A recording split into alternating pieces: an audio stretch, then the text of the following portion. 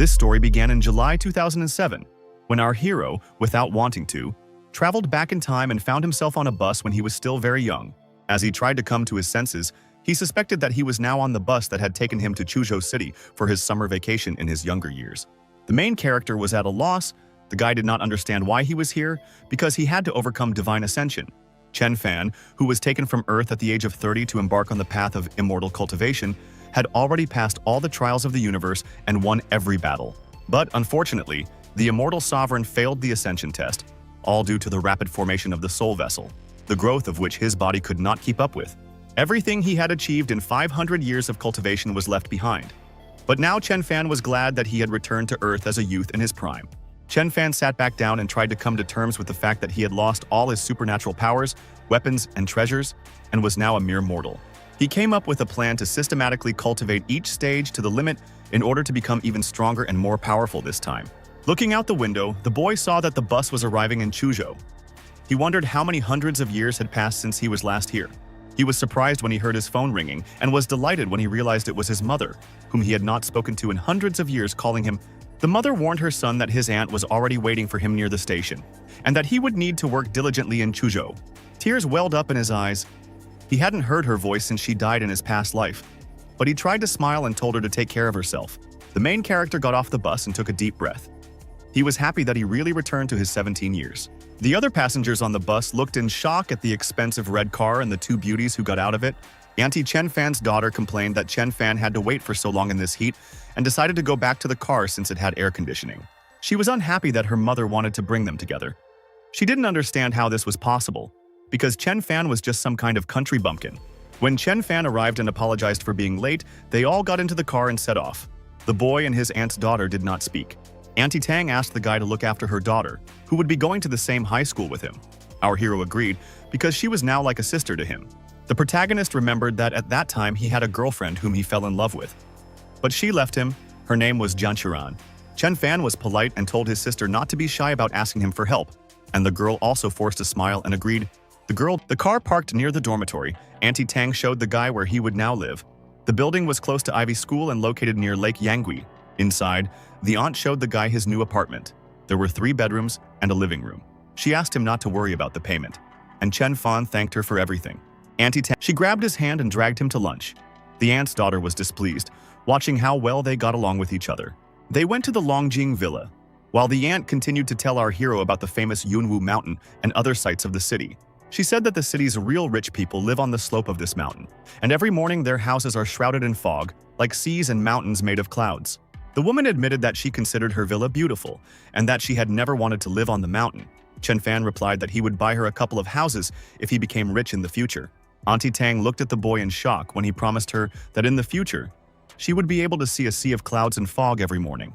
She laughed and replied that she couldn't wait for that moment, and her daughter stood there with a dissatisfied face, thinking that Chen Fan was being showy.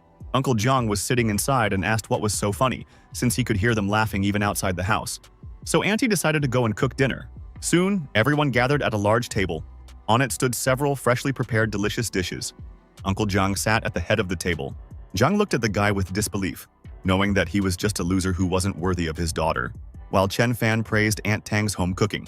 The boy knew that Aunt Tang was an elegant, kind-hearted woman, but unfortunately, she married Zhang, who was hungry for power. Our hero was delighted when Aunt Tang suggested that he go shopping with her daughter and see the city, but Yichin sighed heavily. As they were leaving the house, the girl said that she still had things to do, so the guy could go for a walk on his own. She suggested that he call a taxi, hoping that Chen Fan did not need to be accompanied. The guy did not mind and said goodbye to her. The girl became angry when she saw that he didn't want her company, and Chen Fan went to Yangui Lake, which was teeming with spiritual energy. Chen Fan wanted to hurry to start forming the foundation of cultivation. So he found an old tree and sat under it with his legs folded under him. He knew that there were 8 stages of cultivation, the initial stage being the concentration of qi, which was divided into 3 stages. The guy wondered what path he should choose to form a foundation to become strong and invincible again. Over 500 years, he had collected billions of secret techniques, and he had almost 14,000 variations just to form the foundation. But now he needed to correct the mistakes of the past. Last time, he didn't pay enough attention to the formation of the foundation, so he couldn't undergo ascension. And now he chose to follow the path of the art of endless body tempering. This martial art is based on the introduction and ability to absorb surrounding energy. After reading the book, The guy began cultivating it. It took a long time. Chen Fan sat in the same position under the tree until dawn, until the formation was completed. When he finished, the boy realized that the art of endless body tempering was indeed the best way to form a foundation in this world, because he succeeded the first time. He cultivated all night. Fortunately, no one bothered the guy. He stood up and clenched his fist, realizing that Chen Fan was now full of strength. To test it out, he punched a piece of wood with his loaded fist, leaving a dent in it, which made Chen Fan happy. The guy complained of hunger and realized that he shouldn't forget that he was still mortal and needed to eat, so he left the park. But on the way, he met 3 strangers led by an old man who stared at him from under his brows. The guy asked what they wanted from him. The old man with a long gray beard assumed that our hero was just a young man who was simply running past. Chen Fan noticed that the girl was emitting spiritual energy, but then realized that it was weak, and the guy was attacked for staring at the girl. The girl confronted our hero about the fact that he was shaking his head, and he apologized, saying that he was simply lost in his thoughts. The protagonist's path was blocked by a big man who asked the young man to stop. Chen Fan asked him what he wanted. The old man asked Chen Fan to show respect, and they both demanded that the boy share the thoughts that were in his head when he looked at the old man's granddaughter. Grandfather introduced himself as Wei Fu and asked where the boy was from and who his teacher was. Chen Fan replied that he was a novice Taoist cultivator who did not practice martial arts. Wei Fu was perplexed when he heard about the way of Tao, and his granddaughter became angry and accused our hero of lying to her. The guy laughed loudly and said that he was a newbie in cultivation who knew a little about qi concentration, and fighting and killing was not his forte. The old man replied that in that case, he and his granddaughter could exchange experiences in a small duel. The girl was already ready to teach our hero a lesson. The protagonist sighed heavily and concluded that it looked like he would have to show these people what he could do. The young man plucked a simple leaf from a nearby tree and charged it with his spiritual energy, after which he threw it at the girl. The grandfather was scared and screamed when he saw that his granddaughter was in danger, and the big guy accompanying them was also ready to protect her. The leaf flew past the stunned girl, leaving behind a bright trail of fire, and exploded when it hit a tree. The old man's granddaughter was perplexed. She realized that there was blood on her cheek, and then she turned around and saw that the leaf had turned into a real weapon. She screamed, asking how it was possible for a fallen leaf to injure a man, and her grandfather sighed heavily. The old man said that he never thought he would be able to see such excellent technique at his age, and admitted that he had been disrespectful to the master. The big guy thought that this was also the first time he had seen technology of this level. Chen Fan's speed was terrifying. He didn't even have time to draw his pistol. The granddaughter asked how it was even possible that the guy cut her hair with this delicate leaf and then drove it into a tree. The boy replied that it was a simple technique of qi concentration, and the old man said that for them it was an incredible skill, not a simple trick. A puzzled Chen asked how this could be considered skill, and his grandfather explained that only a great martial arts master could do such a thing. The old man Chen once again admitted that he was just a Tao cultivator and had no idea what the old man was talking about, and the old man wondered if the young man really wasn't one of the shell formation masters. Wei Fu decided that first they needed to lure the guy over to their side, since his skills were at the level of a master, and what's more, his granddaughter was not yet married. The grandfather became kinder and asked where our hero was from. The boy honestly told us that he used to live in Xishui and came to Chuzhou to study. The guy introduced himself as Chen Fan, or Chen Baixuan, clarifying that Baixuan was a Taoist name given to him by his teacher. The old man had never heard of such a guy before, and he asked who his teacher was and whether he had also come here to Chuzhou. Chen Fan admitted that the teacher had already left this planet. He looked at the sky, hoping that they would meet soon. He was curious to which star the teacher had directed his path. Wei Fu started coughing heavily. His grandchildren became worried about him, and the boy assumed that he had overexerted himself trying to use his inner strength. The old man asked how the boy knew this, and the granddaughter admitted that when her grandfather was very young, he used his inner strength during the war to give his comrades time to retreat. The granddaughter asked if the Taoist cultivator knew a way to get rid of this disease, since modern medicine could not help her grandfather.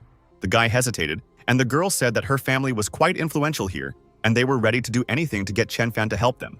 Chen Fan said that it would not be difficult to help him, which made the boys happy. He promised that after preparation, he would visit them in a couple of days to begin the healing. The girl smiled radiantly with happiness, and our hero thought that strong girls like her have wonderful smiles. In the car, Chen Fan recalled how polite and gentle the old man was, but he still had the air of a former military man, and Wei Fu must have risen to a high rank. Since childhood, our hero admired the military and how they use inner strength. When the car stopped, the boy thanked the big guy for giving him a ride. They exchanged phone numbers, as they had a meeting in 2 days, and when the guy left, our hero finally admitted that he had no medical skills. So the main character went to the pharmacy, from where the guy came out with 2 large bags of medications, which he brought home. Sitting down on the floor, he began to sort out his purchases. Chen Fan knew how to create spirit enhancement pills that could help the old man. To do this, Chen Fan put 2 fingers together and activated the spiritual condensation formula. A magical seal appeared on the floor, emitting a bright light. The guy was ready to create a small spirit enhancement pill. Several pills appeared in his palm, which strengthened the original qi, a universal medicine that helps with any ailment. He sat down to write something, wanting to give the old man another gift, but was interrupted by Auntie Tang's call asking for a favor. Auntie said that her daughter wanted to go to a party with her friends, but she was worried about her, so Chen Fan should go with her. The protagonist happily agreed and ended the call. The party was unlikely to take long, and he couldn't refuse his aunt. At this time, Ran was sitting in a cafe with her friends. When her mother told her on the phone that Chen Fan would go with her, she began to resist. Ran's friend asked her what happened, and she admitted that her mother was forcing her to let Chen Fan go with her. But she didn't like him. When Ran admitted how annoying it was that her mother wanted to set her up with her mother's friend's son, her friend began asking the girl what kind of guy he was. The blonde was accused of being mercenary, which caused her to become indignant, and the third friend said that they were both petty girls. Ran accused her friends of ruining her mood. At that moment, our hero entered the cafe and found the girls. The girl greeted her mother's friend's son, and Meng asked our hero if he was really that Chen Fan. The blonde asked if he knew how many admirers Ran had, since he wanted to hit on their beauty. Ran yelled at her friend, blushing with embarrassment, and the guy calmed them down, saying that he came at his aunt's request and that he definitely wasn't going to hit on the girl. When he saw Xu Rongfei, the guy realized that he definitely needed to keep an eye on her, because in his past life, this girl had died tragically. Xu was unhappy that Chen was staring at her like that. But the guy explained that he came from a family of fortune tellers and could see the future very well. To prove this, Chen said that he saw that Xu was a creative person who would go to film and television college in the future, which stunned the girl. Meng said that Xu was a celebrity in school, and these facts were known to everyone, so Chen's well-spoken manner would not impress them. Ran didn't expect this guy to act so arrogantly, and Chen Fan didn't insist on anyone believing him. But Xu was tense. She had only told her mother yesterday where she wanted to go to college, and no one else knew, so she was surprised. Watching Chen Fan silently, she thought that the guy was somehow unusual, and his strange charisma was downright attractive. Meng ran out of the cafe, happy about Yang Chao's arrival. Chen, seeing him, remembered that in his past life the guy was his worst enemy. Yang Chao, hugging Meng, looked angrily at our hero and asked the girl who else this was. The blonde explained something to him in a whisper, after which Yang Chao introduced himself and said that his family owned a 5-star hotel. Yang Chao immediately took a dislike to our hero, thinking that he was just a country bumpkin who would be shocked when he found out about his family. Zhu knew that she shouldn't quarrel with Yang Chao, since he had previously set an entire basketball team on his enemy. She blushed when she saw Chen smiling at her and turned away, while Yang Chao invited everyone to karaoke and dinner to have fun until the morning. Meng mentioned the royal hall at the new karaoke place, which was incredibly cool, and Yang Chao kissed her on the cheek and said that meant they would go there. Chen Fan tensed up because such a party could last until the morning, and he still had to help Wei Fu. Yang Chao roughly put his hand on the guy's shoulder and offered to call a taxi, since there was no room in the car. And our hero realized that he was clearly asking for trouble, since there was plenty of room in the car. Zhu invited the protagonist to get into their car, promising that she would move over. Meng and Ran were unhappy that Xu invited our hero to sit with them, believing that she was being too generous and presumptuous. The protagonist sat in the front seat. Meng agreed to sit in the back, and our hero thought that, just like in his past life, Xu was very good-natured. Yang Chao got behind the wheel and then set off, his car racing along the city street to get to the party faster. They soon arrived at the karaoke building and were greeted at the entrance by 6 smiling hostesses in identical outfits. Yang Chao demanded the best and largest hall.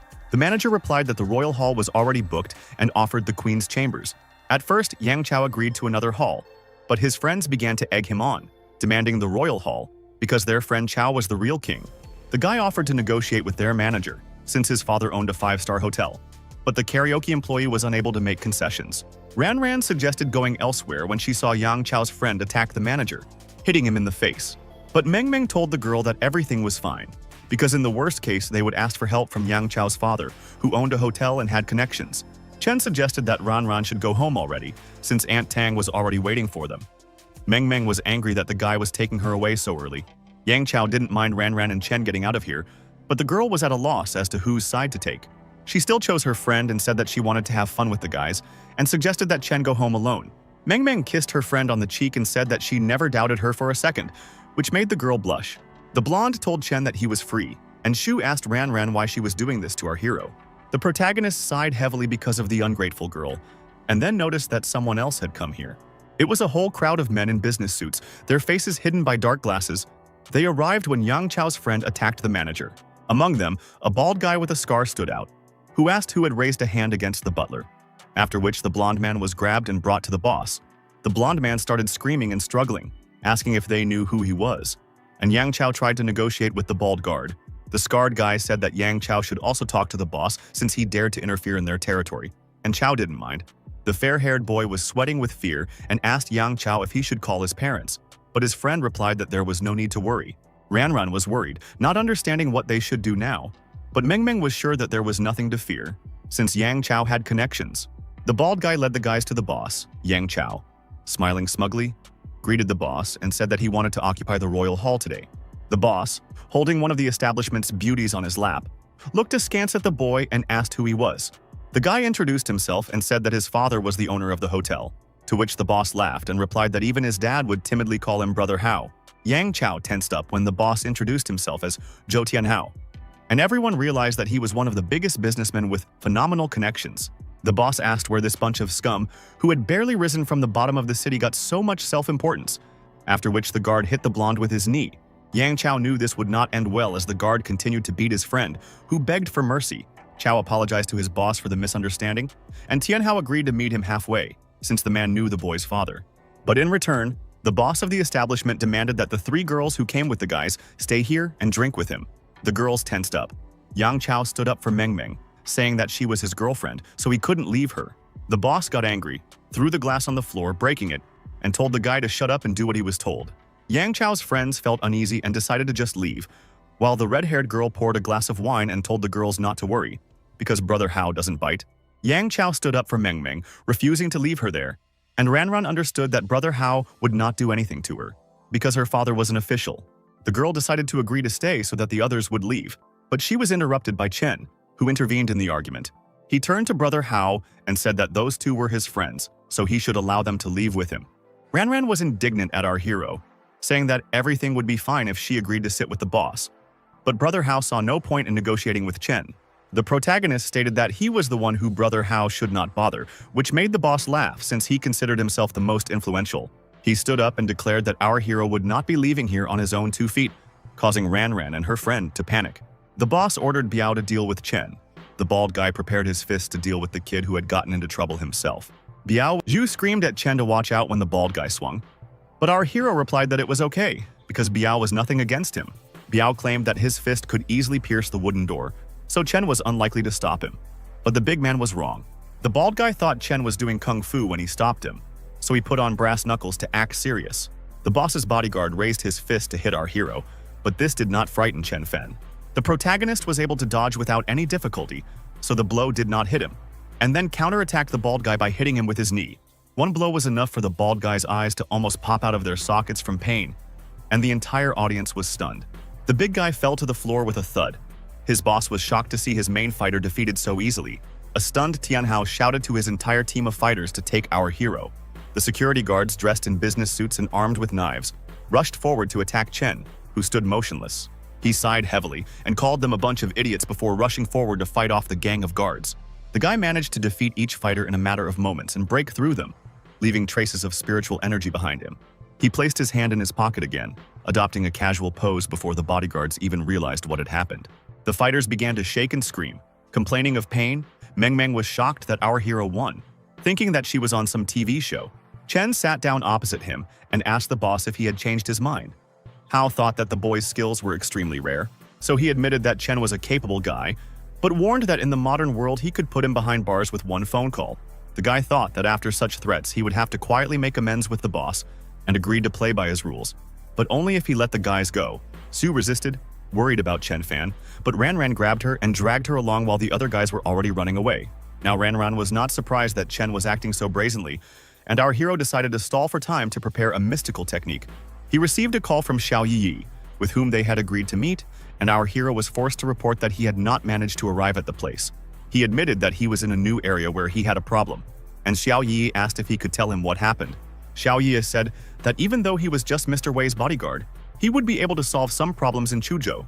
When Xiao heard that it was related to Mr. Hao, he immediately went to the car and promised that he would be there in 10 minutes. Chen decided that this guy knew Tian Hao, and now he didn't know what to do. Wait for Xiao Yi or get rid of the boss and his fighters right away.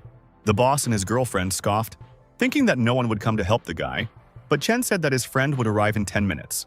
Tian Hao agreed to wait. He even became curious about who was so fearless in Chuzhou that he wasn't even afraid of death. 10 minutes later, Xiao Yi arrived as promised, demanding to be let in from outside while the staff tried to stop him. Boss Hao was shocked. He jumped up from the sofa when he saw his acquaintance in front of him and asked Yi what he was doing here. Zhao Yiyao, ignoring him, approached our hero and asked if they had harmed him, and agreed that even if there were 10 times more of them, they would not have been able to cope with the guy. He shouted at Zhou Tianhao, asking who gave him the right to threaten Mr. Wei. Hao tensed up, realizing that this guy was Wei Fu's friend. Hao knew he was in trouble when he learned that Xiao Yiye had come here to pick up our hero in a government car and started apologizing to him. The boss's girlfriend was also stunned to learn that the boy had such a patron and that he was a friend of Mr. Wei himself. Xiao Yi asked our hero how they could resolve this situation. Chen replied that they should just forget about it since they already knew each other. He turned to brother Hao and stated that they would be done for today, but he was always ready to accept a man's challenge, after which they left. Left alone, boss Hao, all sweaty after this meeting, realized that from today on things would go very badly for him. Xiao Yi took our hero to the Jiangbei military sanatorium and reported to the boss that Mr. Chen had arrived. Inside, besides Wei Fu, there was also his granddaughter, who asked why Chen did not bring any medicine with him to cure her grandfather. The protagonist handed something to the old man and asked him to look at it first. Mr. Wei asked what it was. When the grandfather unfolded the white sheet of paper and looked at the contents, he was shocked. He bowed before Chen and declared that he would never forget his kindness. The boy replied that there was no need to worry, since he had been injured while protecting the country. The protagonist explained that his grandfather's problem consisted of two parts: the use of internal strength, and the second was the techniques he practiced. Ziking asked if it was possible that her lungs were also having problems now, but Chen replied that her cultivation level was too weak for that. The grandfather said that when he was young, he didn't care if his lungs were damaged, so he studied the defective techniques anyway and passed them on to his granddaughter. Wei Fu explained to his granddaughter that Chen was no less than a great master, since he only needed to look at the old man to understand his state of health. The boy handed his grandfather a jar of small spirit-boosting pills and explained that they needed to be taken according to prescription. Ziking snatched the pills and shouted that she didn't believe the fairy tales that pills could bring the dead back to life, but Chen didn't argue with her. The old man asked what ingredients the boy needed to create large spirit enhancement pills. Chen replied that no one could prepare them properly anyway. He wrote down the recipe, and the old man agreed that these ingredients would be difficult to collect even for his family, but he would try to do it. When Chen asked his grandfather to tell him about the world of martial arts, the old man admitted that he had been expecting this question and invited Chen to follow him. It was already dark outside. Our hero looked out the window, returning home in the car, and thought about everything that the old man told him.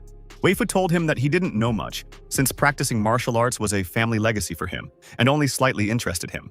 Grandfather said that martial arts practitioners are divided into 3 stages: body strength, internal strength, and sublimation, with most of them being in the first stage. Our hero also heard Wei Fu's story about a man who had achieved ascension like him and formed a shell of qi. The granddaughter doubted that it was worth giving Chen Fan such an expensive house, but her grandfather told her that the technical improvements he had passed on to him were priceless.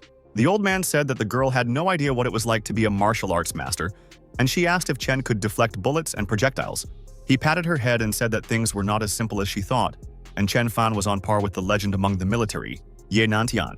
Now the girl understood the magnitude of this man, and said that this meant that Chen Fanu was destined for an extraordinary fate. Xiao Yiye dropped our hero off at the dorm to prepare for his move. But then someone called the guy, which surprised him because it was too late. After getting out of the car, the first thing the protagonist did was answer the phone, and Xiao Yiye humbly waited for him near the car. It turned out to be Ran Ran. The girl asked if he was okay and invited him to dinner, but Chen replied that he had no time for her and hung up. The girl was furious because the guy hung up. She accused him of arrogance and showing off. But remembering how Chen Fan had dealt with those guys at the karaoke bar so harshly and acted like a hero, Ran Ran blushed. After 3 peaceful days, Chen Fan stepped outside, already 1 step away from reaching the mid-stage of cultivation. Chen Fan went to school, but only for his mother, who had high hopes for him. He came to Ivy High School, which is attended by the smartest students or those who come from rich families. The guy entered his class where there were already a lot of people. The girls were discussing trips to Hawaii and South Korea, and it was clear that they were all children of rich parents. Our hero noticed a guy with blue hair who, upon seeing the newcomer, was upset because he was hoping that a girl would come. Chen Fan sat down next to his new classmate and started taking out his books when the bell rang for class. The teacher, Voshka, announced that they had a new exchange student starting today and asked Chen Fan to introduce herself. The protagonist stood up and greeted his new classmates, introducing himself to them as Chen Fan. They reacted to him with indifference, considering him to be an unremarkable, poor and boring boy, unworthy of their attention.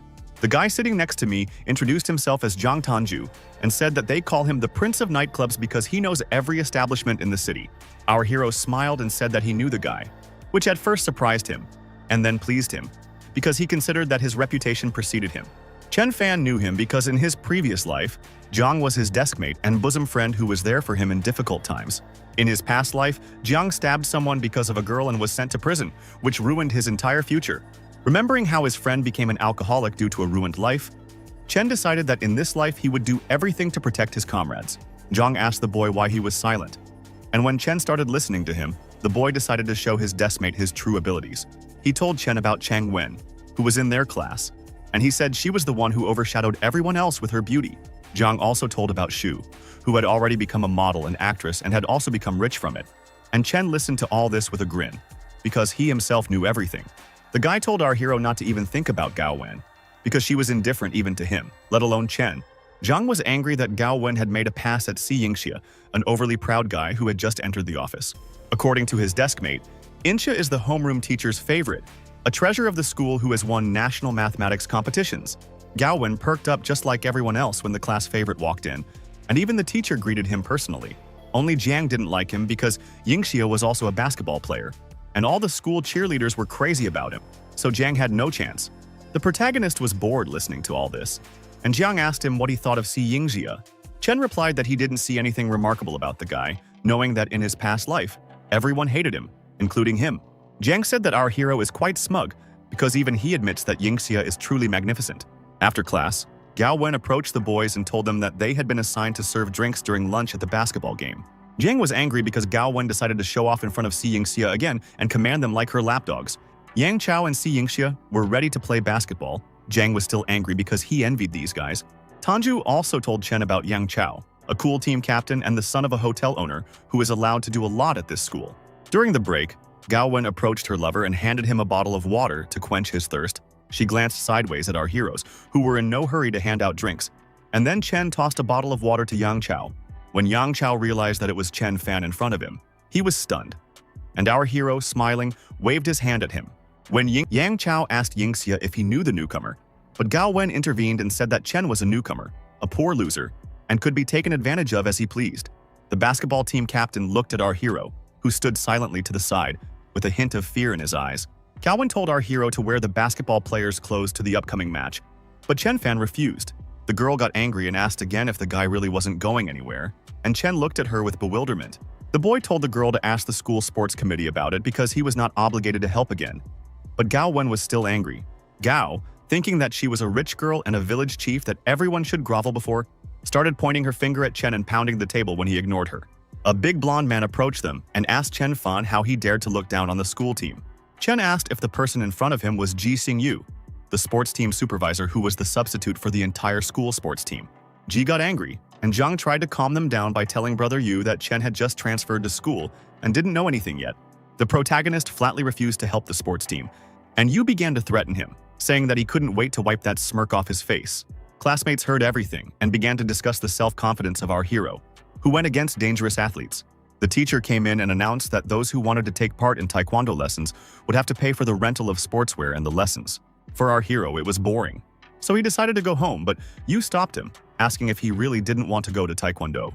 Yu started making fun of our hero, saying he simply didn't have the money for it, and Gao Wen warned him that she would tell the teacher, and Chen's grades would drop due to skipping classes. So Chen Fan decided to go. The classroom was as big as a basketball court because the class was popular among all classes. Zheng warned our hero that Yu had probably dragged him into these taekwondo classes to embarrass him in front of the entire class. The teacher arrived, everyone bowed. The teacher said that first there would be a warm-up, and then Inxia would perform first. Zhang told Chen that Yingxia was a red belt, and Yingxia prepared to fight against Izzy Xingyu. The girls watched with delight as their favorite Inxia dealt blows to his blonde opponent. The coach told everyone to split into pairs and train, but Yu approached him and asked to fight someone. Yu accused Chen of being too arrogant and that he should defend his opinion in a duel. But this only made our hero smile. The teacher didn't like this idea. He asked Yu if he was sure about his choice of opponent, and he allowed our hero to refuse. Yu continued to provoke Chen Fan, but our hero did not chicken out and came out to him, claiming that he did not know Taekwondo. The fair-haired boy, waving his finger, told Chen to show what he was capable of, and it didn't matter how exactly he would fight. Chen came closer and asked if they really had to fight, and Yu suggested that the boy was just afraid. Yu stated that their high school was no place for such country bumpkins, and the boy replied that he was simply afraid that his opponent wouldn't be able to withstand his blow. This angered Yu. He began to shout throughout the hall that Chen said that he would not be able to withstand his blow, saying that it was very funny. Taking a fighting stance, Yu asked to let Chen show how our hero would now be knocked out, and began to perform techniques. He asked the protagonist if he couldn't see that Yu was much stronger than him, but Chen replied that his techniques were impressive but impractical. Then Yu got even more angry at our hero. The rest of the guys started shouting, supporting the fair-haired guy. The protagonist stood motionless and watched his opponent's efforts, while the latter, shouting, tried to pounce on him. Yu tried to kick his opponent, but Chen Fan easily dodged it, making his attack useless. Gritting his teeth, Yu attempted to attack again, but Chen dodged and snorted, looking into his opponent's face. When our hero raised his leg high, Yu froze in surprise, and Chen Fan was ready to show him what a real duel was. The main character only needed one move to knock out the smug kid. Zhang was stunned, and the other guys, including Gao Wen, realized that the newcomer had strength, but Yu turned out to be a loser. Yingxia, the guy, wanted to avenge his friend and asked, since Chen Fan had such strength, how about sparring with him?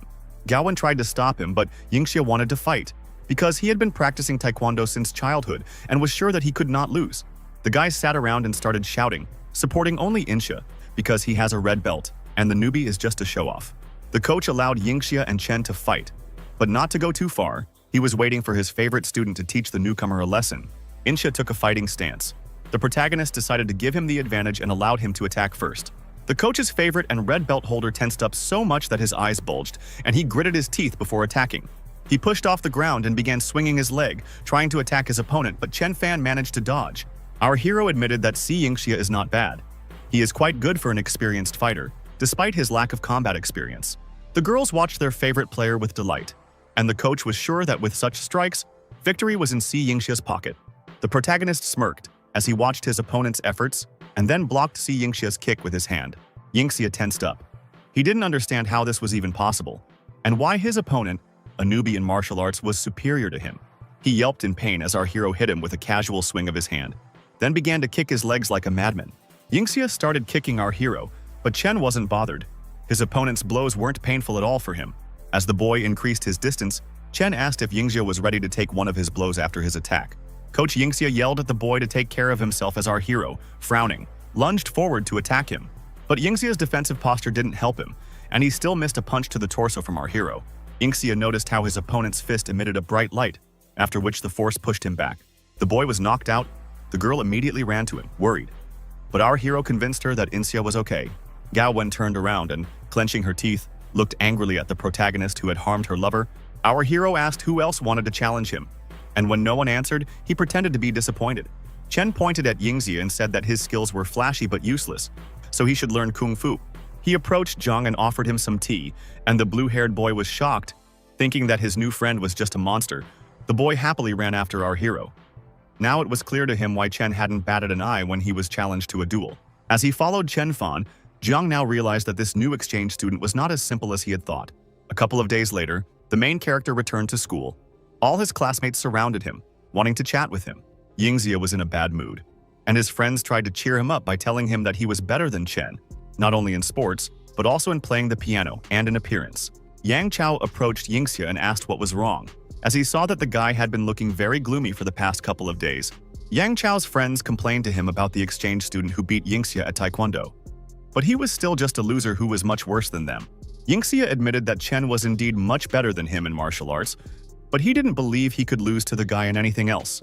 Gao Wen suggested that Yingxia show the upstart who's boss at the school ball that would be held tomorrow evening. After school, Yang Chao looked at his self-confident friend with a heavy sigh, knowing that Chen was calmly confronting the mafia boss, which meant it was better not to compete with him. Zhang told Chen that there would be a ball tomorrow, and Shu would definitely perform there, but it was postponed until tomorrow because of military training. Chen intervened and said that he heard that Yingxia liked Shu just as a friend, and Yu replied that the girl definitely wouldn't like Chen. Zhang got angry and started yelling at Yu, asking if he was really asking for trouble after our hero had beaten him. At the evening ball, Chen and Jiang were also sitting together. The blue-haired boy was in anticipation of his goddess coming onto the stage. Gao Wen, as the host, announced that Zhu Rongfei would now take the stage to perform her solo dance, Swan Princess. Jiang was not happy to see Yingxia, who performed with piano accompaniment, as he did every time Shu performed.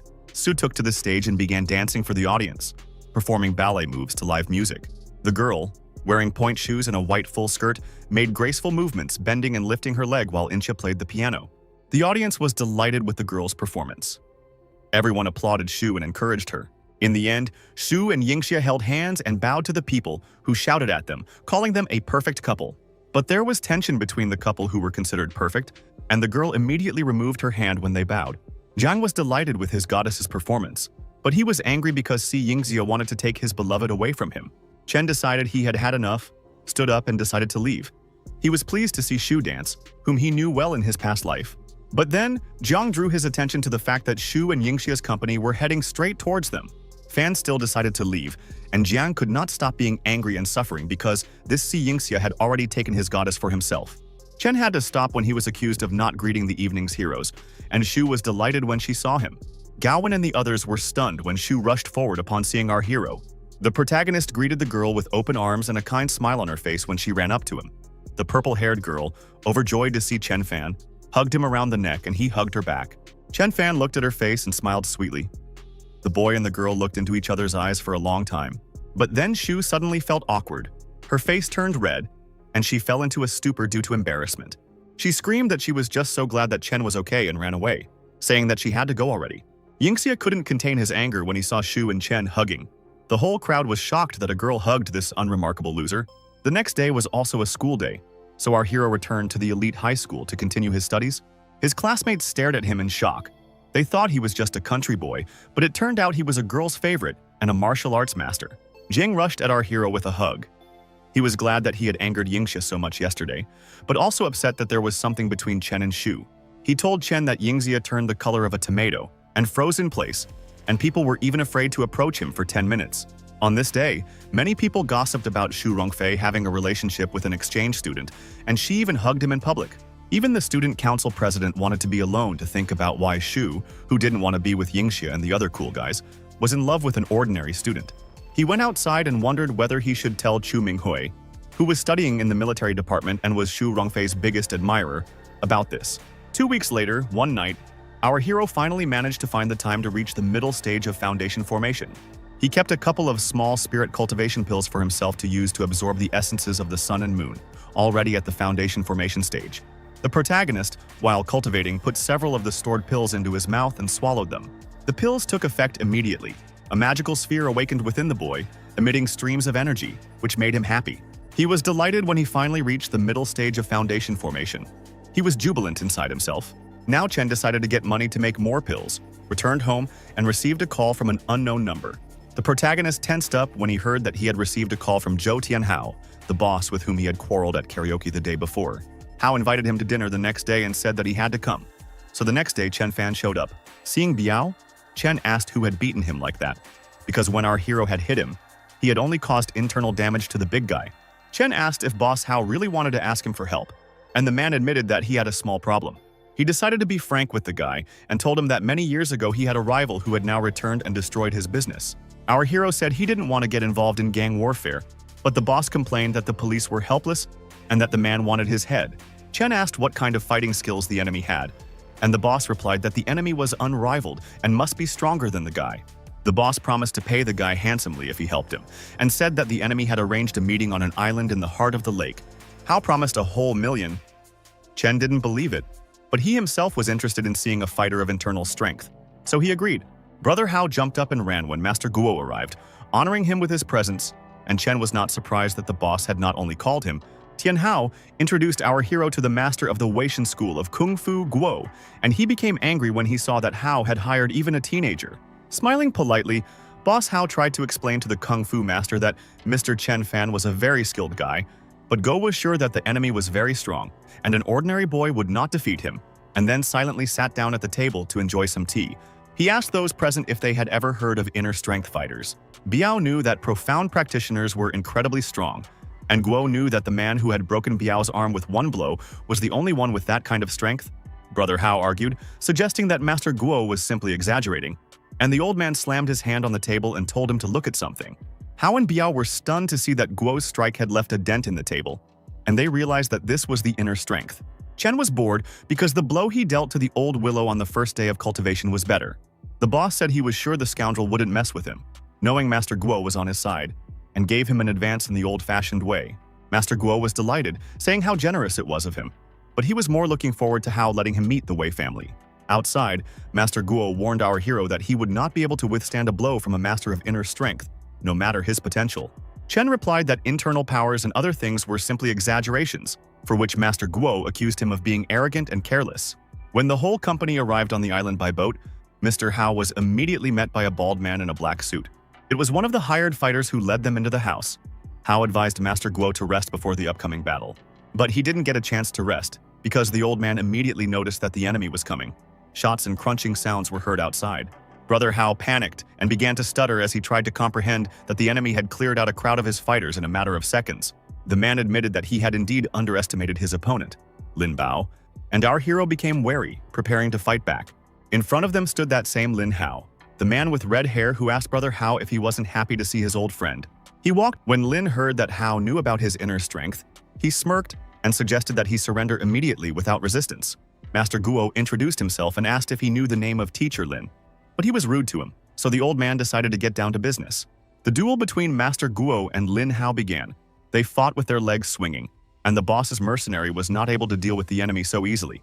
Hao, watching this, thought that it was simply incredible, because it was the first time he had seen a battle between fighters of the inner strength.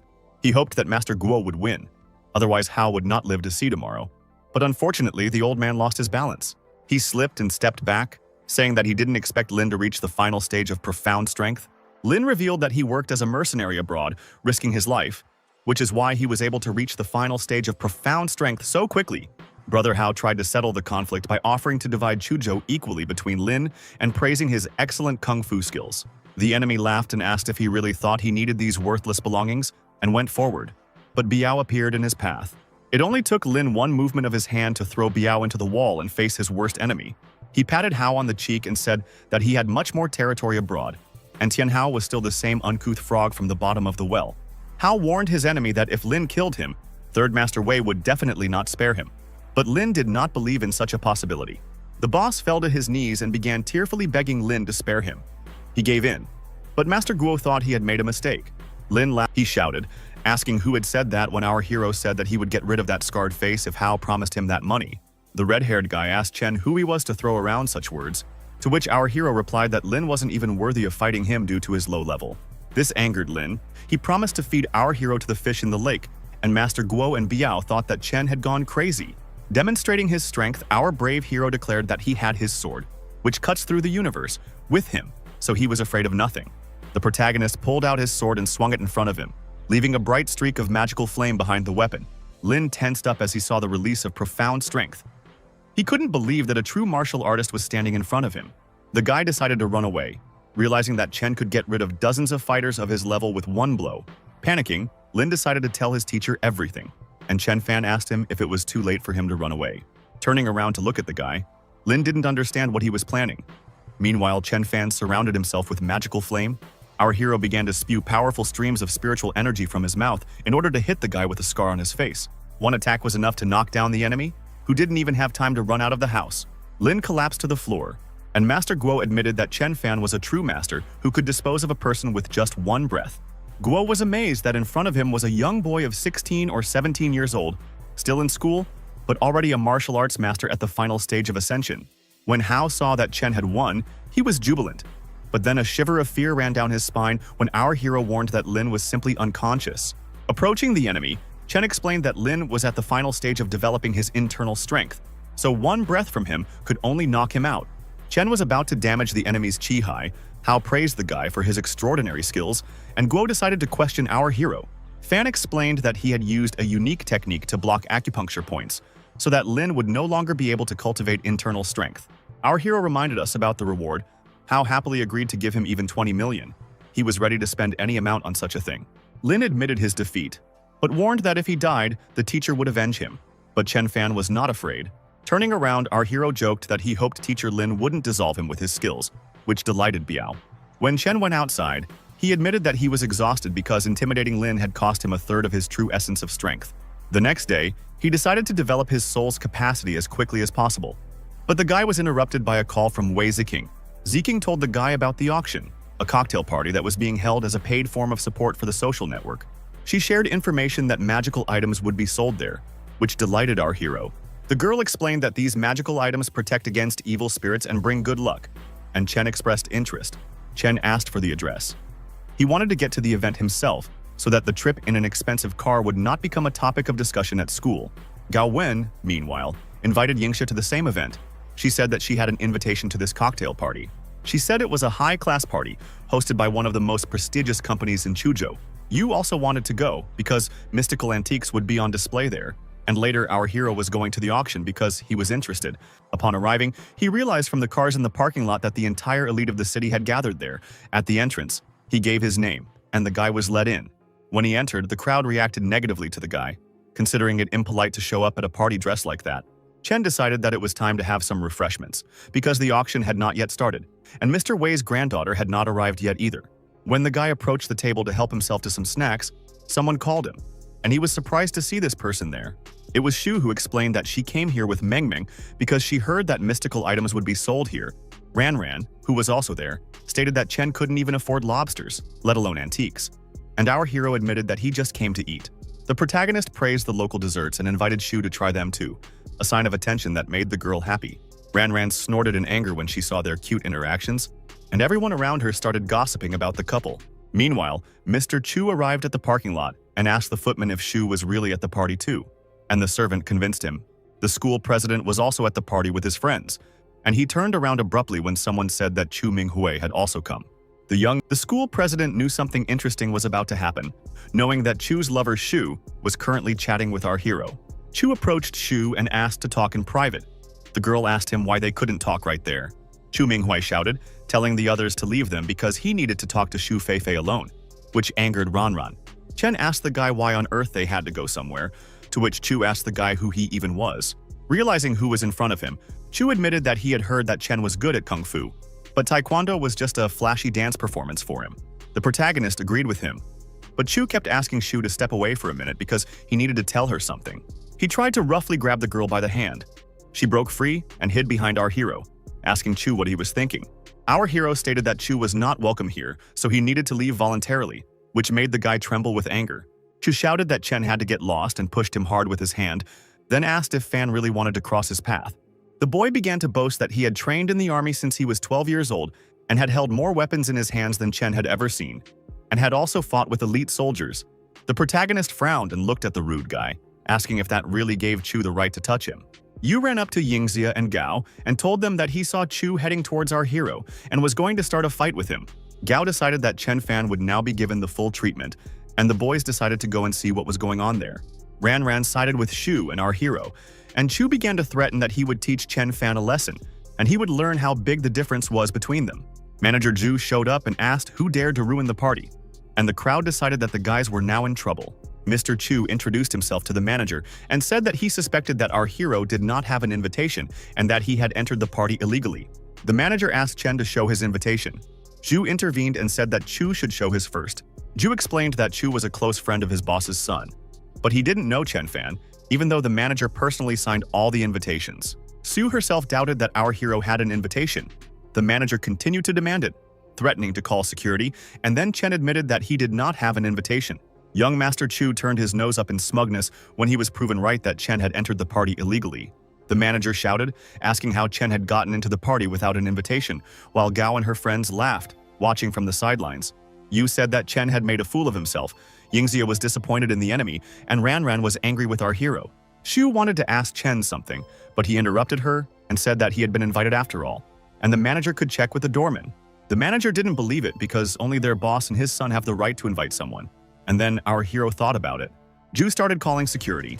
Shu tried to stop him, and Shu told Chen that he could kick him out with a snap of his fingers. The protagonist decided to remain silent. He stood there for a long time, waiting for the guards to arrive and deal with him. Gao, Yingxia, and Yu were laughing as they watched our hero's disgrace, but then someone came and shouted, asking who had driven Chen Fan out. Everyone was stunned when an angry Wei Ziking came to the party and personally invited our hero. Manager Zhu was frightened when he saw her anger and asked why she was there, to which the girl asked if she really had no right to move around at her own party. Chen stood with his head held high as Ziking declared that Mr. Chen was her guest and accused the manager of being crazy for wanting to throw him out in disgrace.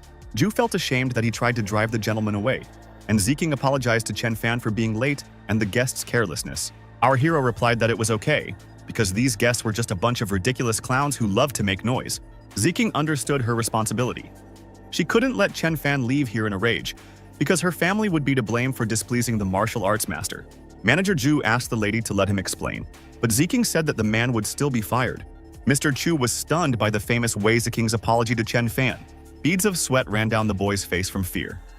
He smiled and turned to Ziking, trying to turn her anger towards him into mercy. The girl turned around and asked if Chu wanted to say something. And did he really think she didn't know about bad people like him? Chu tried to justify himself by saying that it was Chen Fan who had stolen his girlfriend, not the other way around. But the party hostess told him to shut up, saying that the army had made him even more aggressive. The girl said that she would personally report this incident to Uncle Chu, since such a good person as Mr. Chen was upset because of him. Chen said goodbye to Shu when Ziking asked our hero to come with her, so she could show him the exhibits. When they left, young Master Chu became furious and threw his wine glass on the floor and broke it, calling our hero a bastard. He left wondering how Chen managed to meet Wei Ziking, and people began to gossip about whether our hero was a benefactor or a sponsor. Shu, blushing after meeting our hero, was dumbfounded. Ranran pushed her so that she would not stand there like a pillar.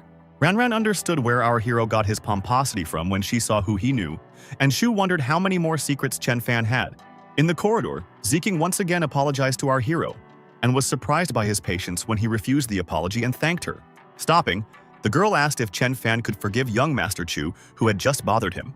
When Chen Fan hesitated, the hostess of the party became frightened and began to beg the great master to forgive the boy. Grinning, the protagonist declared that if Chu did something like that again, he would definitely not survive. Ziking was stunned when she heard this, but she did not contradict the master and realized that she would need to teach Chu a lesson in discipline later.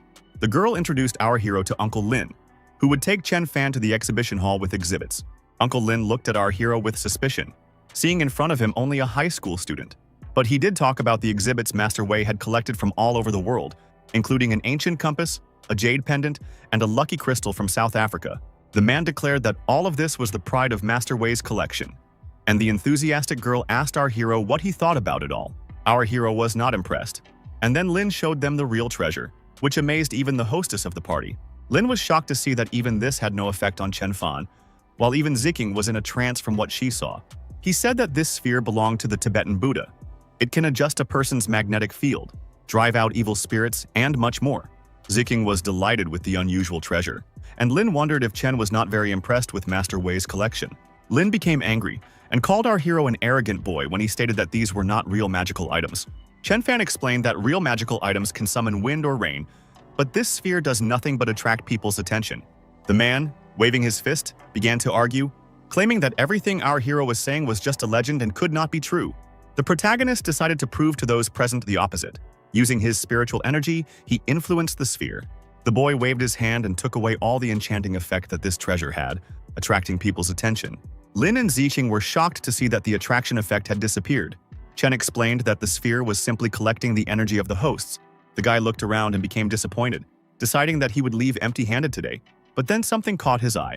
Ziqing saw Chen Fan's interest and asked what was wrong, and they both looked at the small crystal. The girl came closer and examined the sphere, saying that it seemed that this unremarkable object was more interesting to the guest. The protagonist, looking with delight at this piece of jade, declared that he would take it and asked to name the price. The party hostess allowed Mr. Chen to take it for free, and he replied that he was now indebted to her for her kindness. Ziqing was surprised that this boy was indifferent when he was given a house, but then became so interested in an unremarkable piece of jade. She asked what was so special about this jade, and Chen explained that it would become a true magical treasure after he purified and enchanted it. Lin and Ziqing exchanged glances when Chen mentioned spiritual enchantment, and our satisfied hero announced that it was time for him to leave. The guy went to the common room and waved to Shu and Ranran, who were still hanging out together. Ranran noticed that the guy had returned. and Chen ran his hand over Shu's face and thanked her for trying to protect him. Once home, he sat down on the sofa and said that he didn't think he would encounter Jade Chalcedony there, because spiritual energy on this planet had practically dried up. Chen found such a precious material for the first time in his new life, so he decided to use it wisely. The protagonist began to work on enchanting a piece of jade, and after influencing it, it began to emit a bright white light. He knew that jade could be sold for astronomical prices, but he would not do this, because he needed to make jade amulets to protect his family and loved ones. The hero understood that the items he enchanted were as powerful as gaining an extra life, and then he remembered Chong, his lover from the past.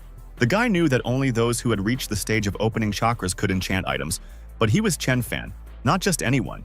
While his powers are not yet sufficient, the young man plans to enchant the jade gradually, engraving secret spells and magical constructs. A couple of days later at school, Jiang, humming a tune, met Yu, who visibly tensed up when he saw the blue-haired boy. Jiang realized that his classmate was avoiding him and was shocked to see that Yingxia had arrived at school early, meaning that today was not as usual. When he saw Gao Wen, the guy hoped that she wouldn't ask him to serve drinks again, since he hadn't slept well after hanging out at the club until the morning. Jiang jumped up from his seat in fright when Gao came over and greeted him, asking if Chen Fan hadn't come again today. The boy said that it seemed to be true, and then shouted, asking why Gao was trying to bully Chen Fan again. The girl admitted that she was simply worried about him and asked if something had happened to him, which shocked Jiang. Our hero finally finished enchanting the piece of jade, and now he was going to carry it with him to cultivate its spiritual energy. So far, he has engraved 3 basic spells on it, and with this, he will have enough strength to use the jade for protection. He was happy because his cultivation speed would now increase significantly. And then Chen heard an unexpected knock at the door. When the main character opened the front door, he was perplexed to see guests in front of him whom he had not invited. Standing at the threshold were Gao Wen and Jiang, as well as Uncle Lin, who apologized to Mr. Chen for the intrusion. He stated that Uncle's boss wanted to meet the guy in person, and our hero assumed that he was talking about Master Wei III. The boys were amazed that Chen knew and was respected by so many famous people, and Lin asked them to talk to our hero alone. Chen thanked his classmates for their visit and promised to return to school in a few days, and Jiang waved goodbye. Lin said that his boss was interested in real magical items, so he wanted Chen's help in identifying them. Grinning, the protagonist agreed to go to his uncle's boss and personally take a look at the magical items. In the car, Lin explained that these items were brought by a seller from Chuzhou, which confused Master Wei III. The uncle said that rich people highly value treasures that can improve feng shui, bring good luck and ward off bad events. The man said that the mafia boss from Tianhe had also arrived, and that the magical items could be worth tens of millions, so Chen had been called in to appraise them. Soon, accompanied by Lin, our hero arrived at the house where the deal was to take place. Men were already waiting for them inside. The guy introduced himself as Chen Fan, and the bald man at the table asked if Wei had really invited a simple teenager to appraise magical items. For such words, Master Wei III threatened to kick Xingzhong out of here, and the mafia boss began to threaten that he would shut the master's mouth if his 2 older brothers were here. The man with the mustache became even more angry at the bald-headed mafioso, and even stood up from his seat, glaring at him angrily. The gray Lin whispered to Chen Fan to allow him to introduce the gentlemen who were gathered at this table today. They were Master Wei III, the owner of Fangcheng International, Xingzhong from Tianhe City, and old man Zheng Juling, the city's millionaire. Master Zheng said that since they were all gathered here today, they should show Mr. Gu that very artifact. The merchant opened the box and showed a wooden disc with the yin-yang symbol. Our hero was immediately perplexed upon seeing the treasure. Wei III asked Chen Fan what he thought about it, and Xingzhong was sure that what they had in front of them was a genuine treasure. Chen laughed, already mentally assessing the item, when Master Zheng said that the boy probably didn't even know what magical items were. The young man stated that, unfortunately, none of them showed even a shred of respect, so there was no point in him telling them anything. Master Zheng asked his professional, Mr. Qi, to personally verify the item's authenticity. According to him, Mr. Qi is a famous feng shui master, and no such object can escape his sight. Xingzhong snorted and replied that their Master Wu was much better, and he was right, because Qi had ruled that he could not recognize the properties of the item. Qi approached Master Wu, whom Xingzhong had brought with him, and asked him to look at the magical artifact. Master Wu praised Qi for at least seeing something unusual about the item, and Qi smirked, doubting that the arrogant man could handle something like that. Xingzhong was shocked and shouted that Master Wu's sleeves were moving by themselves without any wind when he saw him casting a spell. The man hired by Xingzhong directed his profound energy at the artifact, causing it to begin to burn with blue flames. The audience screamed with delight when they saw a column of freezing air, which meant that they had a real magical object in front of them. Third Master. Wei stared at the artifact with admiring eyes, and Master Wu smiled, having proven his abilities. Xinjiang, pointing his hand at Wu, declared that now they all knew who among those present was the real master. Chen, having assessed Wu's skills, thought that his inherited practice had many shortcomings, and he was still very far from his level. Wei was furious that Xinjiang had invited a real master. And now, even if he bought the item, he would have to ask Wu for help to understand how to use it. The seller asked the gentleman if they could now name a price, but Xinjiang asked him to wait and asked our hero what he thought of the artifact. Watching the men, Wu realized that everyone was amazed by the power of the magical item, and it could definitely prolong life and protect against disease. He understood that Xinjiang clearly wanted to humiliate Master Wei, who asked some boy for help and recognition. Xinjiang approached Great Master Chen and asked him to do everything in his power to show what the boy was capable of.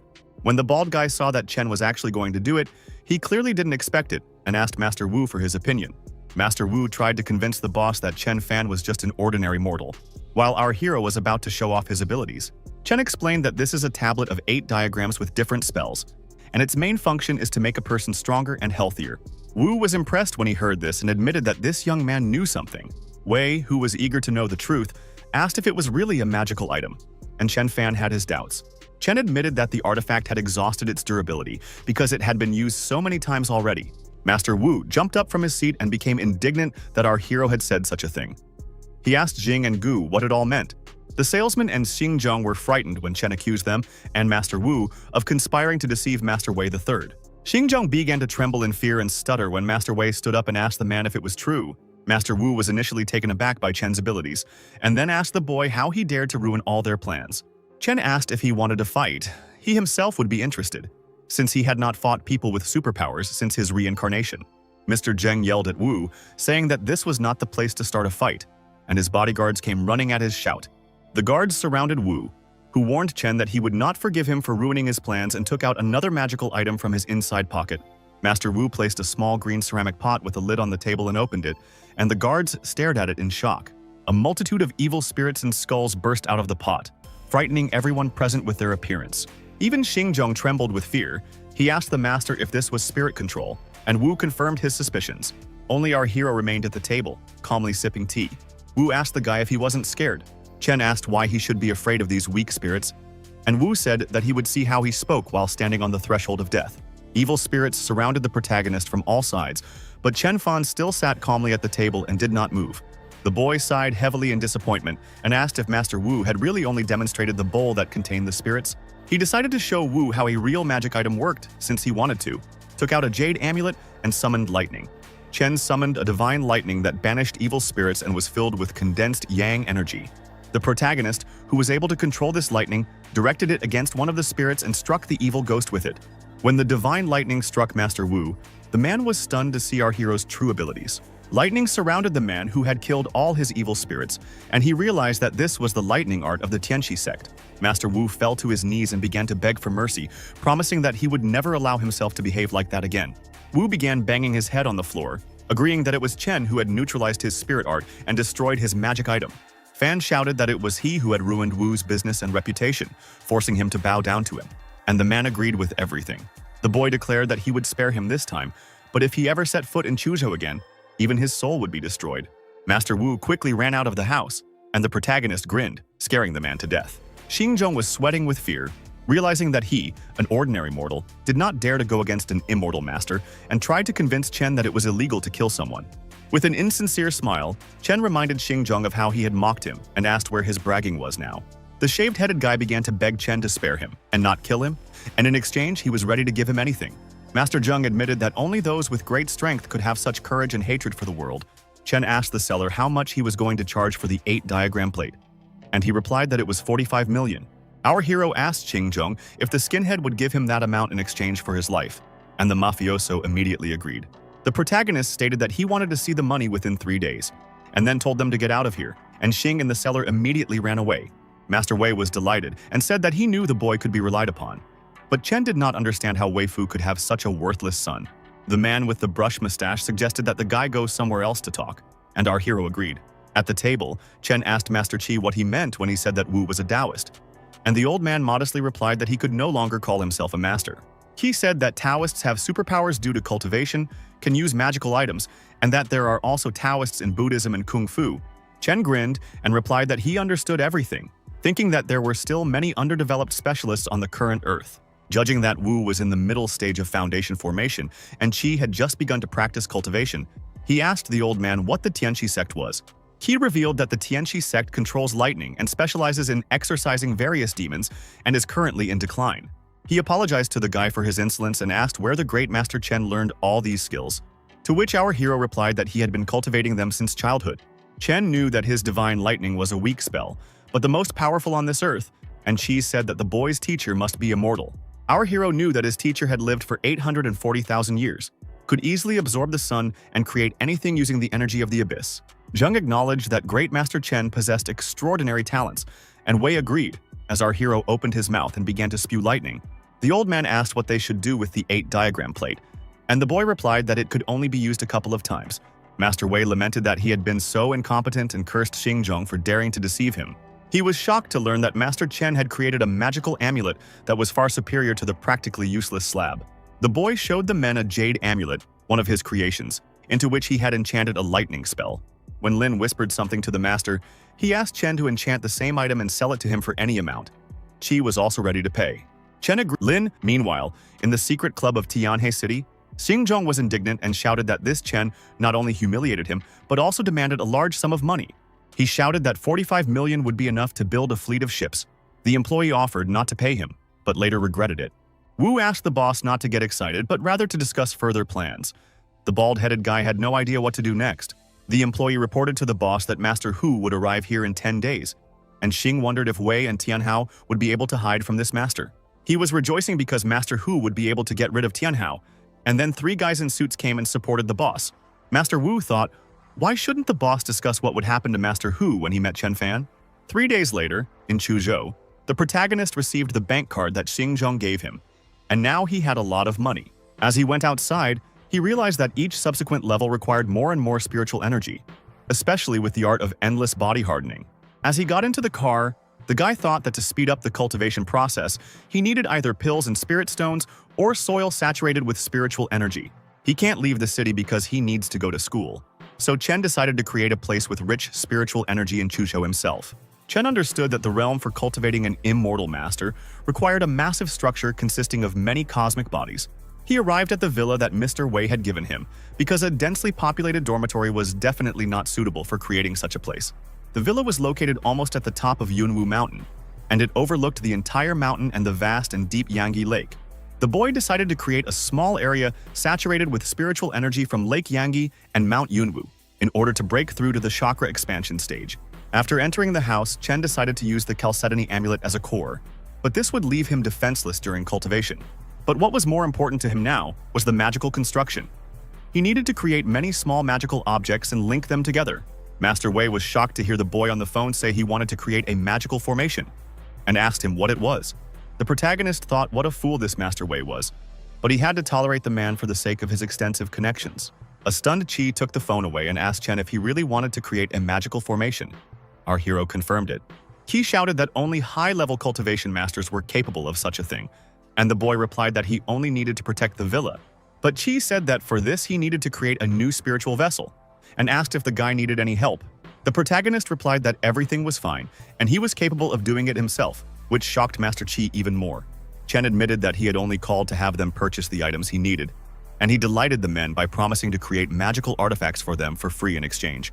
Master Wei III snatched the phone from Qi's hands and shouted that they would definitely help Chen Fan acquire everything. After hanging up the phone, Chen decided to create the first magical item for the formation, which he decided to call the Great Formation of Mount Yun. It will consist of 4 elements. The first thing to do was to buy everything necessary, including the highest quality jade. Soon, Chen Wan was brought jade of the highest quality, something that could withstand such an amount of absorbed spiritual energy. The protagonist sat in the lotus position and closed his eyes. Having received the jade, he began working on enchanting it. The boy opened his mouth and released a stream of spiritual energy, which turned into a vortex that surrounded a round piece of jade. Our hero chained the jade ball with golden magic chains which became firmly attached to it. Chen Fan was pleased when he turned the jade into a real magical artifact that was transformed by his technique. This was a sphere of spiritual concentration. Now it was necessary to create 4 more of these, as well as a Chalcedony amulet, and the construction would be complete. The guy understood that it was time to make some useful connections himself, since there was no point in hoping that Wei would get him the rest of the ingredients. Soon, Chen Fan made several more spiritual concentration spheres and placed them in several places around the villa. His new home was illuminated by a bright green light. The boy released his spiritual power, which created a bright halo behind him. The magical construction created an aura that permeated not only the villa, but also the surrounding area. Now the density of spiritual energy was over 30%. Now Chen Fan had to wait for the ingredients from Master Wei. At his villa, Chen met people who were just discussing whether our hero could really be living here at such a young age.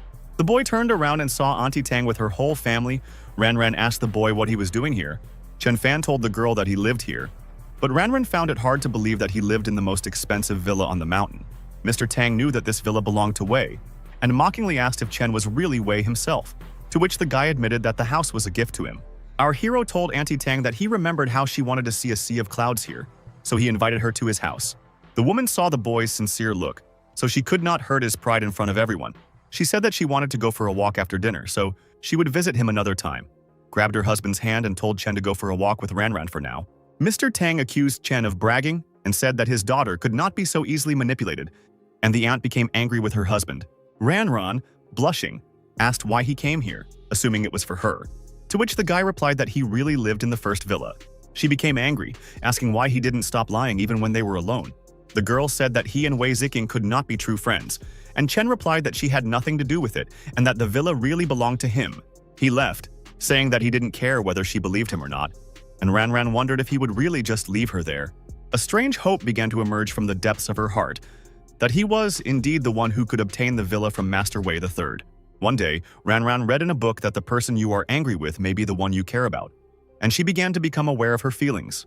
When it got dark, Master Hu reported that they were already close to the coast of Huaxia City, but the guards would spot them if the ship sailed too close. Master Hu, a fair-haired man with a mustache, told his subordinate that everything was fine and he could get there on his own.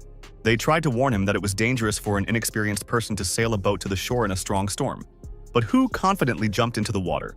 The men on the ship screamed in fear when they saw Master Hu treacherously jump overboard. Xingzhong and Wu were waiting on the shore. The bald guy didn't understand why Hu hadn't arrived yet, since they had been waiting for him here for hours. One said that he believed that the Hu sect was too unreliable, and it was no wonder that they were driven out of the mainland. The staff reported that Master Hu would arrive in person, and Xing and Wu became tense, as it was too dangerous to sail a speedboat in such weather. The shaved-headed man frowned. He didn't want anything to happen to Master Hu before they met. The guard pointed out to the boss something that was moving very fast, much faster than a speedboat, and it turned out to be Master Hu. Master Hu didn't need a boat to reach the shore. He crossed the 6 miles of water in lightning speed on his 2 feet. A man with thick eyebrows and a mustache appeared in front of Xingzhong and the others, and everyone was stunned by his extravagant appearance. The frightened Xingzhong was speechless, and Hu, seeing Wu, said that he did not expect to meet another Taoist master here. Wu tried to be friendly. He praised Hu's legendary skills, thinking that this introduction was a failure on par with Chen Fan's appearance. Hu asked why his brother Lin Bao died, and when he learned that Tian Hao had done it, he shouted that it was impossible, since his brother was at the final stage of his profound strength. The men explained to Master Hu that there was a man who controlled lightning in Chuzhou, and it was most likely he who got rid of Lin Bao. Wu said that he suspected that Chen Fan was a true disciple of the Tianqi sect, and people now called him a great master. Hu snorted after listening to the story and declared that Chen was nothing compared to his subordinate kung fu masters. Xingzhong bowed before the master and asked if he was going to Chuzhou to avenge his brother's death. But Hu's plan was to return to China to revive the Hong sect together with the divine level master. Zhang asked Hu to be patient with his plans because there were 2 weeks left until the annual underground fights. Xing said that this was a big meeting of bosses, and Tianhao would definitely be there, as well as Grandmaster Chen. The bald-headed man suggested to Hu that he get rid of Chen at this event so that Zhang Bei would be his, and the man liked the idea.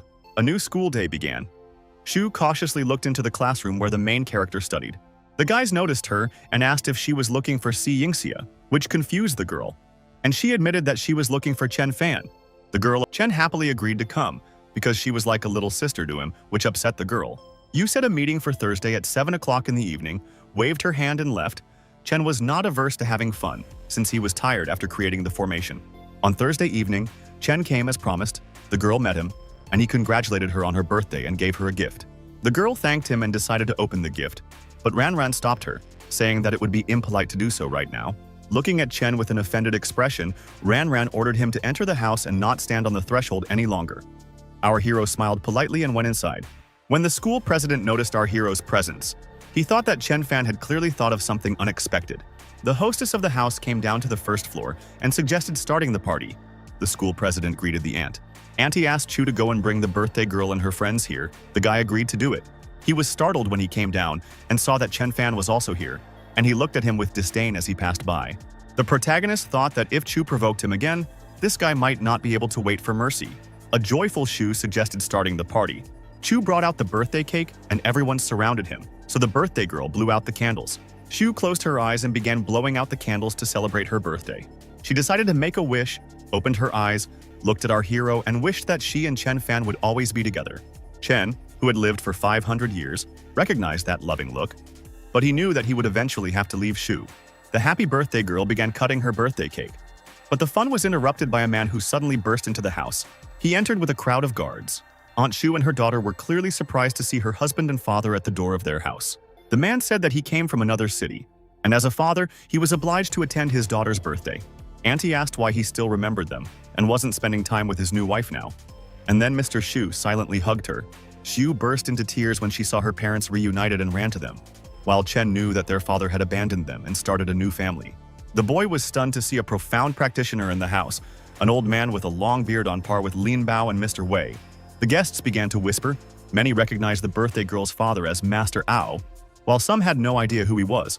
It turns out that Shu Ao is one of the most influential bosses in Haizhu, the largest and most developed city in Jiangbei province. The school president was shocked to learn that Shu, who was about to debut into the city's nobility, was the daughter of Master Ao himself. Yang Chao and his girlfriend came to the conclusion that Shu was not the man's illegitimate daughter, and Master Ao thanked her friends for looking after his daughter. The man asked Shu how his father, the commander, was doing, and he replied that his father was in good health and thanked his uncle for his interest. All the guests at the party glanced sideways at our hero, who was sitting at the table, when Ao asked which of them was Chen Fan. Our hero stood up and introduced himself, and the birthday girl asked her dad not to drag Chen Fan into trouble. Ao asked her not to worry as he had heard about the guy and asked everyone to continue the birthday party. The father auntie heard that even great Master Qi praised Chen for his supernatural abilities. The school president asked if magic spells really existed, and Ao admitted that he also knew something about Master Chen. Everyone fell silent and looked at Master Ao when the man asked if they knew anything about Xinjiang from Tianhe City. Qiu said he heard it was Chairman Haimao, who owns a fleet and has connections overseas. The guy Ao told the guests, shocking them, that Wei had brought Master Chen, who had defeated Xinjiang with spells and swindled him out of 45 million. The school president and the others were amazed by the mysterious master's abilities, including Meng Meng, who dreams of marrying him. When Ran Ran reminded her that she already had a boyfriend, the blonde replied that Yang Chao didn't even have half the strength of Master. At the end of the party, Su thanked our hero for his visit. He replied that he was glad that the girl was happy today and said goodbye. Soon the protagonist was forced to return to school, but all his thoughts were occupied not with studying, but with the creation of the great construction of Mount Yun. After leaving school, the boy was caught up by a car, and the driver in it told Chen that their boss wanted to see him in person. Chen came to the meeting on the bridge and saw Uncle Shu. He asked Ao why he wanted to see him, and the man asked the guy to look around and answer what he saw. The protagonist obediently looked around and replied that he saw the endless Yanggi Lake. Turning around, the man declared that this lake was the 10th largest in the province and extremely insignificant for China itself. Chen asked the man what he meant by that, and Ao replied that the lake was unusual for the city, as was the man, but still a speck of dust flying across the country. Master Ao decided to speak frankly and stated that he wanted the guy to stay away from his daughter because he was not worthy of her hand and heart. The guy asked what kind of person a person should be to be worthy. Ao explained that he should be gifted and have a good family. Ao believes that Chen Fan lacks these traits and is simply a proud, humble person who will never become rich or powerful. The protagonist laughed loudly and reassured the man, saying that he saw his daughter exclusively as a little sister. Chen stated that he had reason to be proud, and Ao asked if it was because of his martial arts skills or his family. The man stated that his influence and power were beyond the boy's imagination, to which Chen replied that it could easily be lost. Ao accused the young man of naivety, waved his hand and told the boy to come to him when he himself realized everything. When he left, the man was unhappy. He really wanted Chen Fan to work for him, but he didn't think the guy was so arrogant. Chen thought that Master Ao didn't realize that not only this lake was insignificant to the guy, but the entire earth was like a speck in his eye. In the car, Ao asked the driver if Xinjiang had secured the master's support, and he was told that Xing was going to take control of the entire province. Ao asked Master Gu to take care of this problem, The old man with a long beard asked the boss not to worry about it. While talking on the phone, our hero told about his meeting with Xu Ao, and that he knew that he was simply the father of one of his girlfriends. Tian Hao sighed heavily, because Ao was a very influential person and admitted that he called to ask the guy for a favor. He said that underground battles would take place in the city, where there would be many fighters from the inner force, and mafia bosses would be dividing up spheres of influence. Chen assumed that Hao wanted to invite him to fight for the boss, but Tian Hao said that he just wanted our hero to impress everyone there. The young man agreed, as he wanted to see other profound practitioners. But he remembered that the priority now was to create the Yun Mountain formation. 2 weeks later, the boy decided to create a structure for the accumulation of spiritual energy, because there were not enough materials. He sat down on the edge of the cliff and closed his eyes, having first arranged the 16 rough gemstones in their places. The protagonist screamed, activating them, and his body began to spew out bright streams of spiritual energy. A drop of sweat ran down his face. He felt the energy increasing. It filled the entire space in the form of magical blue waves. Chen Fan was delighted by the feeling of energy flowing into him. He perked up, absorbing the spiritual power of the lake. He had finally reached the second level of infinite body tempering. But he still wanted to exchange the gems for real treasures. The protagonist returned to his villa, surrounded by clouds, which was located at the very top of the mountain. He sat down nearby and began cultivating again, thinking about the art of endless body tempering, which consisted of 5 levels. Today, the guy broke through to the Jade Bone level, and he was looking forward to meeting worthy opponents at the tournament to test his strength. Soon, Tian Hao picked up our hero to take him to the ultimate fighting tournament. Biao was driving, and Master Guo was sitting next to him. Hao told the boy that the tournament would be held in the city of Qingyang, on the border of 2 provinces, where the government has little power, where competitions are held every year, and where the black market is thriving. Biao said that betting will also be possible at the tournament, so many millionaires will attend. When they arrived, they were already met. Hao introduced our hero to the deputy mayor of the city named Zhang. Zhang smiled, trying to please that same great master Chen. Hao proudly said that Chen was a friend of Lord Wei III. The deputy mayor shook our hero's hand, saying that it was a great honor for him to meet him. Hao said that this was enough and ordered the official to henceforth take care of the guest who had come to this city for the first time.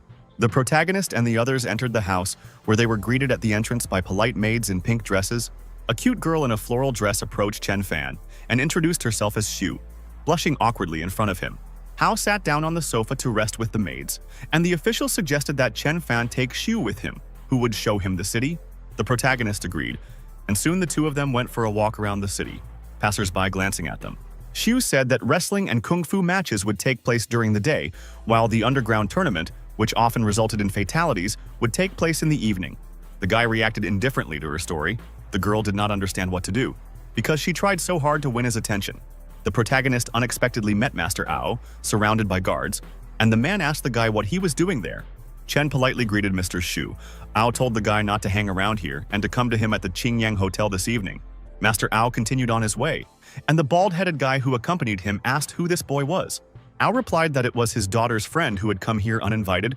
The bald guy said that children these days are often interested in underground fighting.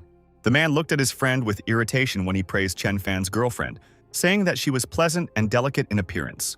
Looking after the couple, Xu Ao was indignant because Chen Fan already had his daughter, and he was flirting with another girl. Xu was frightened, thinking that the group of men, especially the bald one, were very scary, and was shocked to learn that the eldest among them was Mr. Ao. She said that even the deputy mayor flattered Xu Ao, and many of her acquaintances worked and risked their lives for this man. When our hero left her behind indifferently, the girl began to doubt her attractiveness. Chen Fan turned his attention to the crowd of people gathered in the city square. Xu said that the main match would start soon and invited our hero to go and watch too. Our hero and his companions sat down in their seats. According to rumors, the big bosses of the province had gathered here today to divide up spheres of influence. All the spectators turned their attention to the bosses, who had also already come to the arena to watch the main match. Xing Zhong and his master Wu were here. Bald Liu and Zhou Tianhao also came, and Xu was confused as to why Master Wei III had not come. Also, the boss of all bosses in the province, Master Ao, appeared, and with him came an old man with a long beard as his faithful companion. Xing Zhong snorted in displeasure when he saw Boss Ao sitting on a chair not far from them. The old man warned Xing that his arrogance would soon come to an end, and Bald Liu asked what happened to Jiangzhou and why they only sent that cutie woman here. The woman stood awkwardly in front of the public, and a security guard defended her by asking the bald guy how dare he behave like that with their mistress. Ao explained that Ms. Liu was representing the boss's interests today, and the woman waved her hand, ordering the guard to step aside. The public, watching the elite's conversation, admired Xu Ao's authority, who controlled the entire Jiangbei province. Master Ao addressed the crowd, declaring that today they would divide spheres of influence, and the decisions would depend on the results of the tournament. Bald Lu introduced his fighter. He wanted to see how Tian Hao, who arrived today without Wei III, would get out of it. The muscular martial artist jumped from the high stage and landed safely right in the arena. Tian Hao tensed up when he saw this fighter. He asked Master Guo if he was confident that he could defeat this big guy. Knowing full well the training methods of Muay Thai fighters, Guo said that he would only win if it was not an heir to the old style. Demonstrating his impeccability and malice, Master Guo also jumped from the stage into the arena, and his opponent offered to begin the fight. A red-haired, strong guy who was proficient in the Muay Thai style jumped forward, deciding to attack the old man first. Chen said his opponent didn't expect the punch, as the Thai boxer used his acceleration through precise movements of his waist and elbows. However, Master Guo managed to protect himself from the blow by crossing his arms in front of him at the last moment. Then the blows continued unabated, and Guo could only hope for a chance to counterattack. While Lu was proud of his fighter, nicknamed Eight-Fingered Arhat. Hearing this name, Ao realized that the boy's martial arts knew no equal, and the old man agreed that it was a great honor to be called an Arhat. Chen knew that Guo would lose if he did nothing, and suddenly Arhat broke through the old man's defense, hitting him in the torso. The Muay Thai fighter swung his fist, now charged with internal power, again and hit his opponent with all his might. The blow tore the man's clothes. He flew out of the arena, lost his balance and fell to the ground. Xu was shocked when Chen said that if the blow had landed on the left side of his chest, Master Guo would have died immediately from a heart attack. Master Guo grabbed the spot where he had been struck and admitted his defeat, and the Eight-Fingered Arhat bowed before his opponent. The Thai boxer returned to his boss, and the bald Lu declared that as a result of the fight, Linfu would come under his influence. Tian Hao lamented that he would now suffer losses of at least 10 million, considering the loss of the transport route from Chuzhou to Qingshui. Hao asked Biao where the great Master Chen was, and he replied that he had never found the guy, but he had promised to come, and our hero doesn't throw words to the wind. After sitting back down, Hao calmed down a bit and told Bald Lu that he would take back everything that was rightfully his when Great Master Chen arrived. The bodyguards warned Miss Liu that the Thai boxer had trained in the secret techniques of the old Muay Thai style, which explained his strength. People started to get upset that some Muay Thai fighter was humiliating them, and the bald Lu started to threaten Xingzhong that he would help the man if he wanted to die. Xingzhong sighed and called for his Master Hu when Lu asked if his fighter was scared of the Muay Thai master and ran away. Master Ao tensed up, as did Tian Hao, who didn't understand where this Master Hu whom Xingzhong had just called was. Even Madame Liu was curious about who this Master Hu was, and Xingzhong smirked, knowing that the bosses only had a little longer to endure. When the protagonist noticed Master Hu's appearance, he grinned, curious to see a real expert. The elder warned Ao that they were in serious trouble, but Mrs. Liu didn't understand what was going on. Ao asked Master Gu what he meant, and the crowd turned their attention to Master Hu's appearance. The man was taken aback when Master Hu began to rapidly approach the arena, moving through the water at lightning speed. Master Hu moved his legs as if it was not the sea for him, but solid ground, and he did not drown like an ordinary person. Everyone present was shocked. They began to doubt that this was a human at all, and Hao realized that Master Hu was at the peak of his inner strength. Xingzhong bowed to Master Hu and greeted him, and Master Hu jumped to climb onto the stage. The shaved-headed man looked up as Master Hu leaped tens of meters into the air to land spectacularly on the ground. Hu, looking at the Muay Thai fighter, immediately realized that this was his opponent, and the Arhat tensed up, seeing someone stronger than him. The Arhat descended onto the stage. It was an honor for him to fight with such an expert, and Master Hu proposed to begin the fight. Master Hu allowed the guy to attack first, but he got angry, thinking that his opponent was laughing at him, and transformed. The Muay Thai fighter's skin turned black. His body began to emit a bright blue light, and he began to look more menacing. He realized that the boy was using the secret art of self-sacrifice of the ancient Muay Thai style. And Gu knew that this technique could only be used 3 times in a lifetime. The eight-fingered Arcady's eyes glowed red as he charged forward, screaming, and Go was stunned, realizing that he wouldn't survive even one such attack. The crowd was shocked to see Master Hu standing motionless, making no attempt to dodge, while the boy's fist was already centimeters away from him. Master Hu waited for the right moment and thrust his fist against the guy's fist. They collided, making a loud crunching sound. This was enough to push the Muay Thai fighter back and take advantage of the moment to kick his opponent. The eight-fingered Arcot was stunned by the enemy's strength, and Master Hu pushed off the ground to attack again. Master Hu jumped on the Thai boxer, causing a loud explosion and the guy leaving a hole in the floor with his body. Hu criticized his opponent for being weak and advised him to train for another 30 years to fight him, and asked who else wanted to fight him. Bald Liu tensed up, clenching his teeth. He prayed that Master Hu would not look at him. Madame Liu also became quiet, seeing that Ao sighed heavily and asked Master Gu if he could handle Hu. But Master Gu only thanked the boss for how kind he had been to him all these years. The old man asked the master to let him fight for Ao one last time today and jumped down, landing in the arena. Zhu realized that Gu was ready to fight to the death, and the old man asked Master Hu what his teacher's name was. Master Hu admitted that his teacher's name was Lei Qianjue, the man who once founded the Hong sect. The public began to whisper that the Hong sect was the best abroad, and that it was a huge organization with a history of hundreds of years.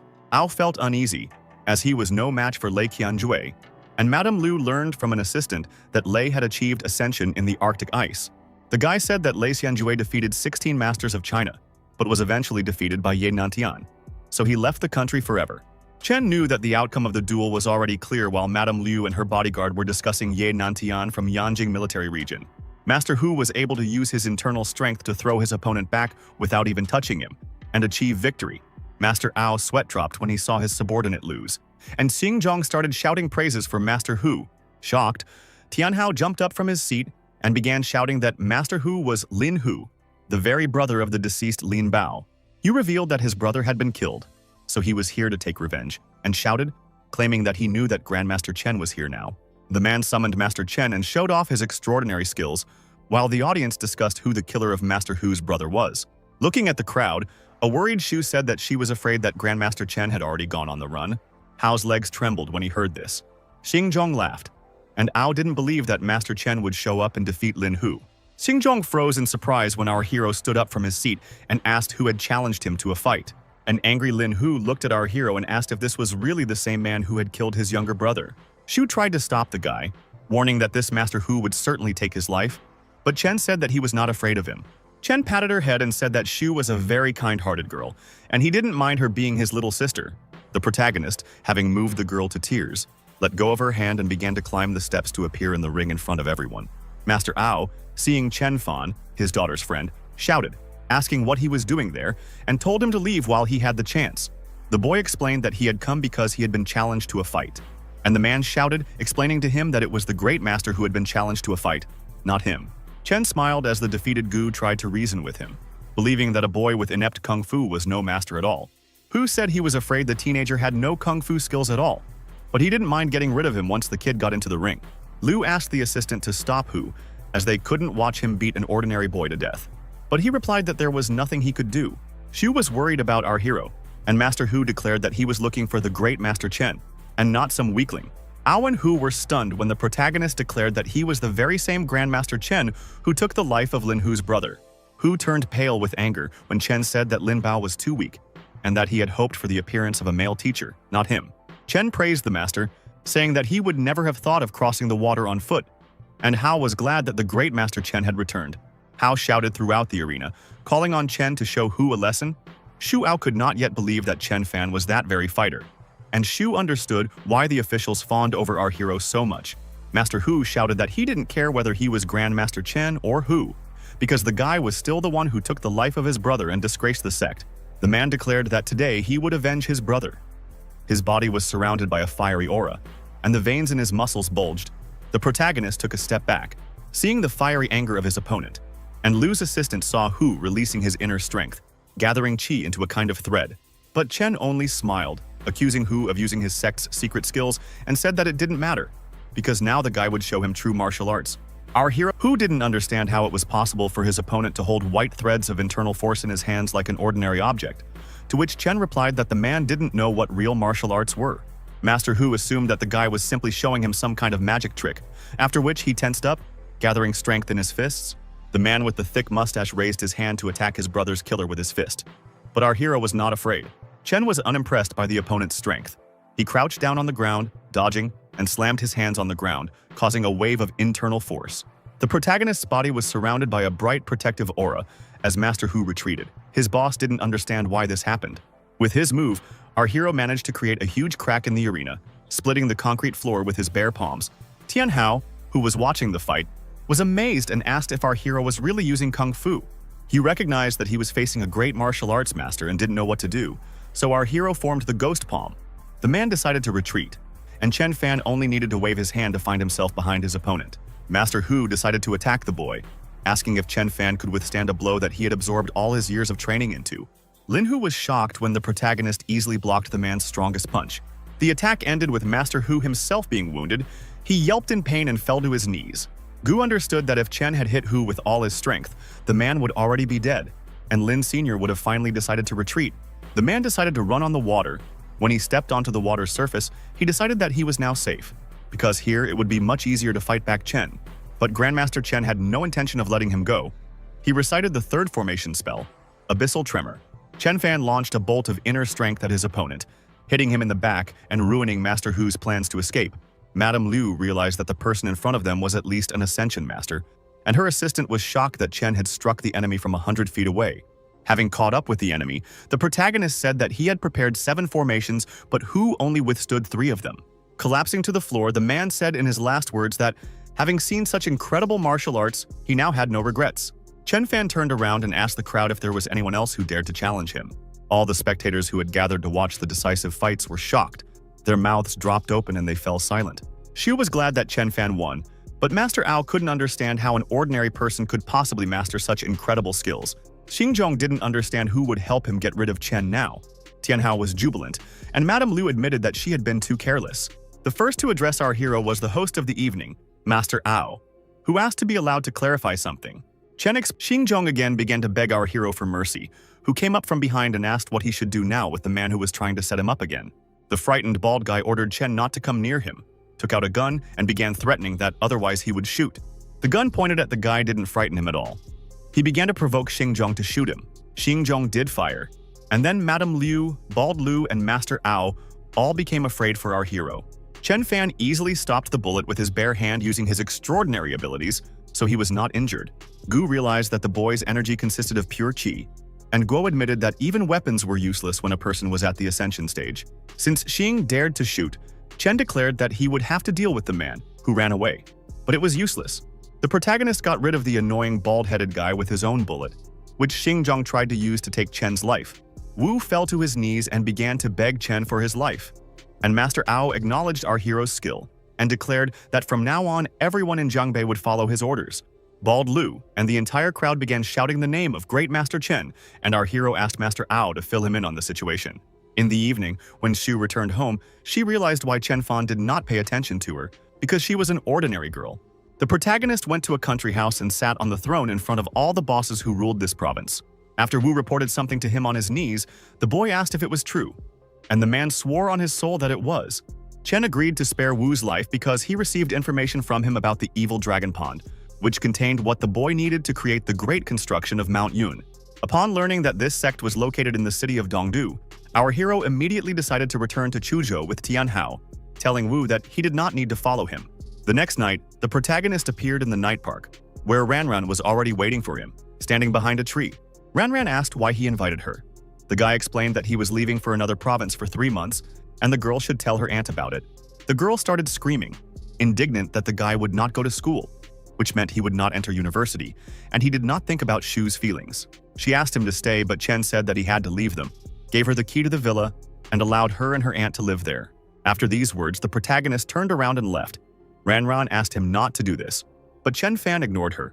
She continued to shout the guy's name, remaining alone in the night forest, but our hero went his own way. Ranran was angry that Chen Fan didn't stop bragging. After looking at the key, she decided to go to the villa right away and check. Looking at the villa, which stands at the very top of the mountain, the girl decided that then she would know everything for sure. She told herself to let go of the situation and acknowledge that the ugly duckling had turned into a beautiful swan because he was a swan to begin with. Chen Fan returned to the car driven by Wu and asked if they would leave for Dongdu today. The guy replied that before that he needed to go somewhere else, which was the Jingling City Foreign Language School. Our hero arrived at this building the next day when it was already light and noticed a girl who said goodbye to her friend. Chen Fan stared at the girl who stopped next to a black car and waved to someone. The girl got into the blue car and drove away, and our hero continued to stand on the sidewalk and silently watch her. Wu asked if he should follow the girl, to which the guy replied that it was enough for him to just see her. After finishing observing the girl, Chen Fan, who was in a bad mood after the meeting, told Master Wu to follow him. As he walked back to the car, Chen promised himself that he would have the patience to become stronger and wait until he could protect this girl. The guy thought he had returned here 500 years into the past just to see the girl's beautiful smile again. Soon, Chen Fan, Xu, and Master Wu were already sitting on the bus, discussing Master Chen's brilliance when they were at the border of Zhongzhou province. Chen rented a bus to get to the lake as slowly as possible after seeing all the surroundings, and didn't expect Xu to follow him so eagerly. Outside, Chen Fan told the girl that she had two options. Either he would pay for her school tuition or he would get her a job. Ao offered Xu a job in his company with a decent salary. The girl refused and began tearfully begging to become our hero's subordinate. Chen asked what people would think if the girl was always around an ordinary schoolboy. She replied that she could be a housewife. The guy realized that hiring this girl to run his errands was a very good choice when she brought him a glass of water.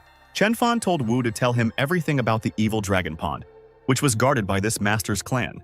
A stunned Wu asked the master how he knew about the pond. The boy replied that he didn't need to know and insisted that Wu tell him everything. Wu realized he had been exposed when Chen said that Wu would have already broken through to the chakra opening stage if the evil dragon pond belonged to him. Wu revealed that the ancestor of their spirit cultivator clan had actually been a tomb raider back in the Tang dynasty. He discovered an ancient cultivation tome that allowed him to create a clan, and the pond was a secret place in the ruins that the ancestor believed would help him break through to the level of a Taoist. The master said that the ancestor did not yet expect that a real monster would be discovered in this pond. The monster looked like a cross between a snake and a dragon. It possessed incredible strength and could breathe concentrated yin energy.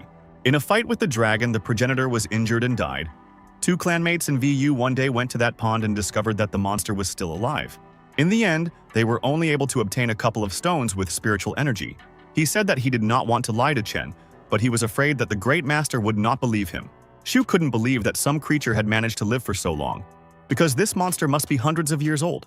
Chen said. Wu asked if Chen knew anything about this monster. The young man replied that it was funny that a small snake scared this guy so much. But Chen himself understood that with his current cultivation, dealing with the evil snake with yin, spiritual energy would be a little difficult. He needed to break through to the next stage first, so he asked Wu if there was a suitable place for cultivation nearby. Wu told us that in the city of Juding there is a trade in traditional Chinese ingredients. Our hero had heard about this place. Chen decided to go there because a sufficient amount of herbs would not only allow him to break through to the next stage, but also enhance his magical potential. Soon, they were in the city of Juding. Even on the street there was a scent of Chinese herbs, which Xu noticed. Wu didn't argue with the master when Chen didn't answer the question of what kind of plants he needed, and took our hero to the shops. Very soon, they found themselves at the entrance to a building with a sign that read, "Pharmacy of 1,000 Medicinal Herbs." They were greeted by the staff and asked how they could be of assistance. Wu asked for the general manager to be called here. At the table, Wu asked Chen to be patient for a little while, and soon the manager appeared, recognizing Wu as the great master himself. The manager was very happy to see a regular customer. Wu smiled because he was recognized as a great master of Zhongzhou province. Wu sweated with fear and stopped bragging when he noticed our hero's bone-chilling gaze. The guy said that Chen would like to buy some medicinal ingredients. The manager admitted that one lady had already bought everything. The manager explained that they didn't have anything older than 50 years old, and Wu asked who this extravagant lady was, who had bought everything. Xu was shocked that one woman would spend so much, and the employee said that she was from a rich family from Gan Island, and that was all he knew. Wu, pointing his finger at the manager, became angry and asked if there really wasn't a single medical reagent left in the entire city. The manager said that there is a closed market where collectors go, and it even has some century-old reagents. The employee explained that the reagents would be sold to merchants and millionaires at an auction, with payment required on the spot. Xu didn't like the idea, but our hero was ready to participate in the auction. The manager said it would take place today at 7 in the evening at the Qinghu Garden Estate. When evening came, guards in dark glasses and black suits had already gathered near the Qinghu Garden Estate. One of them asked the guys for an invitation. Wu replied that they didn't need one. The guard just needed to inform the boss that Shanhei had arrived. At that moment, a car pulled up, and the person in it told Master Wu that he didn't expect to see him here today. Wu was happy to see Master Wu. He asked him to help the guys get to the auction. The man agreed. Wu said the sources of the reagents were unknown, and he needed Wu to help him identify the fakes, and Chen was glad they had such a friend there. When the boys arrived at the auction, all the guests gathered there immediately began to greet the great Master Wu. Wu greeted everyone in a friendly manner, and then asked who had just called him a charlatan when someone insulted him in the crowd. It turned out to be a woman with long purple hair and a dress that matched her hairstyle. Wu tensed up when he realized that this lady was from the Zheng family, because he definitely didn't want to get involved with that clan. When the protagonist simply turned away after seeing the boy's pitiful face, Wu tried to remain casual, clearly afraid of the woman. Mrs. Jung snorted as she passed them, and Chen knew that the woman's grandfather was over 100 years old and had suffered from almost all of his organ failure. He sighed heavily because he wouldn't be able to get a large sum of money by helping the Jung family since he hadn't created the large spirit enhancement pills. The auction host presented a 130-year-old ginseng root. The starting price was 3 million, and a lady from the Jung family immediately offered a whopping 17 million. So far, Chen has only managed to get a barely century-old multi-flowered Solomon's seal at the auction, and this woman has bought everything else. But then the presenter presented a real treasure. He opened a wooden box, and even our hero was interested in the item. Chen admitted to Wu that he didn't even recognize the plant, but it was very rich in spiritual energy, dozens of times denser than ancient ginseng. The protagonist shocked Wu by saying that it was practically a magical plant and could be called a semi-magical reagent. He explained that the semi-magical reagent might not even be a medicinal plant, but an ordinary leaf. The main thing is the accumulated spiritual energy. Master Wu was amazed when Chen told him that magical medicines could be created from the semi-magical reagent. Chen stated that with this ingredient they could create several magical ordinary drugs, and Wu knew he had to try to get it. Wu decided to compete for this lot, and the host announced that the starting price for it would be 5 million. The guy immediately raised the sign and declared that he was ready to give up 5.5 million. While the public was outraged by the high starting price, the lady from the Jung family immediately offered 10 million. But Master Wu did not give in. He raised the bid to 11 million. The purple-haired woman was also determined to get her hands on the plant, so she raised her bid to 20 million. Chen told Wu to back out of the bet if it exceeded 30 million, because our hero, like Wu, didn't have much money. Master Wu stood up and shouted that he had offered 21 million, but the girl immediately intervened and outbid him.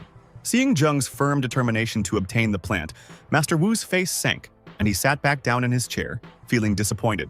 Wu saw that the woman was deliberately opposing them, so he decided to offer our hero an idea.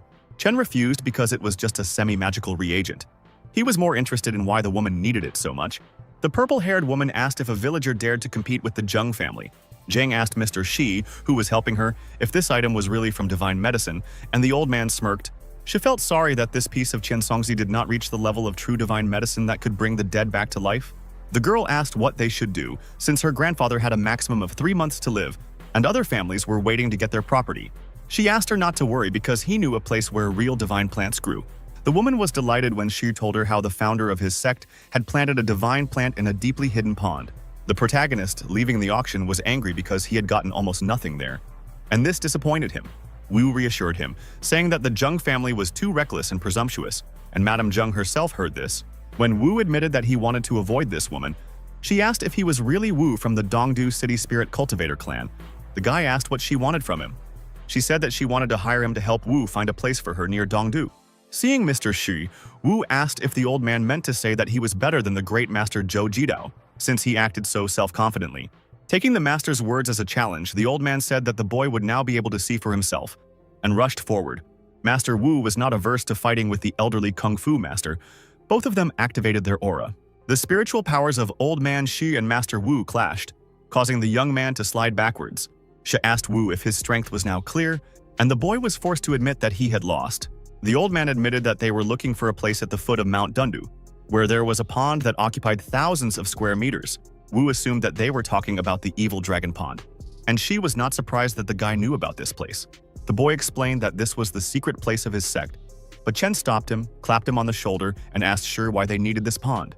Chen replied that it was none of his business, that he just needed to take them to the pond for money, and Chen shook his head and said that he didn't need money. The protagonist declared that he would take the branch from the auction instead of money, but Zheng was indignant, since the lot cost her 30 million. She didn't mind. He handed the guy a wooden case with a plant, and then Chen agreed to go to the pond in a week. The woman was outraged that Old Man Shi had agreed to give him the root, and the entire Zheng family group left for the gate. Wu asked why Chen agreed to this, since Shi's cultivation stage was very high, and he was afraid that the matter smelled bad. Chen Fan explained that the pond was guarded by snakes with evil yin energy, and they needed scouts who would sacrifice themselves for them. They also obtained a semi-magical reagent, and Wu admitted that the plan was brilliant, while Chen told Shu to rent a private villa to cultivate for a week. Already at the villa, Wu was indignant that the girl had hired security, and Shu brought tea and asked him not to worry. Shu was curious about our hero, as the great master had been cultivating behind closed doors for 7 days now. The protagonist was still cultivating, sitting on the floor, surrounding himself with the magical plants he had collected. At the same time, he decided to create a couple more magical preparations, including spirit concentration pills for developing true essence and spiritual energy. After leaving the room, the boy told Shu to prepare tea and bring it to the veranda, and Wu asked if the master had already finished cultivating. Later, Wu remarked on the tea's incomparable aroma, full of spiritual energy, and Chen explained that he had put a spirit concentration pill in it. While sipping his hot drink, our hero ordered his assistant to come over, and Shu immediately approached him. Chen said that she should abandon the upcoming dangerous journey and instead go to school or work. Shu began to scream, begging him to let her stay. She no longer recognized in the guy's cold gaze the older brother who stroked her head when they first met. She fell to her knees when Chen declared that Taoism could not be learned with a snap of the fingers if she intended to start cultivating it too. The girl really wanted to have such power. She asked if the teachings of Taoism could not be passed on to descendants at will. She wondered what she could do if she had the power of a great master, rather than being an ordinary student or employee. Chen Fan stated that if she wanted to take the path of asceticism, she would need not only knowledge but also a lot of luck. Our hero believes that the world will be plunged into chaos if knowledge is passed on to anyone who wants it. And Wu advised her to first find out if Chen is willing to teach her. Kung Fu students first spend 2 years cleaning and serving the master, and then another 6 years before gaining basic knowledge. Wu said that his master tested him for 10 years before concluding that the boy was worthy of learning the path of Taoism. He felt sad that the master had ended up spending so much time training such an insignificant Taoist like him. Shu bowed her head to Chen, declaring that she was willing to spend even 20 years if he would impart the teachings of Kung Fu to her, and our hero ordered her to stand up. He said that he could impart some knowledge to her if she obeyed him completely, and would take her life if he noticed even the slightest hint of betrayal. Shu agreed, not daring to look him in the eye, and Chen told her not to call him master because she was still only his student in name. Realizing that she was not worthy of calling him master, Shu vowed to herself that she would practice the knowledge he had imparted to her until she was exhausted. Wu congratulated the boy on choosing a good student, and Chen decided to teach her simple ways to develop the initial stage of foundation formation. Our hero decided to accept her as his student if the girl was truly talented and could cross the sea of spirits on her own. The boy told the student to drink some tea and go to bed, stating that they would be heading to the evil dragon's pond tomorrow. As Shu took a sip of tea, she saw a bright white beam of light penetrate the night sky. Wu said that she had just been reborn before his eyes, and the girl thanked Master Chen for the experience. The next morning, when the group approached Zheng's car, the girl asked Wu if he was really going to take the 2 children with him. The woman said the 2 looked like ordinary people, but Wu lied, saying Chen was just a local boy who lived near the pond, so he would be useful. The old man noticed that the girl Shu was completely different now. He saw her a week ago, and then she had a very weak aura. He wondered if the girl had recklessly swallowed a piece of Chen Songzi. He considered it a waste of a divine gift. Soon, the car parked in the square of Dongdu City. Mrs. Zheng and Old Man Shi got out of the car, and Chen was still sitting inside. Zheng informed our hero that they had already arrived in the right city, and now he should tell him where the pond was. Soon the whole company arrived at the city of 2 dragons, surrounded by high mountains. It was small and traditional. At the entrance, Ms. Zheng was greeted by a man, and the woman thanked him for his warm welcome. The man introduced them to the guide, since he knew that they were going to the pond. The old hunter asked them to call him Elder Chu. Chu asked if they were looking for the evil dragon's pond. He said. The worried old man said that they couldn't go there. The old hunter explained that there wasn't even any grass growing near the pond, and that the water was filled with dark energy, and no one should step there under any circumstances. Chu also knew that a real monster lived there, so his teaching always said that one should not go to this pond. The mayor shamed Chu for still believing in monsters, and the old hunter tried to justify himself to him. But the stories did not frighten Mrs. Zheng. She decided to set out immediately because the place described was very similar to what was written in her teacher's tablet. The old hunter still agreed to lead Lady Zheng and the others to the pond. They made their way through the mountains for a long time. Wu asked why the Zhengs took them if they had already hired a guide. Our hero explained that it was because the Zheng family didn't trust him, and all because Chen speaks with the Jiangbei dialect. Although Wu told the woman that our hero would live in the city of Dongdu, Chen Fan warned Wu that the Zheng family would be watching them, although he still doesn't understand why they need the evil dragon pond. He understood that Master Shu's power was based on the wood element and had no connection with the evil dragon pond, so there might be hidden treasures there. The boy realized that the pond would definitely contain magical reagents and treasures, since monsters that accumulate qi from the earth and air live there. Chen Fan decided that he needed to get all these treasures, and the guide Chu suggested setting up camp since they would not have time to get there today. Ms. Zheng's team set up camp, the boys pitched a few tents and lit a fire to cook food. The meat was almost ready, and Mrs. Jung invited the old hunter to sit next to her and share their dinner. Wu complained to our hero about these scoundrels because Jung had not offered them food, and the guy's stomach was already growling from hunger. Shu was also angry at them, but said that she did not care about the Jung family, deciding that she had to cope with the hunger on her own. The protagonist sat down on the ground and began to closely watch the woman, who was resting and completely ignoring them. Fortunately, Chen Fan had prepared some pills in advance and threw them to Wu and Shu to solve their hunger problem. Wu and Shu looked at the medicine with disbelief.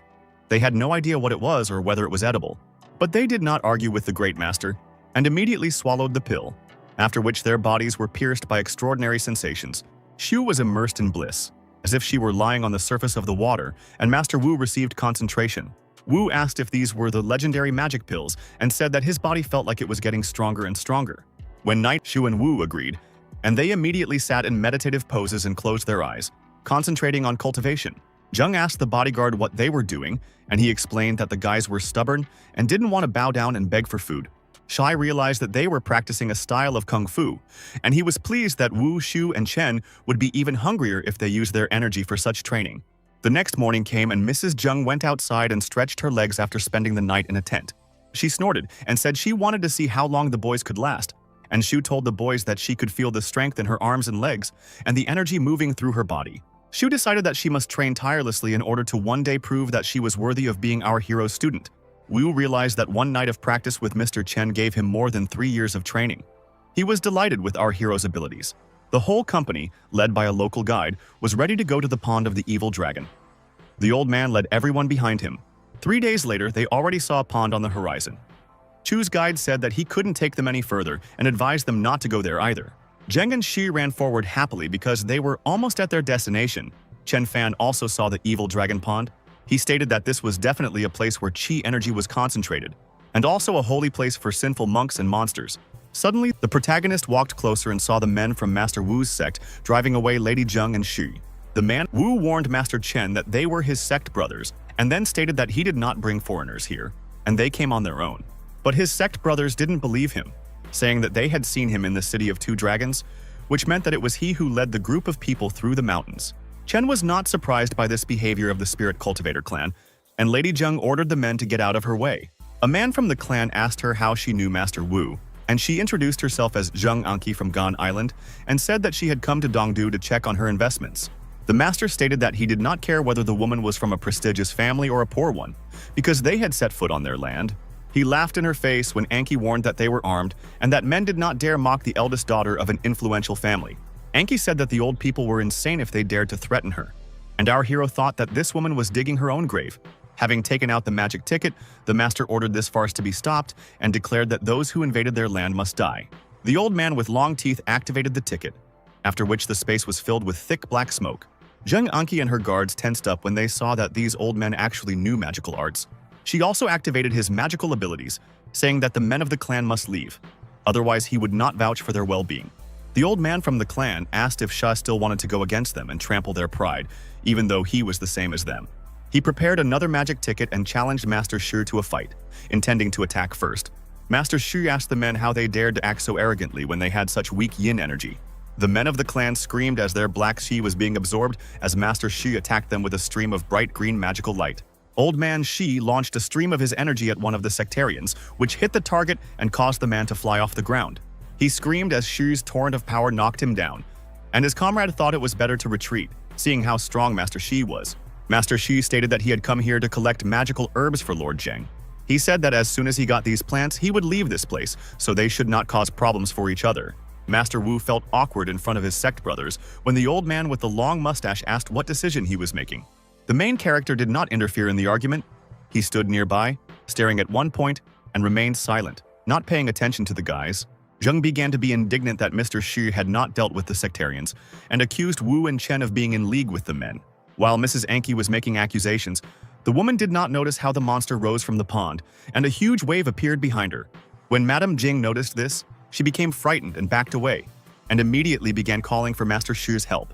The evil serpent appeared before those who came to disturb his peace. It was a giant blue reptile with glowing eyes. The snake immediately tried to bite Old Man Shari, but he jumped back in time. But Lady Zheng's guard fell into the snake's mouth. The bodyguard told Lady Zheng to quickly find shelter and ordered the others to take up arms and follow him. Anki's guards began firing at the evil serpent simultaneously, but it had no effect on the monster. The leader of the bodyguards knew that if he had a weapon heavier than ordinary pistols, he would have torn this earthworm to pieces. The man in dark glasses decided to pull out his bladed weapon and rushed forward to attack the evil serpent.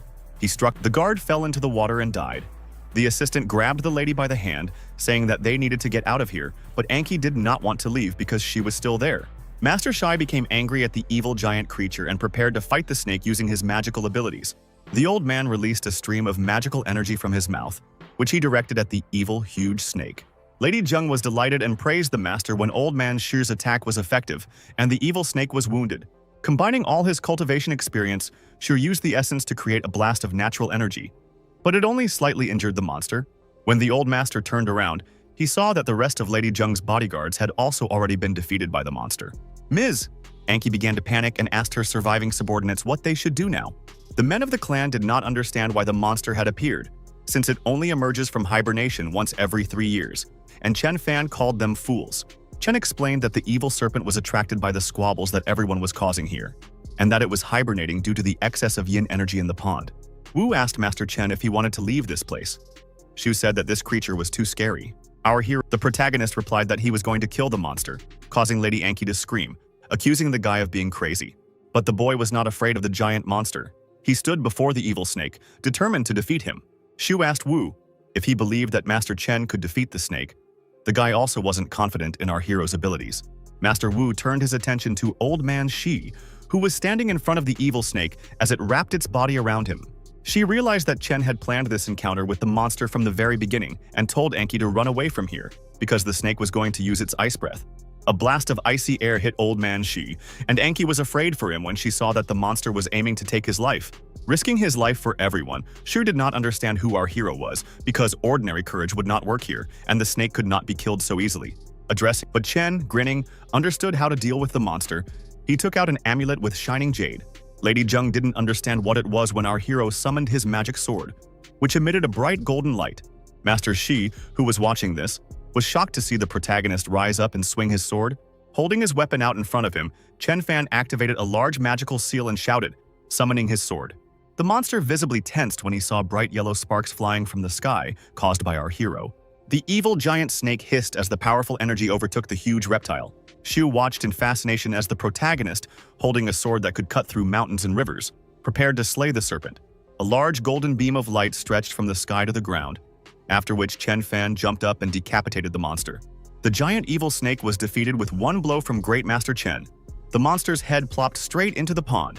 Wu smiled, feeling proud of his master, and the brothers from his clan realized that they were facing an immortal, and not just a human. Shu was delighted with Master Chen's incomparability, and Wu loudly announced the name of his teacher who had defeated the evil serpent. Mrs. Jung was also amazed by our hero's incredible abilities, she screamed, asking why he didn't show his power earlier. Chen stopped, turned around, and said that the magic sword of true martial arts was engraved on the amulet, and it took him 7 days to do it.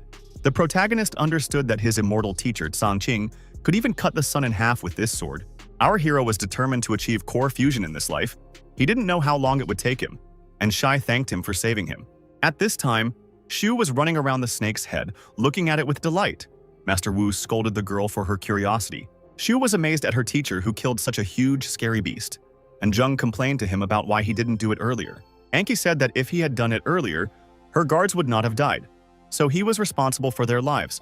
Master Chen told the woman that they were not on friendly terms, so he did not owe her anything, and Anki demanded that he let her go to the pond, and she would take everything she needed. The guy asked if she really thought the pond belonged to her, to which Anki asked if he was trying to stop her. She stated the representatives of the spirit cult knelt before our hero and declared that they would now follow him, the immortal oracle. Chen Fan demanded that Anki leave the place and began waving his hand to chase her away, which made her even more indignant. She didn't agree with Chen's claim to the evil dragon pond, and she didn't believe he knew magical arts. Master Shi tried to stop her, reminding her that she was talking to an immortal who had just killed a devil dragon. Wu said that if the girl provoked him, he was afraid that everyone who was somehow connected to the Jung family would lose their lives. The protagonist became angry with Jung Anki and ordered her to leave the place, but the girl couldn't believe her ears. Chen Fan shouted at her to get out, the furious cry startling Anki so much that she collapsed to the ground. She apologized to our hero for Jung not understanding who he was dealing with and promised that they would leave this place immediately. When the spirit cultivation clan representatives left after them, Chen said that he didn't remember giving them permission to leave. A few days later, the protagonist and his students were still spending time in the territory of the evil dragon's pond. Chen Fan held out his hand, which held the magic pill, and told his disciples to swallow it. Wu said that the pill was weaker than the condensing spiritual energy, and Su said that the pill made her energy spread throughout her body. Chen revealed that he had created thousands of such life essence pills from this snake and kept the monster's eyes, scales, and spine for himself for the future. Fan said that from now on, Wu was the head of the spirit cultivation sect, so the guy would have to deal with what happened outside the pond. A man in a black suit knelt before our hero and reported that Zheng Anqi had returned and wished to meet with Chen Fan. Anqi came and said that she wanted to talk to him as a business partner and offered to buy the ingredients from the evil dragon pond from him. The protagonist warned that he would answer the woman honestly and stated that Zheng Anqi had come here in vain. Zheng Anqi was scared, but our hero was ready to tell her about the magical flower reagent that the girl was looking for. Chen knew that this flower was supposed to prolong the old man's life in her opinion, and warned that these plants could kill a living person, not save him. Master Shi felt awkward and said that he must have made a mistake, because he knew about the magic reagent but didn't know its location. Anqi replied that although this was not the place they needed, she would still continue to count on Mr. Shi's support. Frustrated, she admitted that she had no idea where else this magical reagent could be, and Chen said that he had pills that would prolong the old man's life. The protagonist told Wu to find a wounded animal to prove it. The boy replied that a sick rabbit lived nearby. Chen Fan took out one of the pills from the jar and handed it to the white rabbit, who sniffed the medicine curiously. The medicine worked immediately. The rabbit became happy and healthy. Zheng became curious about this miracle drug. The protagonist said that Mr. Shi cultivates wood chi kung fu, so he should be familiar with this type of pill. Shai sniffed the pill and said that it was filled with vital energy, which meant it could help people too. Chen Fan explained to the woman that the pill was called the Life Essence Pill, and one was enough to extend life for 10 days. He said that there were hundreds of such pills in this jar, so they could extend life for several years, and Zheng was willing to buy them. The main character showed the woman one finger. She thought that he was asking for 100 million, and this was very expensive for her. She smirked and still agreed to buy the jar of Life Essence pills for 100 million. Xu was shocked that the guy would get such a sum, and Wu was drooling over the incomparability of the master who received such a profit for creating pills. There are only 100 Life Essence pills in the jar, including the pill that was eaten by the rabbit, so he is asking for 10 billion. Anqi screamed, accusing our hero of losing his mind, because 10 billion for a measly jug was an unrealistic amount. He replied that of course he knew that it was a lot of money, but his drug was the only one in the world, so she could not buy it and leave here. The guy turned around. Anqi shouted that he had gone too far but then calmed down and said that they could not provide such a large amount right now. Chen Fan turned around and said that he would give them time to collect enough money and was ready to give the woman the jar of pills. The protagonist threw the jug at the girl, telling her not to delay payment because he was not a very patient man. Zheng Anqi promised that she would collect the required amount and would not keep our hero waiting long. She was happy to make a deal. She asked if she was really going to give Chen Fan that much money. The woman asked who said she was going to pay. Old Man Shai understood from the woman's smirk and gaze that she was planning to deceive the protagonist. Anqi explained that she had not entered into any contract and there was no evidence of the transaction, so Chen Fan would not be able to present any charges against her. In the woman's opinion, this young man Chen only knows a couple of magical arts. While the modern world follows different rules, Master Shai was not happy with the mistress's plan. He believed that it was not worth breaking the deal with the immortal so easily.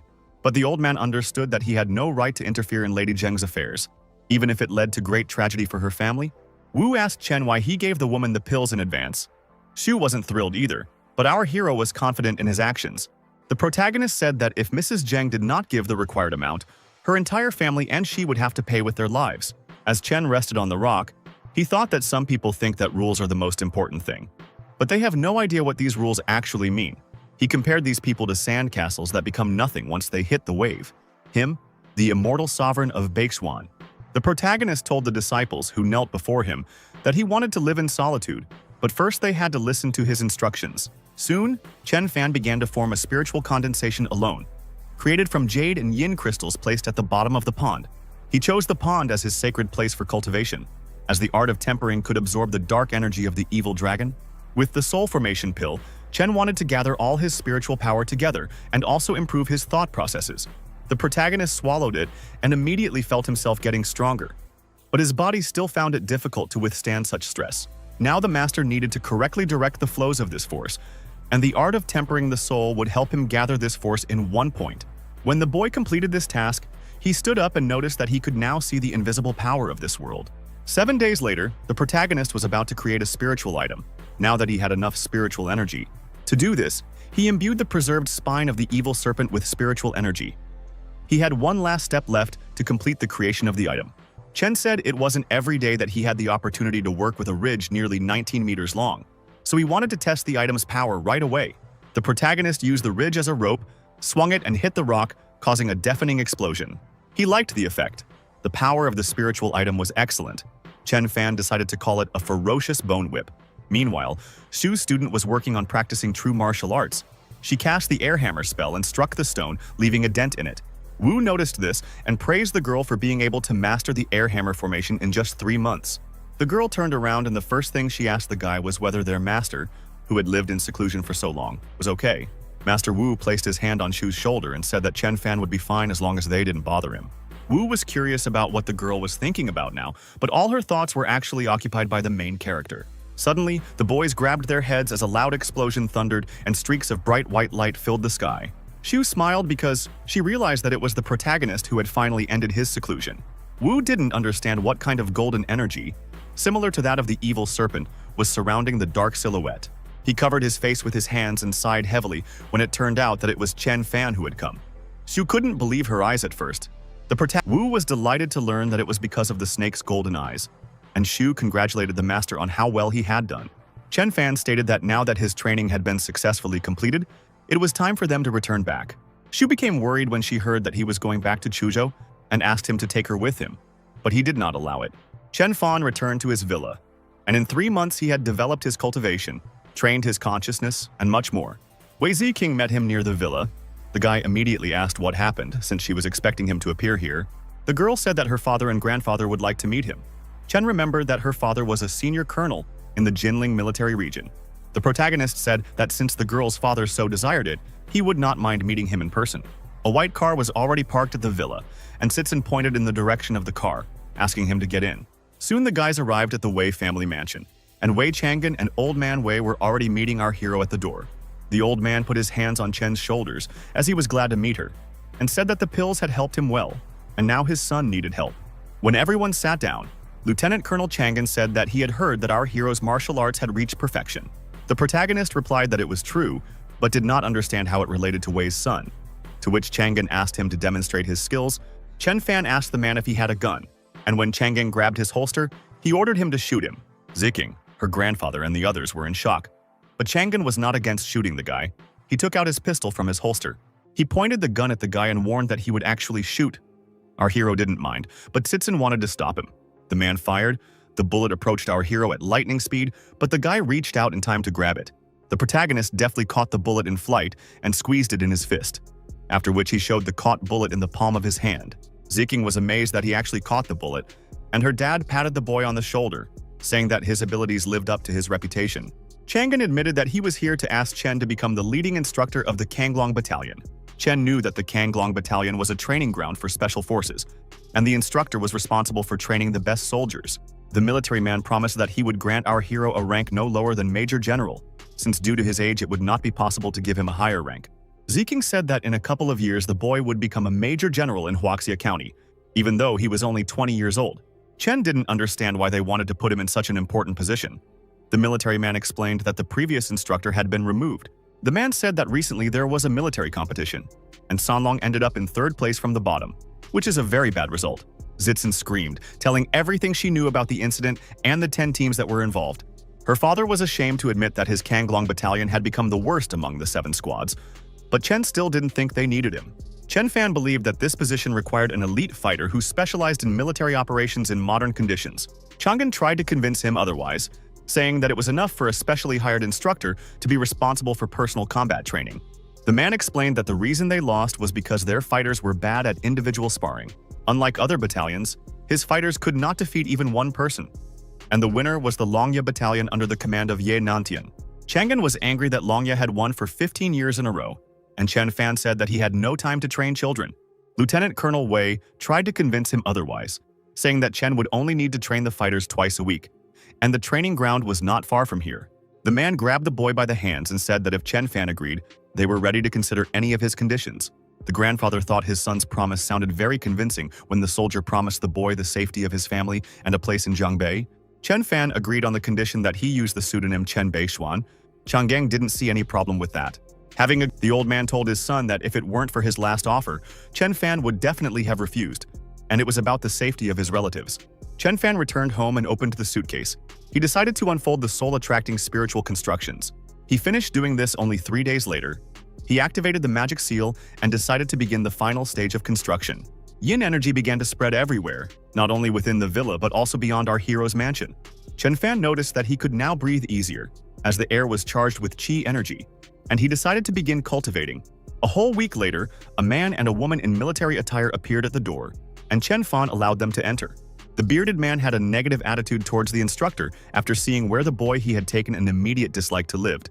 The woman told him to respect the chain of command, since Chen Fan was a leading instructor invited by his superiors. The soldier replied that he didn't care who he was, because he was just a boy, and the woman asked him to moderate his hostility. The man was outraged, as it was unacceptable to give such a position to a teenager. But his colleague replied that Chen Fan was at least at the ascension level. He didn't. The military man said that she had simply made a mistake somewhere, because Ye Niantian, the strongest in their realm, had only reached the level of profound strength at the age of 17. The woman knocked on the door and asked if Mr. Chen was home, introducing herself as a man from the military district.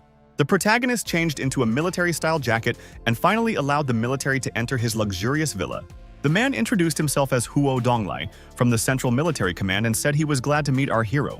The woman tensed when she saw Huo looking suspiciously at Chen Fan, suggesting that they not address each other by their ranks.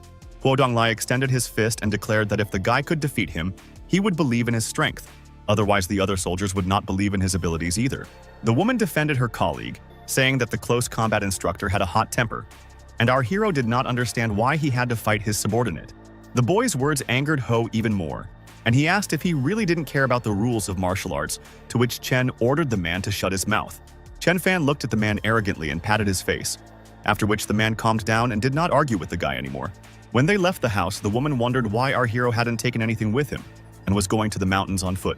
In the car, she introduced herself as Yu Qing and said that she would be his personal consultant and that they would go to the closed military zone by helicopter. Yu Qing promised to sincerely answer all the guy's questions if he had any, to which Chen replied that he had nothing to ask. Huo Donglai thought he would see how this kid would handle it when they arrived in Kanglong, and he met the wild and uncooperative soldiers. Meanwhile, the Sanglong battalion was already waiting for a new instructor. One of the soldiers was angry, because they had been waiting for him for 3 hours. The guys treated the new instructor with disdain, saying that he wasn't worth a dime, since he wasn't even 20 years old. They remembered their former instructor, who was twice their age and had gone through thick and thin while continuing to serve the army. The soldiers were brought to heel by a stern captain who told them not to discuss the lead instructor, but to follow orders, and the boys stopped. The bald soldier told Wu not to worry, as he had just joined the Kanglong battalion. The guy replied that he was following the captain's example, and the bald soldier offered to show the new instructor how they treat new superiors here. The soldier with glasses reminded them that the captain had told them to obey the orders of their superiors, to which the bald man replied that he simply wanted the instructor to show what he was capable of. The bald-headed guy said that the new instructor should not interfere with their training if it turns out that he doesn't know how to do anything. He wanted to have a one-on-one sparring session with the instructor since Chen Fan would be teaching them hand-to-hand combat, and the helicopter was almost at the base. Yu Qing warned our hero that they were almost at the Kanglong battalion. Chen Fan reacted to this news with indifference. The woman said she was afraid that the boy would have to show his strength to the fighters, and Chen Fan was understanding. Huo Donglai couldn't help but feel angry, thinking how ridiculous our hero was, and Yu Qing knew that the fighters would laugh at him if our hero showed his weakness. When they arrived, the woman asked whether to begin boarding. The protagonist refused, stood up and walked to the exit. The military men tensed up when Chen Fan simply opened the helicopter door and stood in the doorway, not understanding what he was planning. The woman was taken aback when Chen Fan reminded her that she herself had asked him to show what he could do so that the soldiers would obey him. The protagonist laughed and said that he would just jump down, which left Huo Donglai and Yu Qing in shock. Chen Fan confidently jumped down without a parachute or any other equipment. He began to fly down, approaching the surface of the earth. The soldiers saw the helicopter and realized that their new instructor had arrived. The bald guy was already flexing his fists, getting ready to teach Chen Fan a lesson. Chu was thinking about Chen Fan at this time, dreaming of teaching him a lesson when he became stronger, and the soldiers did not understand why the helicopter did not land. The guy in glasses screamed when he saw a man jump out of the helicopter. Everyone was stunned, and our hero was already ready to land. When the protagonist landed on the ground, the soldier at the command post suggested that an earthquake had begun. All the soldiers stared in shock at the dent in the ground that was smoking after our hero landed there. The bald fighter stuttered in shock that the instructor had jumped straight from the helicopter, and Chu was amazed by Chen Fan's abilities. When the smoke cleared and the new instructor finally appeared before the soldiers, Chu frowned because he recognized him as his enemy. The instructor greeted the soldiers of the Kanglong battalion and introduced himself to them as Chen Beishuan, using a pseudonym. The guy with glasses asked if his friend still thought he could beat Chen Fan in a sparring match, to which he replied that he was now sure that even bullets wouldn't harm the instructor. Chu was furious. He couldn't believe that Chen Fan was now his leading instructor, and the captain greeted our hero. Chen Fan claimed that he heard that the soldiers wanted to trample him into the dirt and ordered anyone who wanted to challenge him to stand down. There was a deathly silence, and then Chen assumed that there were no objections, and the frightened soldiers confirmed this. The protagonist ordered the soldiers to answer him louder, while the helicopter was about to land at the base. Huo Donglai and Yu Qing were trembling with fear after our hero's prank. While Chen Fan was training new subordinates, the battalion captain loudly reported to the lead instructor that they had no objections, and the others repeated. The angry instructor criticized the soldiers for their sluggishness and said it was no wonder they had finished last in the competition. He stated that if the boys behaved like animals, he would train them to become physical animals that would swallow the heavens. When the helicopter landed, Yu Qing came out and praised our hero, saying that the lead instructor was full of extraordinary talents. Huo Donglai was ashamed, but he acknowledged the new instructor's strength, and Chen Fan dismissed everyone, saying that the meeting would take place after lunch. The soldiers were thrilled with their new lead instructor, discussing how this amazing man had jumped out of a helicopter. Chu and his buddies weren't so pleased, the bald-headed guy lamenting the fact that he had dared to underestimate the lead instructor. The captain told the boys that the lead instructor would teach them, and the guy with glasses asked if Chen Fan wasn't of the same level of profound strength as Huo Donglai. Chu said Ho wouldn't jump out of a helicopter, and the bald-headed guy agreed that Donglai was no match for the new instructor. The guy was furious with Chen Fan, who now dominated him, while our hero met with the command. Yu Qing gave him information about the Kanglong battalion. The guy replied that he did not need it, because he would leave this place after training. The protagonist understood that if he became familiar with the secret documents, he would not be allowed to leave this space in the future. The woman asked how the guy was going to train the soldiers, saying that they had everything they needed to help with this. The guy replied that he wouldn't need them. He needed special techniques to develop soldiers to the level of Longya in a short time. Huo Donglai was amazed that the instructor was going to develop the soldiers so much, and Yu Qing was shocked that he wanted to do it quickly. The man warned Chen Fan that the Longya fighter's abilities were unmatched, and it would be extremely difficult to surpass them. Chen Fan propped his head up with his fist and replied that it would be as easy for him to do it as bending a finger on his hand. The protagonist took the blue folder from the table and silently handed it to his new consultant Yu Qing. She was shocked when she saw that this was a technique specially developed by Chen Fan, which would allow the children to develop almost to the level of internal strength. Military instructor Gu Liuzhu, another instructor, asked the young man what the secret of the technique was. Chen explained that learning the tempering skill would allow soldiers to fight against internal fighters without magic. Huo Donglai asked if this was like Muay Thai, and the second instructor doubted that ordinary people could handle such training. Chen replied that his tempering skill was much easier than Muay Thai, and with the secret formula, soldiers would learn the skill very quickly, but would not be able to develop further. Yu Qing stared in shock at the new lead instructor who mentioned the secret formula of his training pills. Gu Liuzhu asked if the guy could show him the formula, knowing that it was the secret of any sect, and it was unlikely that Chen Fan would agree. But the protagonist immediately gave the envelope to the instructor. Gu Liuzhu was stunned, because this formula is worth 1,000 gold bars. Chen said that this was a formula for a cultivation pill, and only those who practiced the Kanglong tempering skill would receive the effect, and it was useless for everyone else. Later, the soldiers of the Kanglong battalion began training under their new lead instructor. They were sweating from fatigue, complaining that their body felt like it was on fire with pain, and energy was gathering around their bodies. Donglai and Liuzhu watched this, calling Chen Fan a God-given instructor. Huo even admitted that the guy's strength was far beyond his imagination. Chen Fan asked Liuzhu how the training was going, and the man with the scar on his face reported that his method was truly incredible. Huo Donglai asked permission to speak to the leading instructor, who happily agreed to answer his question. The soldiers praised the new instructor as they trained, saying out loud that he was simply incredible. But only Chu was dissatisfied. Chu was angry that Chen Fan was completely ignoring him. He had just arrived in Kanglong and was afraid that he would never reach the level of our hero. Seeing the captain telling the soldiers to gather, Chu thought that he had to do this so that he could someday see a bright future. While training, Chu decided that he would one day become stronger than our hero, since he received secret knowledge about the tempering skill from him. Huo and Chen Fan stepped aside, and the man admitted that he had been a complete asshole earlier and had failed to recognize the boy's great strength. Chen Fan didn't care about such a triviality, so he didn't take offense, and Huo asked if the instructor would participate in the event in Linzhou. The protagonist had no idea what this event was, which shocked the military man, and Chen admitted that he did not attach any importance to such events. Ho said that it was a large gathering that was held once a year, and all the martial arts sects gathered there, and trade was also conducted there. He said that Ascension-level masters could even display their skills there, and Chen Fan then understood why he asked him. Dunlai invited our hero to an event as part of their association and said that the last time they even sold thousand-year-old ginseng there. The protagonist asked if there would be any fights at the event, since they were going there as a whole group. Chen realized that Huo wanted him to go there to participate in the fight, since many of his team had lost their skills, but he still agreed. The guy grinned. He wanted to attend this event because he wouldn't mind meeting the warriors of the earth and seeing their strength for himself. Huo Donglai was happy. No one would dare to mock his unification now that he had such a strong master on his team. 2 weeks later, events were still unfolding in the Qianglong Battalion, with soldiers continuing to train outdoors.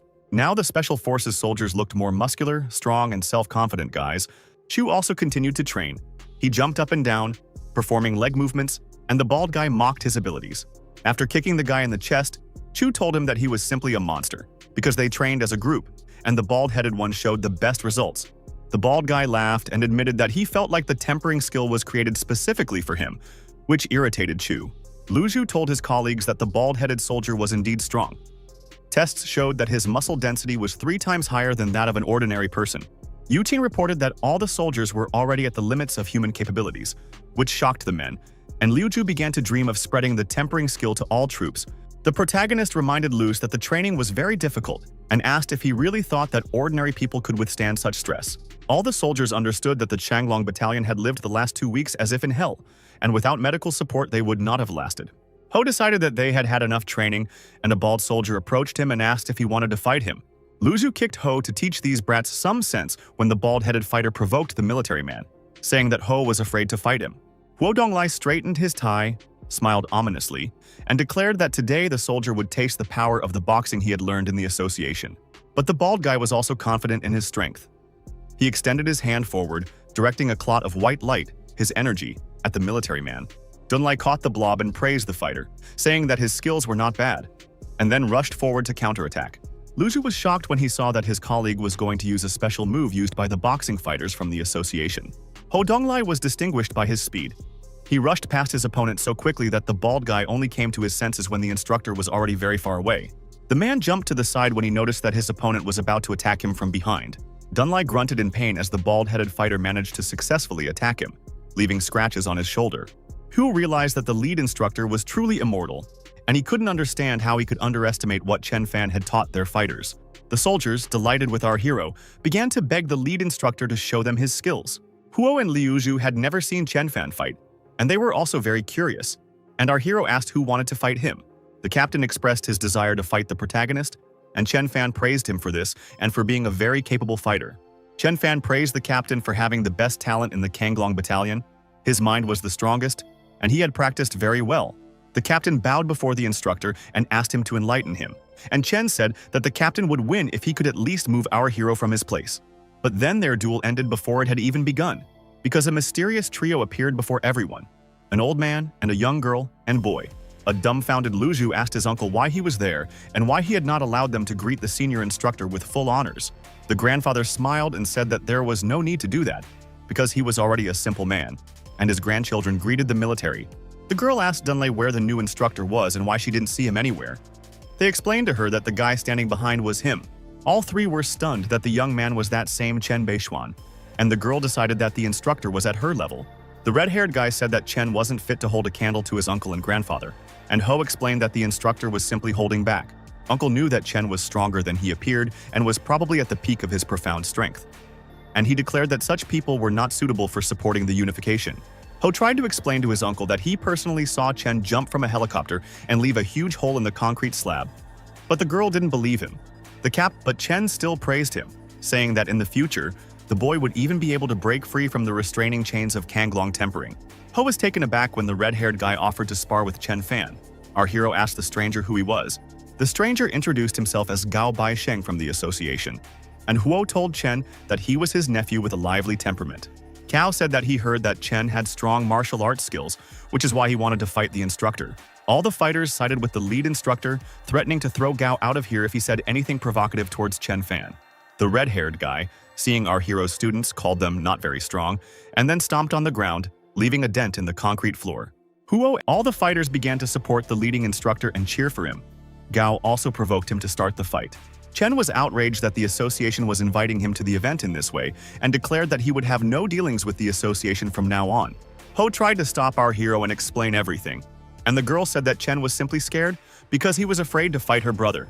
Donglai asked his uncle to talk some sense into the boys, but he replied that he also didn't believe that Chen Fan was a martial arts master.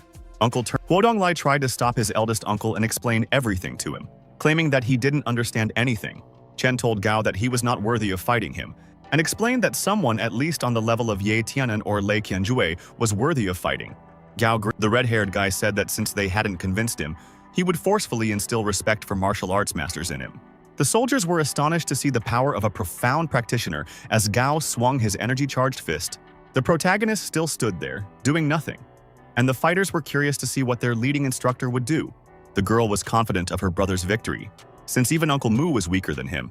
And then she was shocked to see Chen Fan's abilities.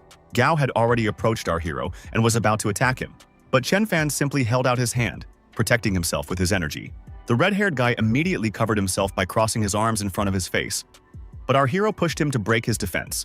One push was enough to send the defeated Gao to his knees, and then the uncle realized that he had been wrong about Chen Fan.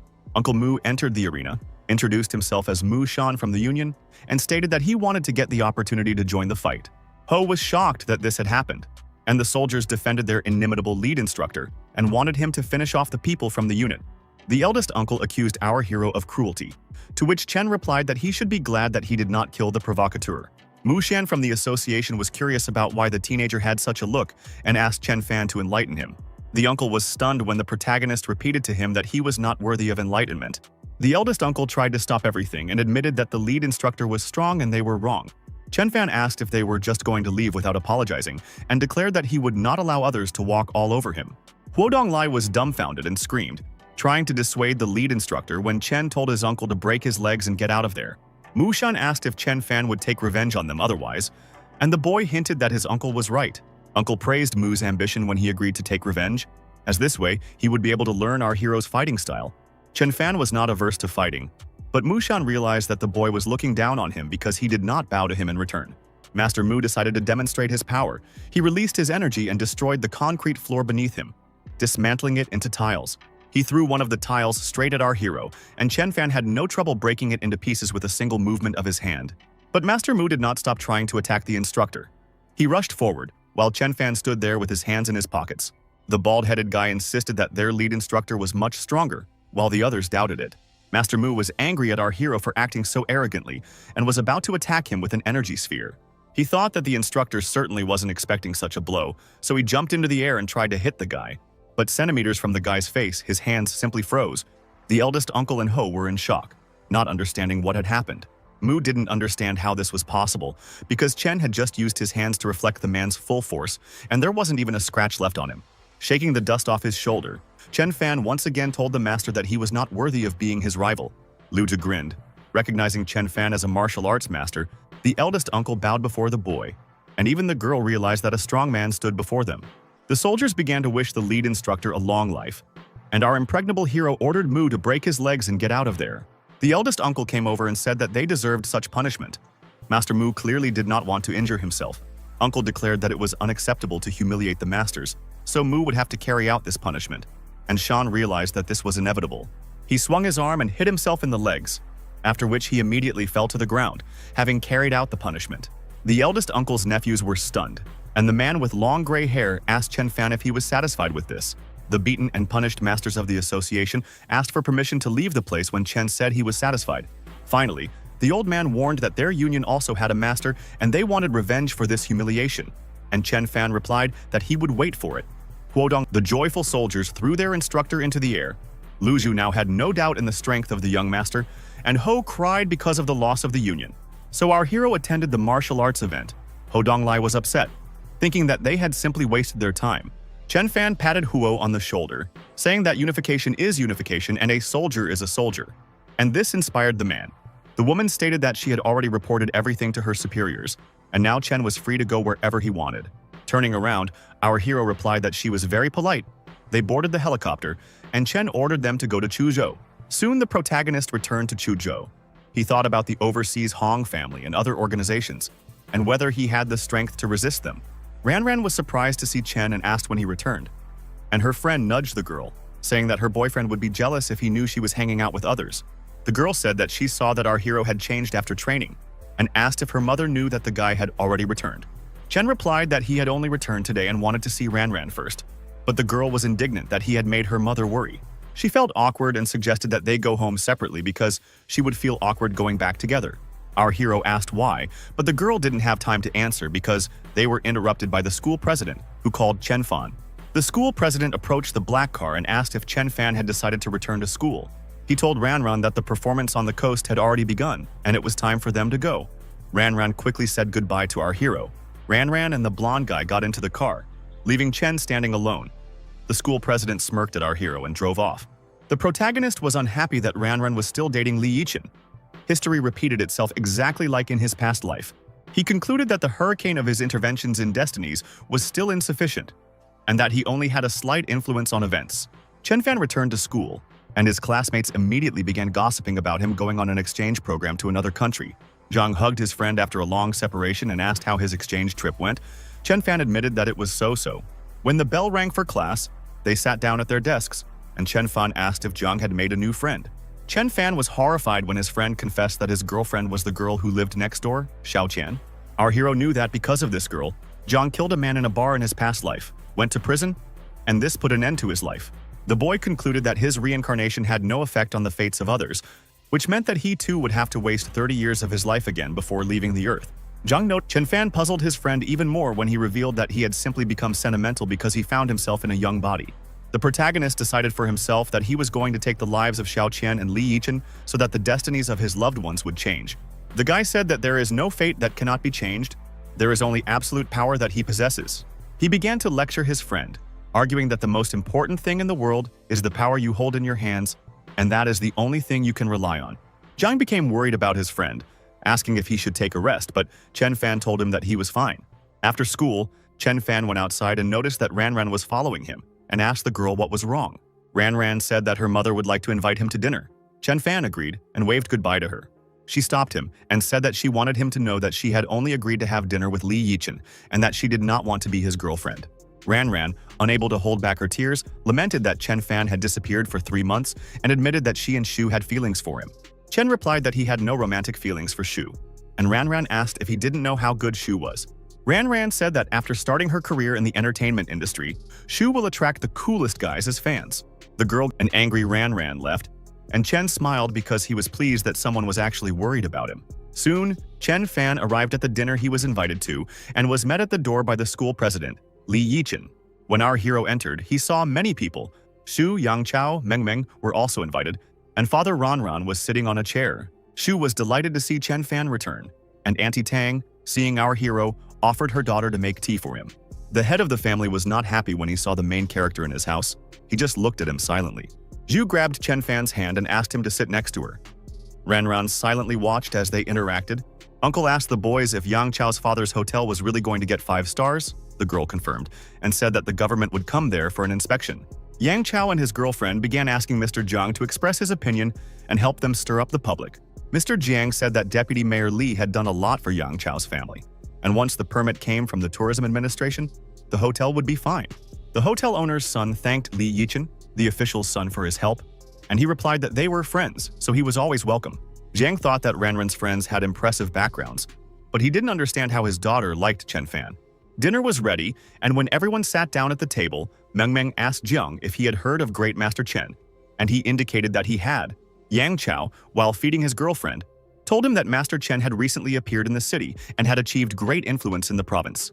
Ran said that Master Chen was rumored to be stronger than any human, could walk on water, and could stop bullets. And Jiang asked Shu to tell him something about him. Shu was surprised that she was asked. and Jiang explained that her father must know something about the mysterious master. Jiang knew that Master Chen had recently received favor from the big bosses of the province, including Zhou Tianhao and Xu Ao. Uncle told Yichen that he would quickly take his place if he entered Jinling University. But the boy replied that he would prefer Zhonghai University. Jiang told the boy to try harder and said that Zhonghai University was the educational institution his daughter also wanted to attend. Ran felt awkward. She tried to stop her dad when he told her about her plans, and then looked at our hero. Shu thanked Uncle Jiang when the man told her that she had a bright future ahead of her.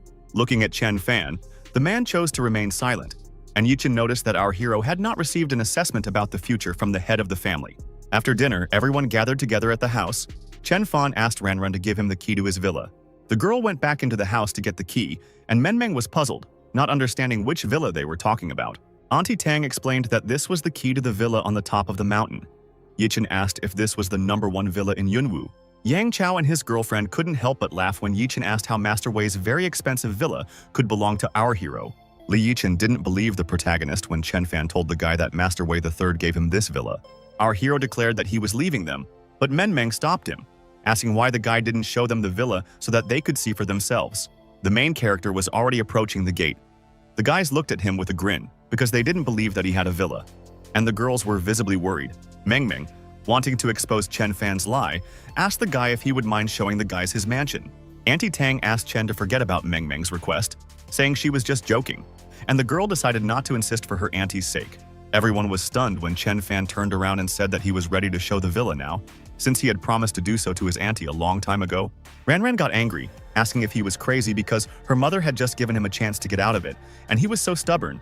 Shu wanted to say something to Chen, but she was interrupted by Li Yichen, who accused our hero of asking for the situation to become even more awkward. Meng was delighted when Chen Fan called them himself, took her aunt's hand, and asked them to go there together. Chen Fan silently walked past Ran, who was staring at him with a dissatisfied look, and past Yichen, who was looking at him with an arrogant expression.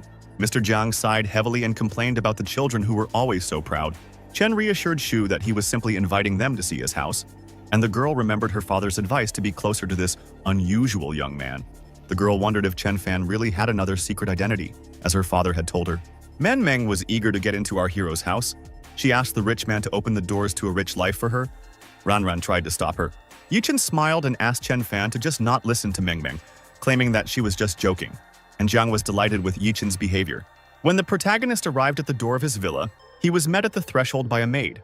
The woman looked stunned. The maid was surprised that Mr. Chen had already returned because he had been absent for a long time, and our hero greeted Aunt Lu with a smile. Aunt Lu told the boy that Mr. Wei had asked him to call him as soon as he arrived, and Chen promised to call him immediately. The whole crowd was shocked. Chen explained that Aunt Lu was a servant and invited everyone to come into his house without hesitation.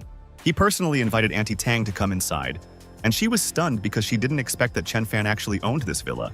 Yang Chao didn't understand how Chen Fan, an ordinary person, had this luxurious house in Chuzhou, and Auntie Tang was also at a loss. Yichen thought about the maid's words that Mr. Wei III asked Chen Fan to call him, which meant they were acquainted. The fair-haired guy was furious. Now Chen Fan had become his worst enemy, because he knew Master Wei. Mr. Zhang was stunned to see that Chen Fan actually had a villa on the mountain. He said it was beyond his comprehension.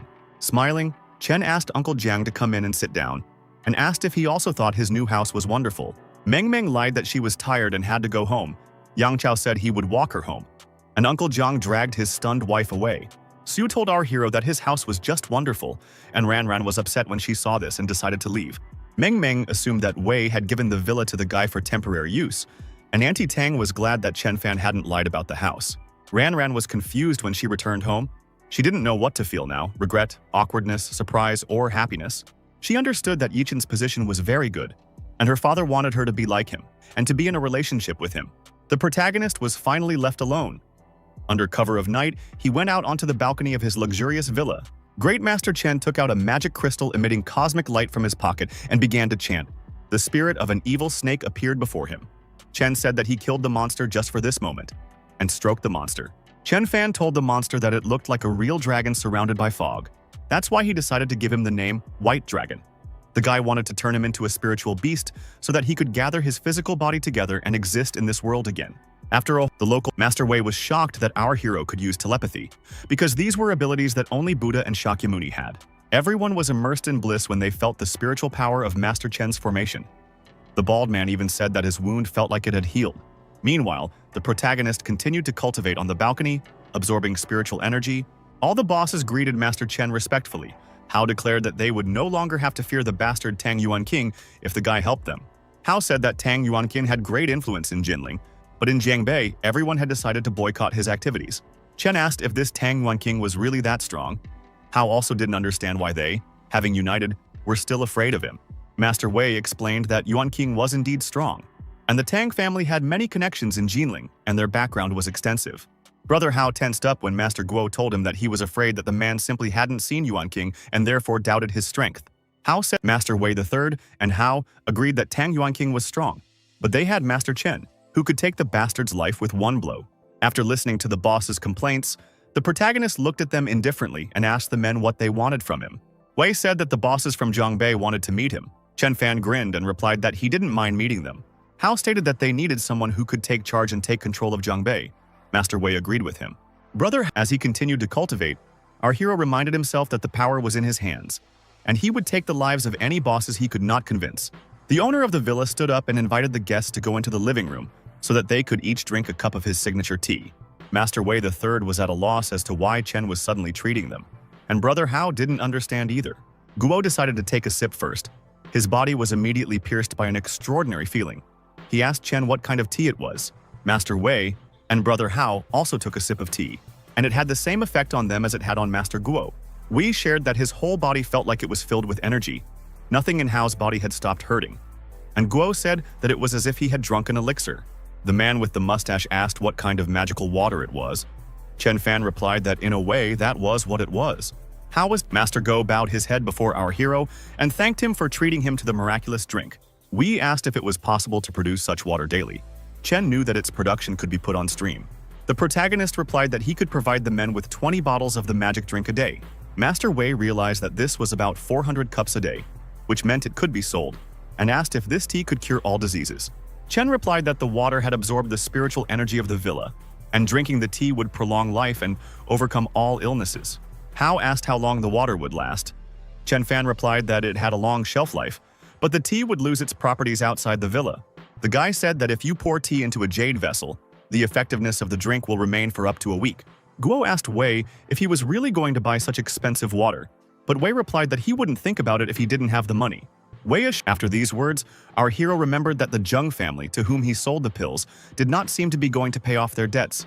Chen decided to go to Gan Island and demand payment of the debt, and Wei asked the guy how he was going to sell the magical water. The protagonist asked who said he was going to sell tea and stated that his miraculous drink was not for sale. Wei slammed his hands on the table and said that he would only take 10% of the profits if he trusted him to sell this water. But our hero was not going to entrust this to anyone. Chen Fan stood up and declared that this spiritual water would be the key to his power over the Jiangbei forces, and he would sell it to those who recognized his power. The boy allowed Master Wei to use this water to transform all the powers of the province, and if the man failed, he would entrust this task to someone else. We agreed, but his spirit sank after these words, and the others congratulated Mr. Wei on such a great opportunity. Outside, Hao asked Wei what was wrong with him, and the man replied that he was confused by how quickly things were moving. The man said he saw that Chen was worried about something, which meant that the guy had been dealing with someone for the last 6 months. Wei was curious about who it could be and for whom Chen had been accumulating his strength all this time, and Hao suggested that it could be the richest man in Jiangbei. Chen Fan was pleased with himself and the random idea of magical water that could enslave the entire province, although he still had many tricks up his sleeve. He dropped the jade vessel, remembering Shen Junwen, who in his previous life had caused him to fall from the very top and brought him into hard times. On Sunday, a week later, all the bosses and rich people of Jiangbei gathered for a conference, including Jinling and Li Dongzhang. Ranran guessed that Master Chen would soon become the first in the province, and then they were met by Yang Chao, who told the girls to hurry. Yang Chao complained that it was difficult to get his father's number, and Meng Meng didn't understand why, which upset the guy. Xu explained that only people of Master Wei the third level, meaning those who own hundreds of millions, could attend this event. The boys went inside, the 4 of them sat at a round table, and Ranran's friend told her that Wei Zipping and Li Yichen were also there. Ranran, the main character, also came to the conference, and the first thing he commented on was how lively it was there. As he passed the guard, the boy thought that he was afraid that Master Wei III had spread rumors about the spiritual water. Chen Fan turned around and saw Ranran, Xu, and Meng Meng standing in front of him. They called out to him and were surprised to see the guy here. Our hero, a cheeky guy called himself Wei Zipping, appeared before him and said that our hero looked like a simpleton. The pompous Wei Zipping explained that Wei Fu was his grandfather, Chang Feng was his father, and Ziking was his sister. Yichen explained that Zipping had only recently arrived in town, and Wei boasted that he had recently beaten up Jun Jie, who, like our hero, was from Sishui. The protagonist admitted that Jun Jie was one of his old friends and asked if Wei dared to cross his path. Zhu got angry at Zipping and came and said that if he continued to say such things, she would be very angry. Zipping agreed to shut up, knowing that this was Master Ao's daughter, but he understood that after meeting the legendary Master Chen, he would have no business with this family. The boy said he heard that his sister had lent Chen a villa on the top of the mountain, and he didn't understand how she had persuaded his grandfather to give the house to a stranger. Chen replied that even if Father Wei were here, he would not dare speak to our hero in such a tone, and asked where the boy got so much confidence. Meng Meng and Ran Ran tensed up, because our hero couldn't keep quiet when he had to. Standing in front of the biggest villain in the city, Yichen watched their squabble with a grin, knowing that the outcome would be very interesting, since it was Zipping himself who faced Chen. Zipping got angry and asked Chen Fan how dare he talk to him like that. And did he really think he would get away with it since his sister was protecting him? Chen replied that it seemed like, in the year he'd been gone, there were a couple more people in town who didn't know how incredible he was. Yichen asked our hero if he didn't respect Mr. Wei, and Ran Ran advised Chen Fan to apologize. Zipping gave the young man a chance to apologize right now, and then he would forgive him. Our hero also decided to give the guy a chance. Chen declared that if Zipping bowed down now, his legs would be intact. Shu tried to stop our hero, and Wei became even more angry. The main character stepped aside when someone unexpectedly called him. The guy answered the phone call. Zipping was angry that the boy was talking on the phone when he was threatening him, and our hero told the young man that his father, Master Wei III, had called him. Frowning, Zipping accused Chen Fan of talking nonsense and became even more angry at our hero. Young Master Wei warned the protagonist that he would deal with him after the meeting ended. Before following his friend, Yichen advised Chen Fan to already look for a memorial tablet for himself. Zhu ran up and asked who called him, and why Chen told the guy that it was Wei III. And our hero laughed and replied that it was really Father Zipping who called him. Ran Ran was furious that Chen Fan continued to lie, but Shu laughed, praising her friend's acting. Meng Meng advised the boy to think about what he would do with Zipping's anger, and Chen replied that it was Zipping who needed to think about how to withstand his anger. Soon, the conference meeting began, with the big bosses of the city and province gathered around a common table. Li Yichen thanked Lord Wei for being promoted to such a high position thanks to his patronage, but his thoughts were occupied with Master Chen. An angry Zipping declared that he would have crushed our hero to the ground if it weren't for this meeting, and Yichen asked where Master Chen was. Zipping boasted that his father would introduce the boy to Master Chen, and Shu and Meng Meng were also eager to see the mysterious, influential man. Master Wei III came onto the stage and immediately offered to greet Master Chen, because he knew that the bosses had not gathered to listen to his nonsense. Meng Meng was full of anticipation, her eyes shining as she looked at the stage, because finally, they would all be able to see Master Chen. Clutching, our hero stood up to go on stage. Ran Ran asked where he was going, since Master Chen was the one who was called there, not Chen Fan. With his hands in his pockets, Chen Fan walked confidently towards the stage as the girls asked him where he was going. Yu shouted after him, trying to stop him, and Ran Ran accused our hero of madness. Zipping, noticing our hero, said that this guy was looking for death since he was planning to laugh at everyone here. The protagonist was met by 2 security guards near the stage, and then Brother Hao personally greeted Chen Fan. Zipping felt awkward in front of his father when he saw his dad also greeting Chen Fan. Ran Ran and Meng Meng's eyes widened in surprise upon realizing that Chen Fan was indeed Master Chen. But Shu was the one who was the most delighted. They were shocked because Chen Fan, an ordinary high school student with unremarkable strength, turned out to be a boss with the entire city under his gaze. Zipping still couldn't believe his eyes, and Yichen clenched his fist in anger at Chen Fan keeping the secret all this time. Yichen realized that he had completely lost to our hero because his family and abilities were worthless dust compared to Master Chen. Chen Fan decided not to be verbose and announced from the stage that due to some problems, Hao and Wei III would be handling the event. All the bosses in business suits surrounded the young man, claiming that it was a great honor for them to meet him, and began inviting him to their events. As Chen Fan was returning to his seat and passed by Zipping, he told the boy that it was indeed a call from his father. Zipping slammed his fists on the table in anger, and Zhu was surprised to see her father, who also greeted her. The protagonist told Zhu that he needed to settle some business with her father, and the girl did not interfere in their conversation. Wei III was upset because he realized that his son had been rude to Master Chen, and Shu Ao's daughter was close to our hero. Chen Fan approached Ran Ran and reminded her how she didn't believe him when he first confessed that he was Master Chen. Without listening to the girl's explanation, the main character drank a glass of water and put it on the table, after which he silently left. Ziping, the city's top bosses had already gathered on the 30th floor of the building, including our hero, who stood and looked out the window. Master Wei became angry at his son, calling him a bastard, and asked how he dared to threaten Master Chen himself. The man with the mustache slapped his son in the face. Ziping looked angrily at his father after the treacherous slap. Ziping was forced to apologize to our hero, and Master Wei also apologized to Chen Fan. But Master Chen was still silently looking out the window. Ziping asked if the guy really wouldn't answer them. Sweat ran down Ziping's face as an angry Chen Fan reminded the boy that he needed to kneel to save his legs.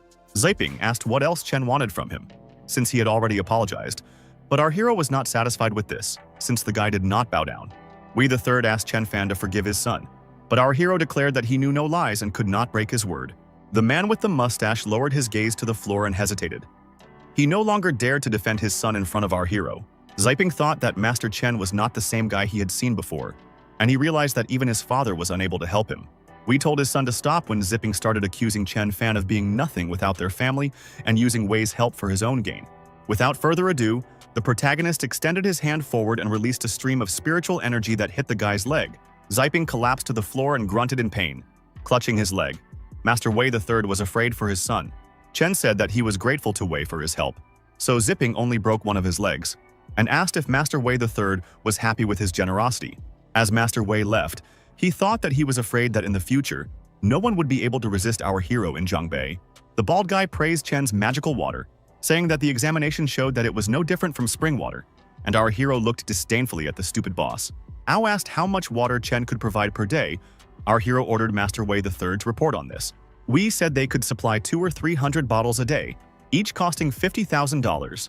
The man warned that water would not be given to the bosses for free, and Ao announced to Master Chen that all the Zhangbei bosses except Old Man Wu had already arrived. It was news to Chen that there were people under Yuan King's control living in Jinling, and the bald boss explained that Old Man Wu was working with them and others. Chen declared that he would handle it, and one of the bosses chuckled, imagining how Old Man Wu would make fun of our hero. Ran returned home.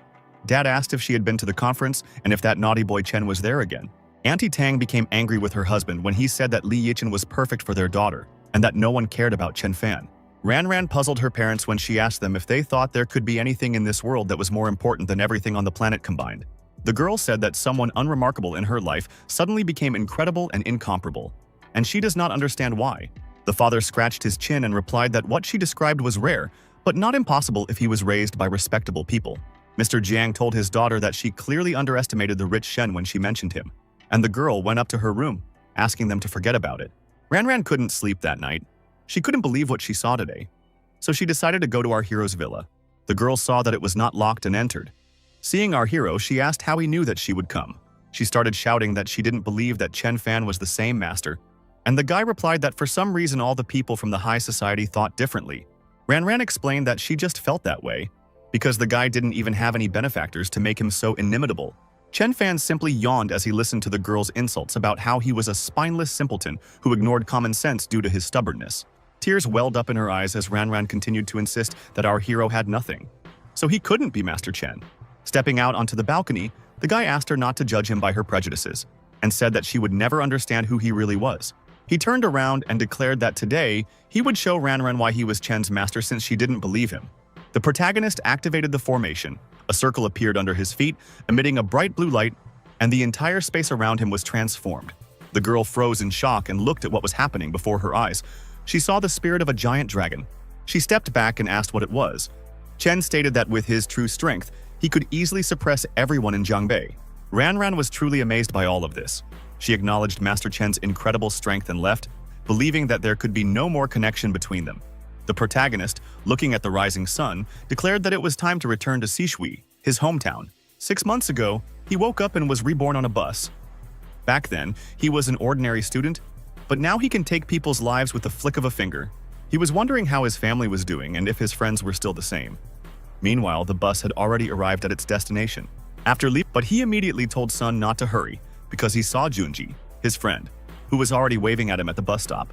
Chen laughed when his friend came up to him and asked if he still remembered him, since our hero hadn't even written to him during his absence. The guy with glasses stood up for our hero, saying that Chen was busy with his studies. But Junji became indignant and replied that he was simply caring about his friend. Fan was happy for his friend who bought himself a BMW. Junji replied that it was a standard model 320. Junji said that he had been to Jinling, and the coolest gentleman there had much cooler cars and villas than he did. The guy told our hero that today's dinner in honor of Chen's return will be held at the Denying Tower.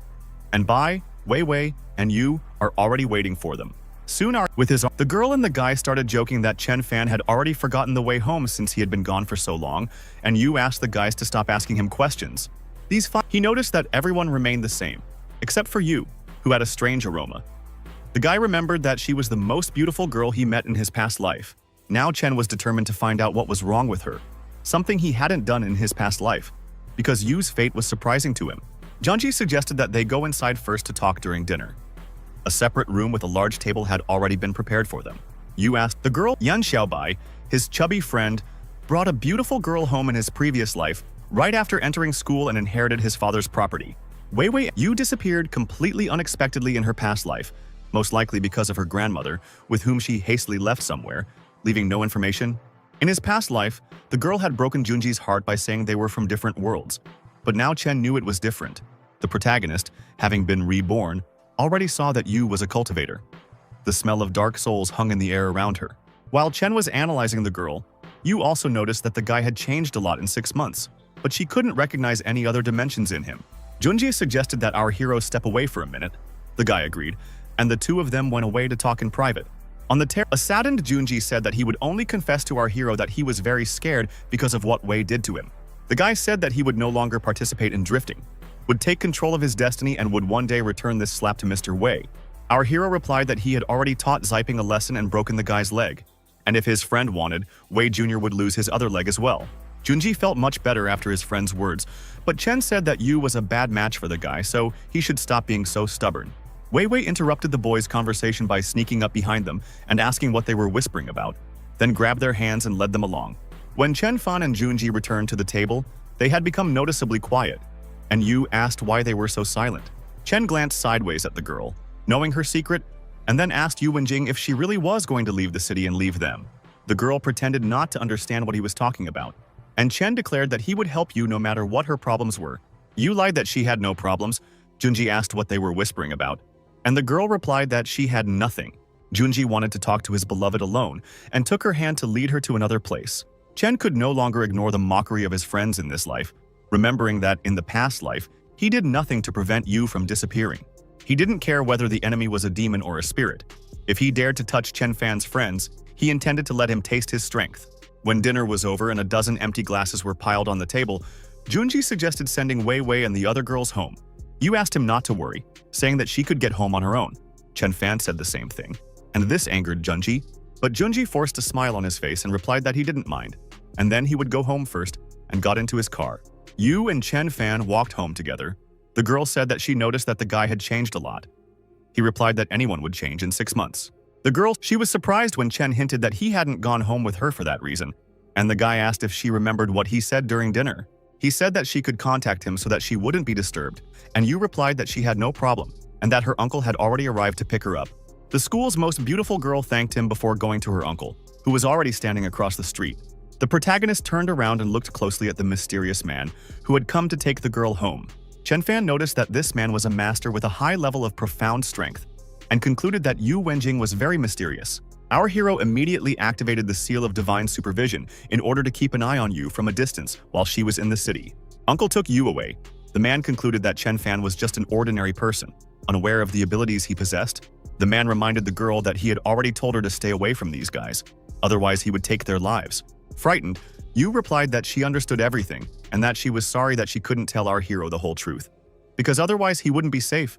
After applying the divine seal, Chen Fan returned home, where a young man met him and said that Magistrate Chen was waiting for him for dinner. But our hero did not arrive. Magistrate Chen, the protagonist's father, was sitting on the sofa reading a newspaper. He glanced at Fan when he entered the house and greeted him. The father, Chen Fan, sat down on the sofa and replied that yes. His father poured him some tea and asked how his studies had gone during the past 6 months in Chuzhou. The protagonist remembered how he disappointed his father in his past life.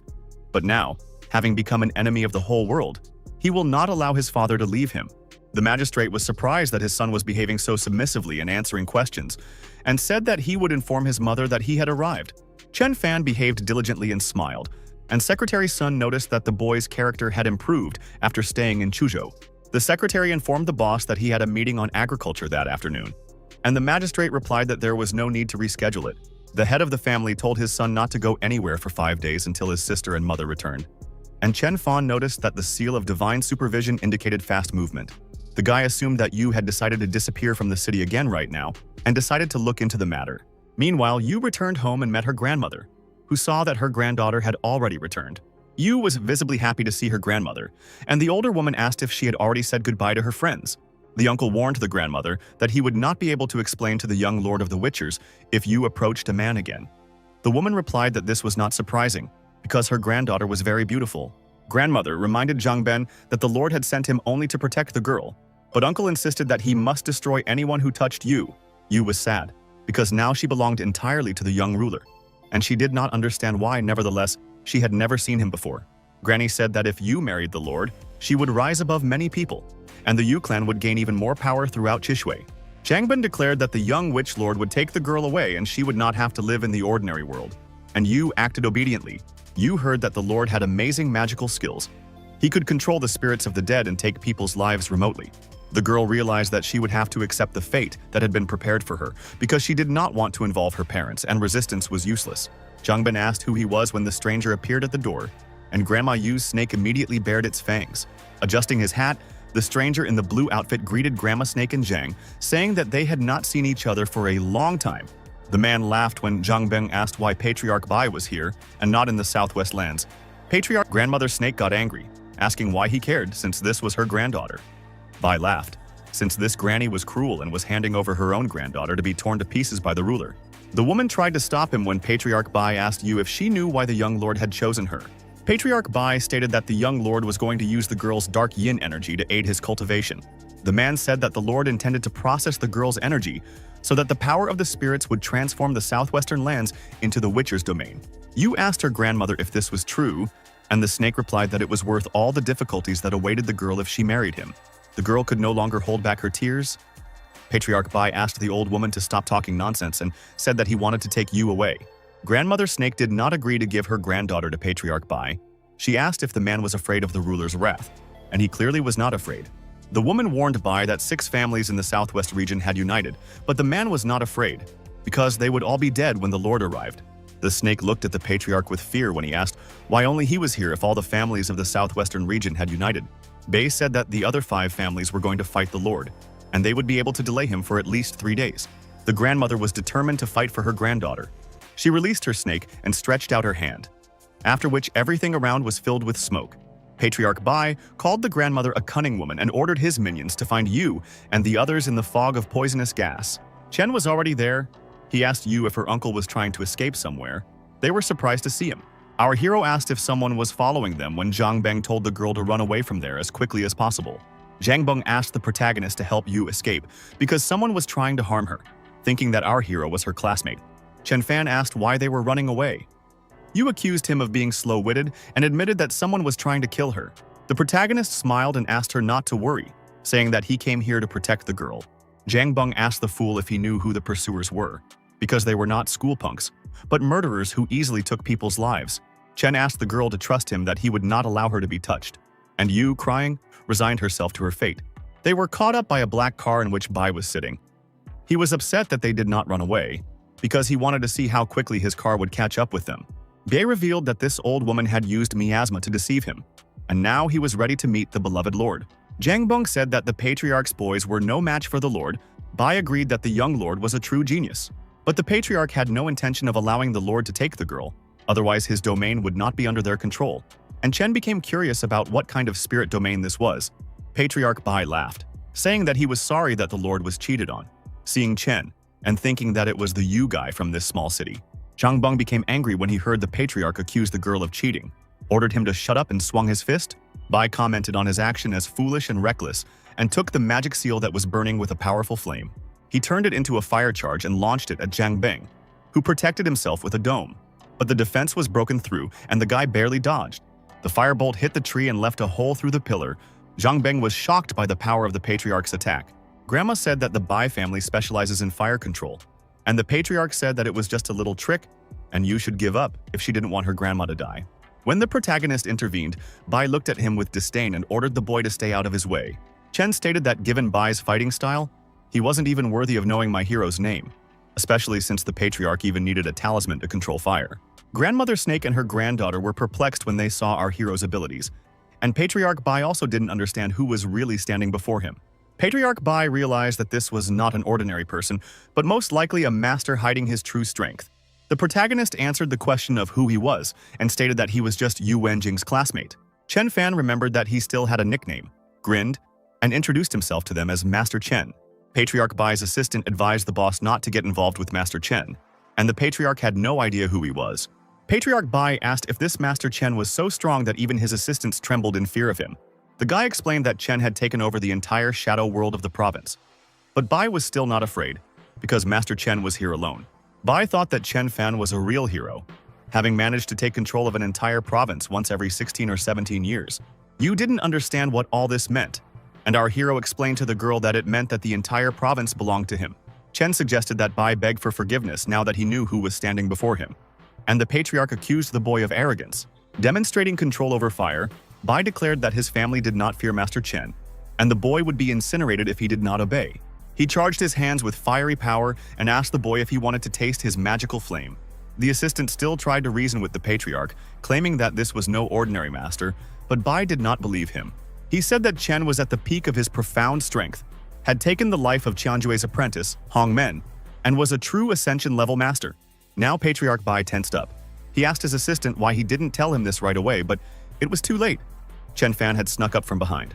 Jumping back, Patriarch Bai stated that he did not believe that the protagonist was at the peak of his inner strength. Having revealed his fire spirit, the man wanted to fight, and Grandmother Snake saw that Bai was an unrivaled manipulator of fire. The Patriarch's assistant grinned, saying that they could no longer give up the battle, and also released his fire energy. The boy, whose eyes were filled with fire, pushed off the ground with a crash and rushed forward with fury.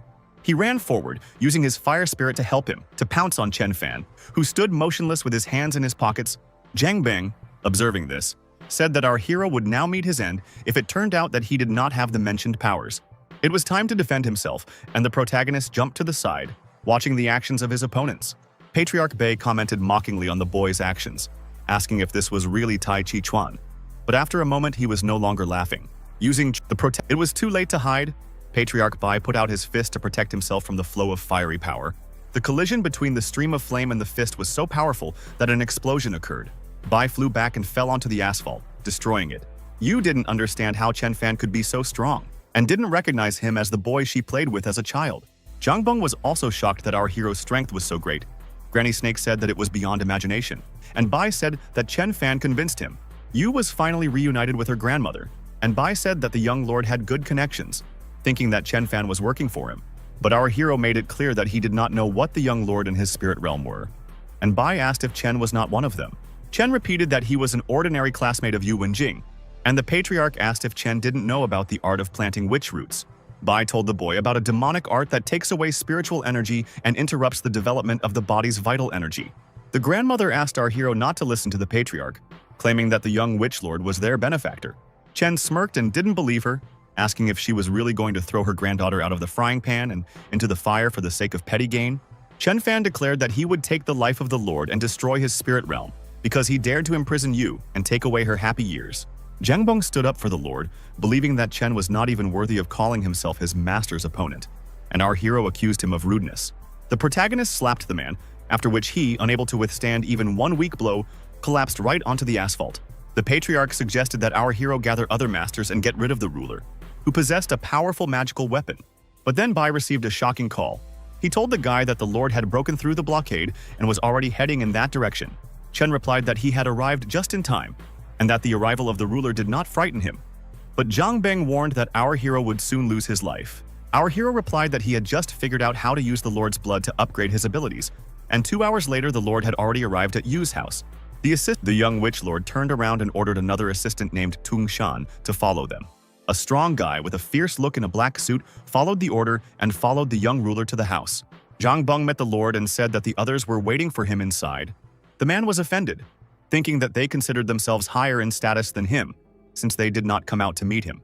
The young ruler entered the house and saw our hero sitting at the table, with Patriarch Bai, Yu, and her grandmother standing nearby. The Lord was satisfied when he saw Yu Wenjing's beauty for the first time, and also praised Master Chen's abilities. The man tried to convince our hero to hand over these people to him, and in exchange they could remain friends. Patriarch Bai and Yu were frightened when they heard this, and the Lord was perplexed when Chen Fan asked who had given him permission to sit. The Lord's assistant called Chen insolent when our hero said that he would consider leaving the Lord alive if he knelt down and begged. The Lord replied that if he did not respect the boy, he would not have sat with him as an equal, and decided that Chen looked down on him because he knew little kung fu. Tongshan rushed forward to pounce on the protagonist. Patriarch Bai interceded for him using fire control, but Tongshan turned out to be stronger. He managed to stop the flow of flame with his chest, creating a protective barrier in front of himself. Yu was frightened when she saw the metamorphosis in Tongshan. The guy's clothes were burned, but he himself remained safe and sound. Bai saw that Tongshan had used the secret copper body skill that had been lost long ago, and the Lord confirmed that he had used the secret forbidden arts before. The Lord asked our hero what he thought of his people, and Yu was horrified that the Lord had added molten copper to Tongshan's body. The protagonist scratched his head and asked the Lord if he really dared to boast about some kind of body treatment. Chen Fan decided to use the magical bone whip, which, shimmering with gold, flew straight towards the sovereign. Noticing the magical object, the ruler tensed up and managed to jump back at the last moment, but his assistant was defeated. Our hero used a bone whip against Tongshan. The guy defended himself with his hands, but the blow sent him flying into the wall. Tongshan's body shattered the stone wall and he fell, no longer having the strength to continue fighting against Master Chen. Patriarch Zhang Beng was also shocked to see that the young lord's invincible subordinate was defeated, because he believed in his strength. But the young ruler still did not give up. The man smiled and confidently declared that he would get rid of our hero personally. He took the magic flute and started blowing into it. Then a green musical magic circle appeared. Bai shouted that it must be stopped. Patriarch Bai knew very well this object in the hands of the ruler, which is needed to protect the Witcher's possessions of the spirits. Grandmother also knew that this was an ancient ghost flute, and now it was no surprise to Bai that all 5 families had died, because the Lord had taken this item with him. Bai shouted, calling upon the divine formation of the 8 fire gates to stop the ancient flute's effect. The formation was enveloped by a horde of zombies, which the young ruler summoned by playing a magic flute. But the ruler was not frightened by this. He admitted that the fiery formation was impressive, but with the support of the talismans it would only last 3 minutes. The young ruler declared that as soon as he broke through the patriarch's feeble construction, he would know the full power of his spirits. A frightened Yu asked her classmate what they should do now, but our hero didn't seem to be frightened by what was happening. Bai told our hero that they needed to get out quickly, and Chen asked the patriarch to tell him more about the ghostly flute. Yu was angry that Chen was interested in it now, and Bai said that it was a magical item for protecting the spirit lands. According to him, the flute controls an infinite number of evil spirits, and playing it creates a ghostly structure. After hearing this story, our hero struck the spirits with a bone whip, and Bai was taken aback to see that his magical item could devour souls. The young ruler stepped back, and our hero declared that the man's magical arts did not impress him. The Lord did not understand why he had to humiliate himself so much when Chen had given him another chance to bow down and die in exchange for the preservation of his spirit lands. Patriarch Bai shouted, asking if the Lord had decided to use his own blood to perform the sacrificial ritual. The grandmother decided to detain the Lord when he, maddened, shouted that he was ready to sacrifice his powers to take the life of our hero. Bai also agreed that they needed to run, but the ruler shouted that it was too late and released a multitude of angry skulls. The protagonist stepped outside the defensive formation. Grandmother Snake and Patriarch Bai tried to shout to him. Smiling madly, the overlord shouted for them to be prepared to feel the pain of these spirits, as even Chen Fan's peak ascension wouldn't save them. Chen Fan, grinning, asked the Lord not to blame him later since he himself wanted to die, and the Lord asked what he meant by that. The protagonist covered one of his eyes with his hand, and at that moment the young ruler's self-confidence suddenly evaporated. Incinerating the sovereign with his gaze, Great Master Chen shouted that with the gaze of his eyes he could even burn the heavens. The patriarch, grandmother, and Yu were shocked to see what our hero was capable of when fiery comets began to fall from the sky to the earth. The young ruler, seeing the boy surrounded by flames, began to beg him to listen and spare him, and refused to take possession of Yu Wenjing.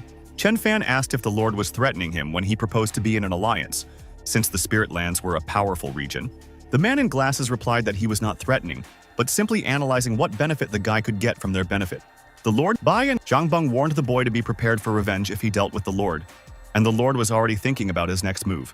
But Chen only smiled and reminded the Lord that he had already said that if he did not bow down, he would take the life of not only him, but also everyone in the spirit realm. After striking the overlord with a fiery laser from his eyes, Chen Fan shouted, asking if the man thought he was joking.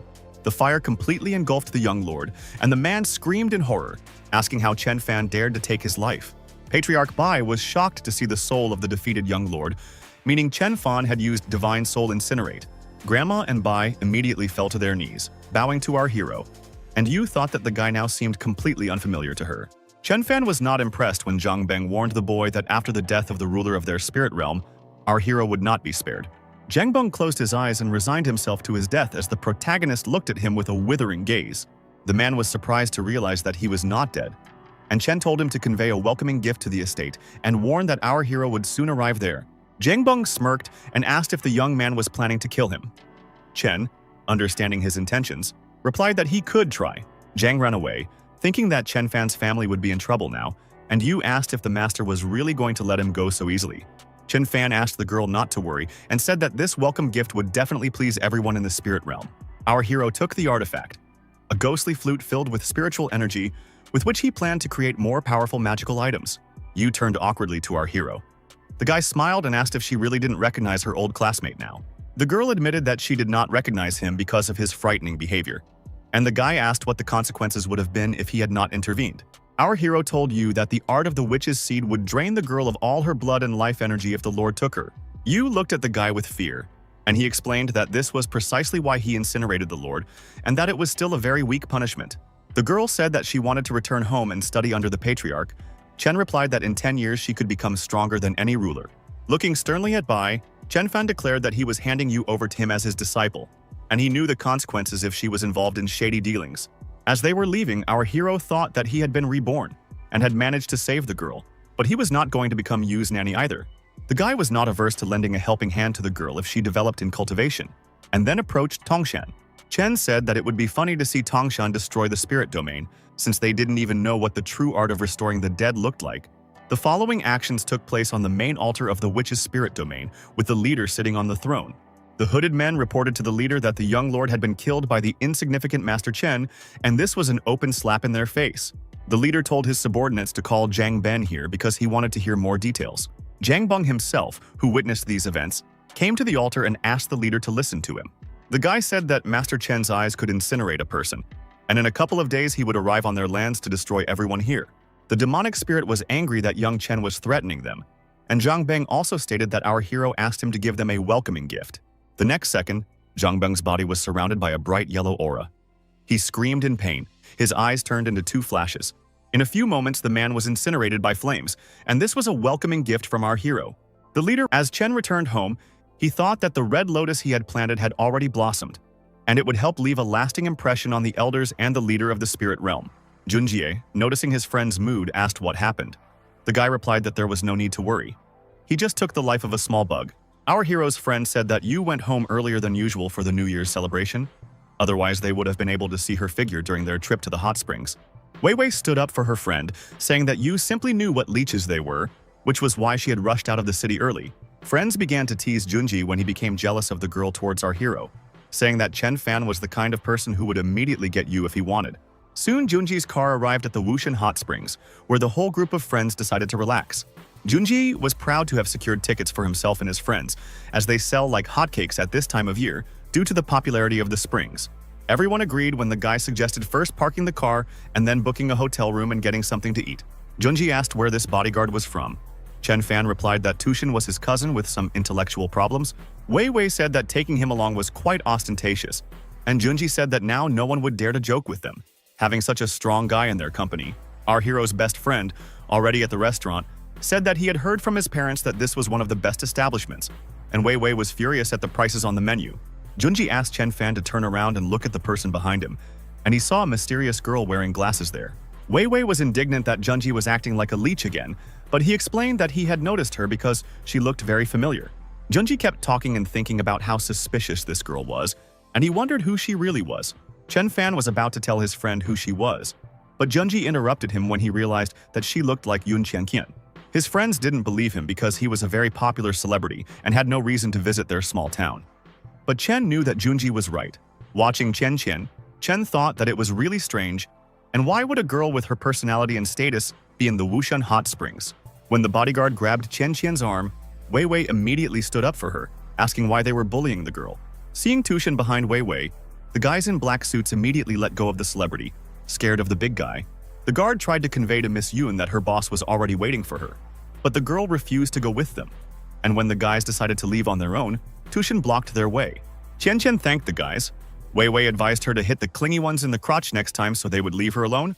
Junji invited the celebrity to join them, and Miss Yun, awkwardly stuttering, agreed to sit at their table.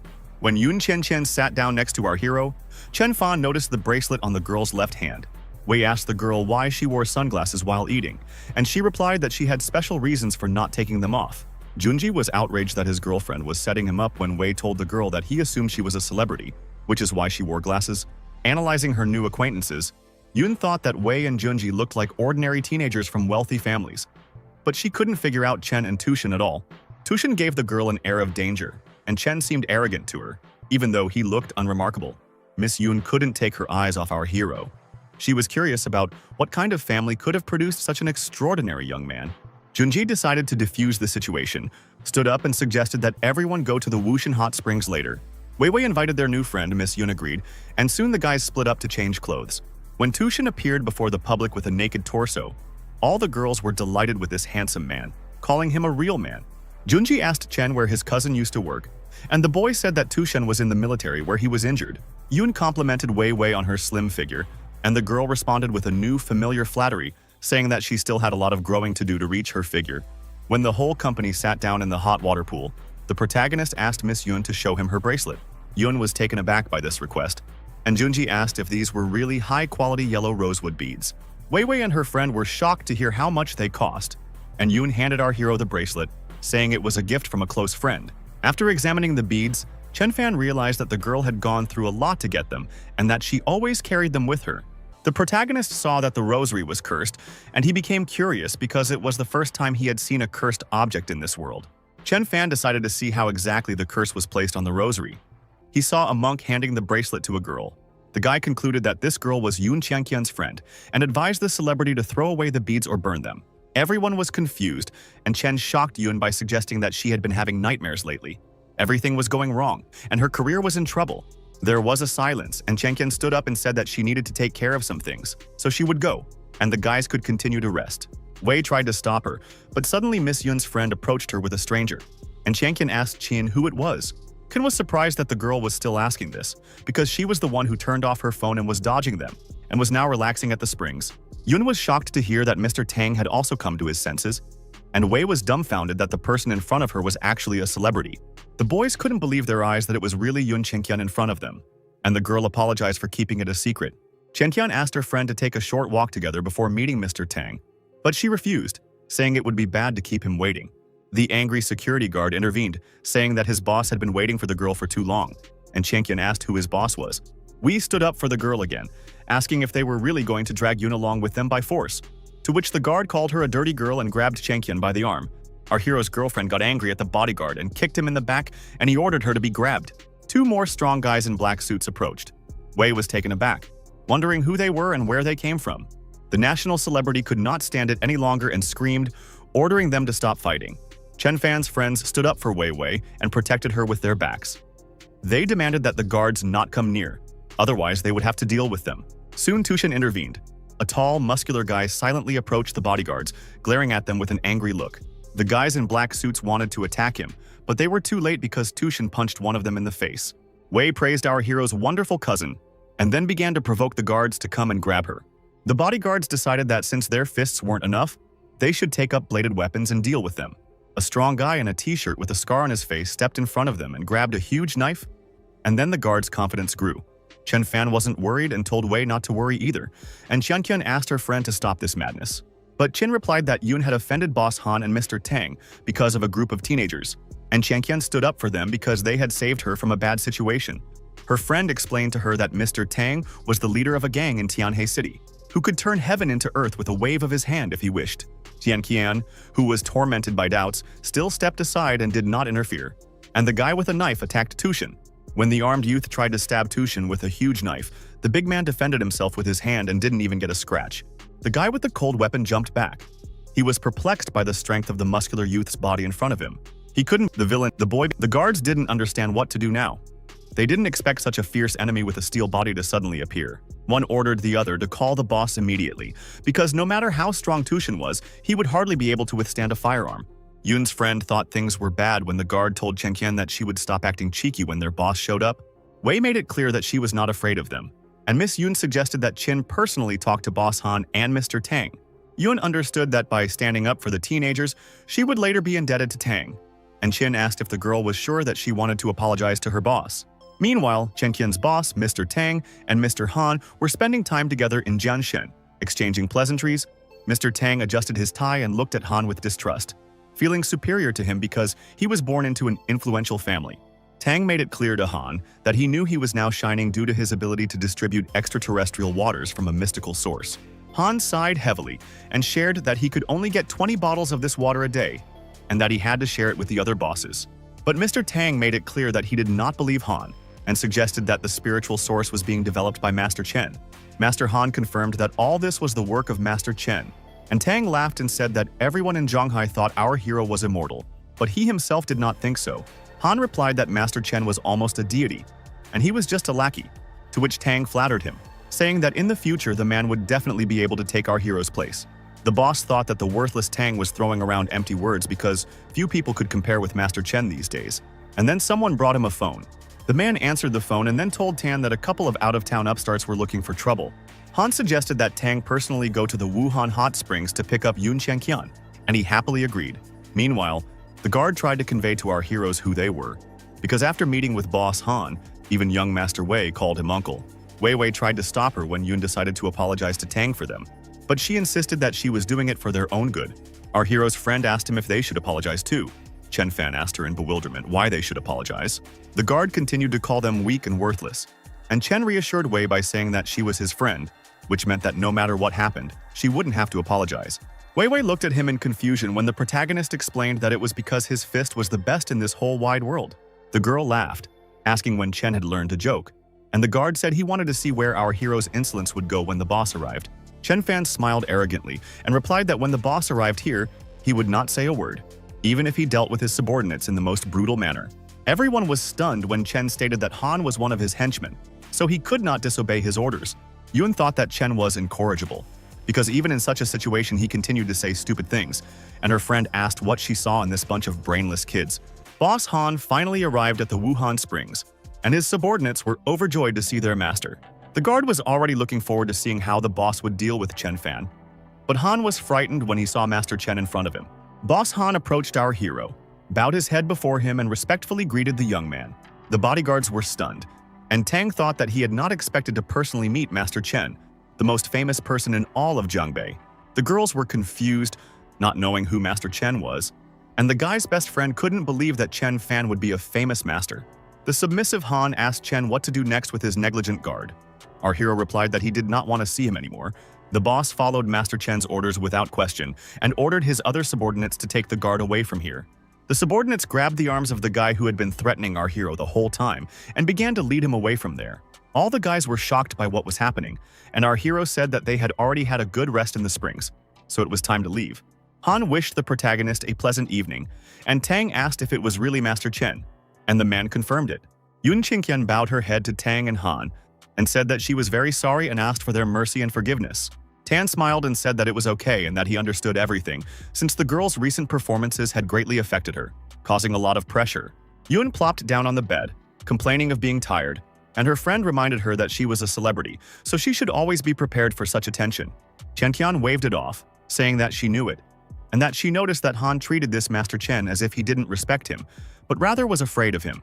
Jing guessed that Chen was the son of an influential family, and Qian said that was most likely true, since the boy was only 17 years old.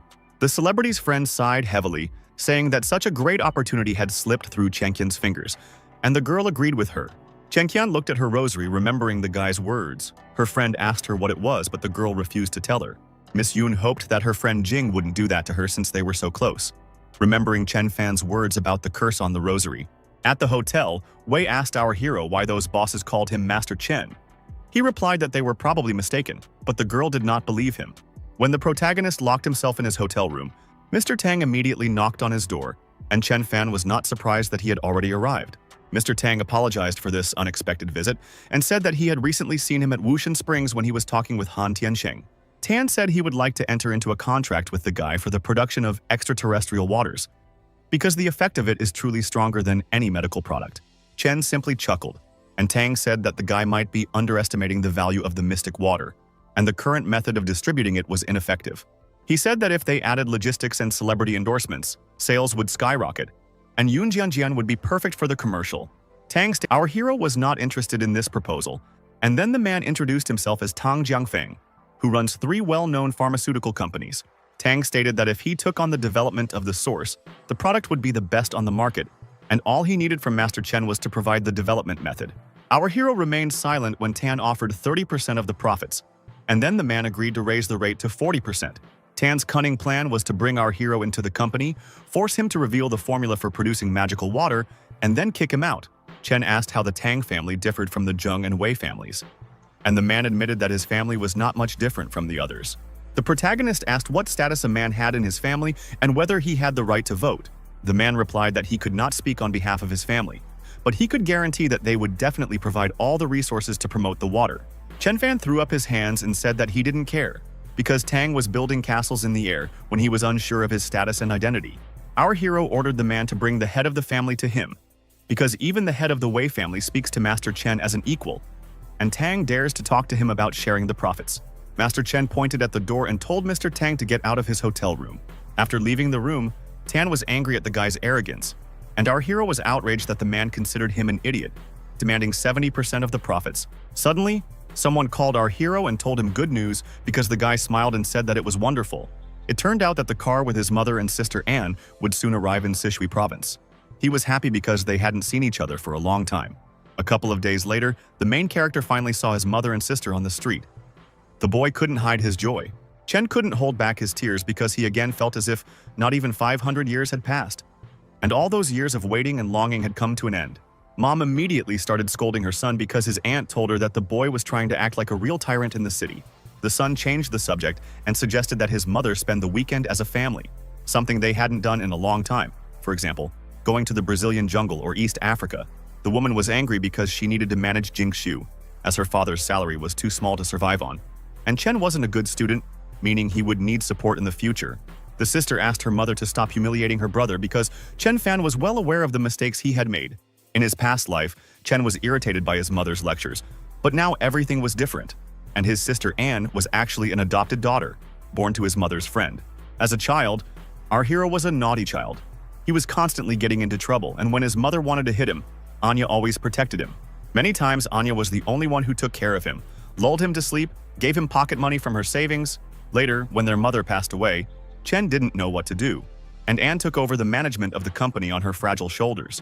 The protagonist understood that throughout his life he had owed his parents a lot, but most of all he owed his sister, and asked why her brother was looking at her like that.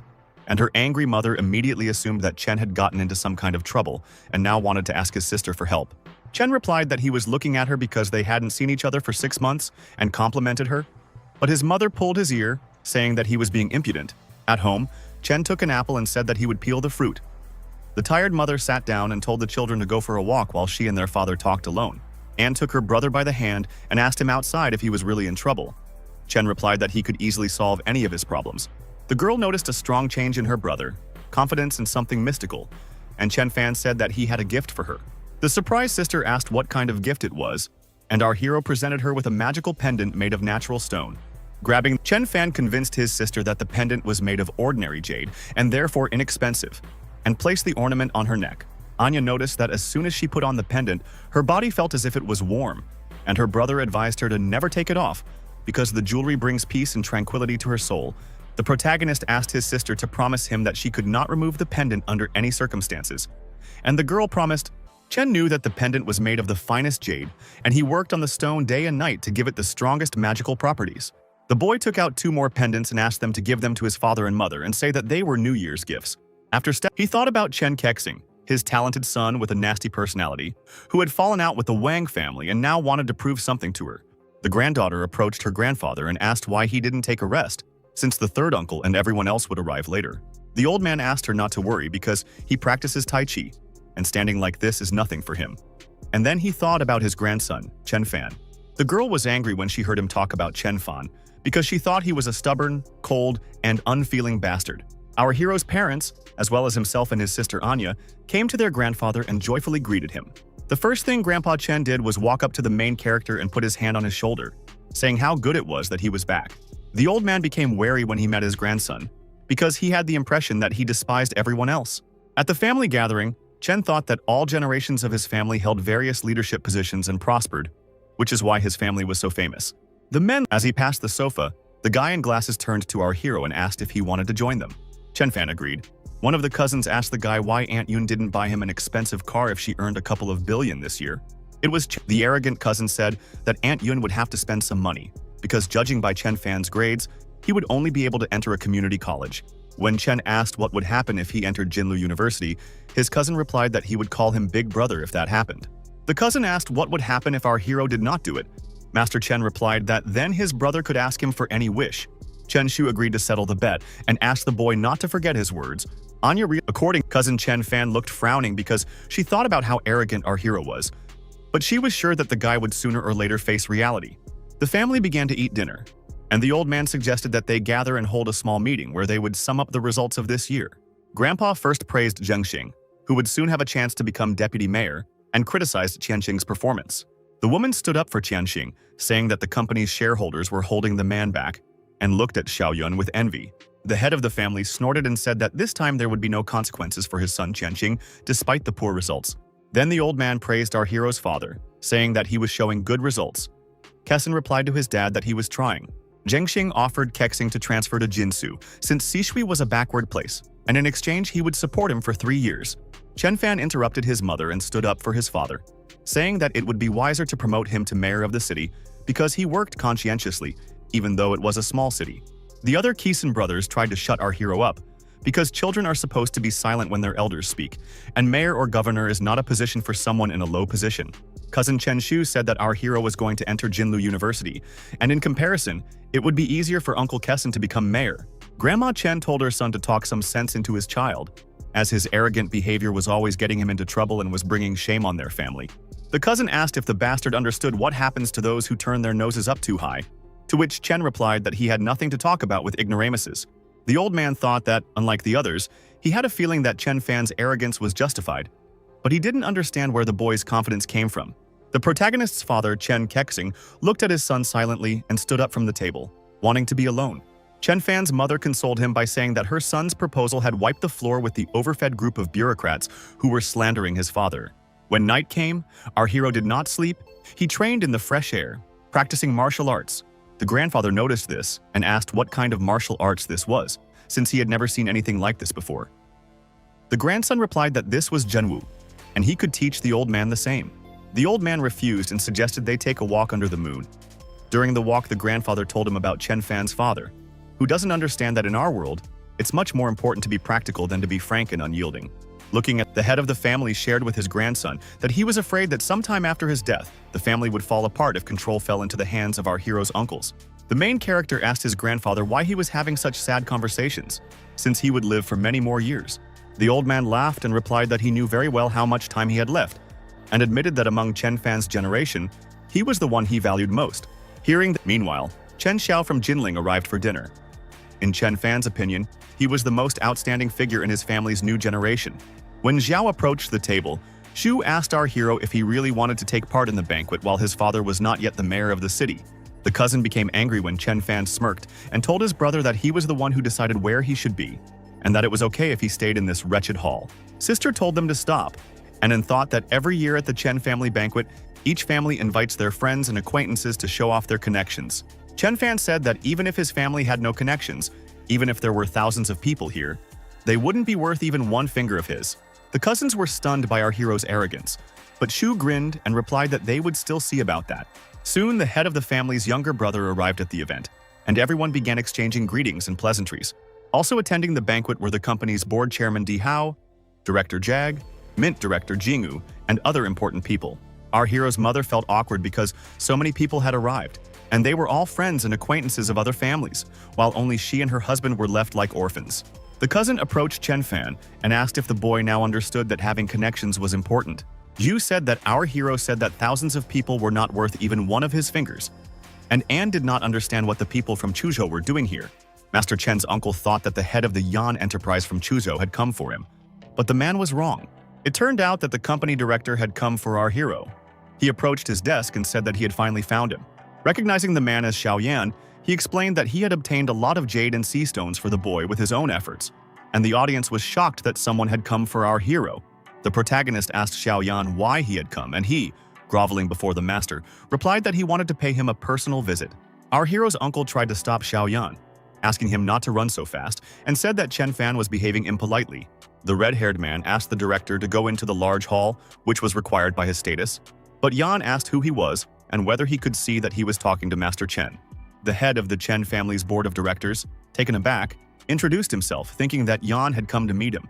But Xiao snorted and walked past. Xiao Yan asked our hero if he minded if he greeted his parents. He waved his hand and allowed it. The uncle did not understand why this fat man came to his nephew and why he behaved so respectfully towards him. The frowning cousin couldn't understand what could connect a textile company with a real estate company. The guest did not understand why that director Yan came to the main character. Meanwhile, the fat man approached Chen Fan's father. Chen Kexing felt awkward when the company director knelt before him and asked for permission to pay him a visit. Kessin replied that Yan was honoring him too much. But the director said that compared to his family, he was nothing and presented him with a gift.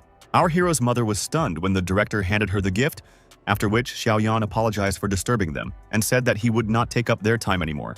The shocked parents did not understand what had happened, and Chen Fan, seeing the director's behavior, decided that he no longer found this man offensive. Ms. Chen felt awkward when people started asking her to show the gift because she wasn't sure what was in the box. When the woman opened the box, her mouth dropped open in delight.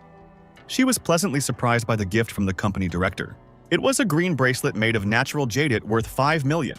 The famous Chun Manlu, recently sold at auction in Hong Kong. Yun felt awkward accepting such an expensive gift and offered to return it to her husband. But he replied that they would decide this later.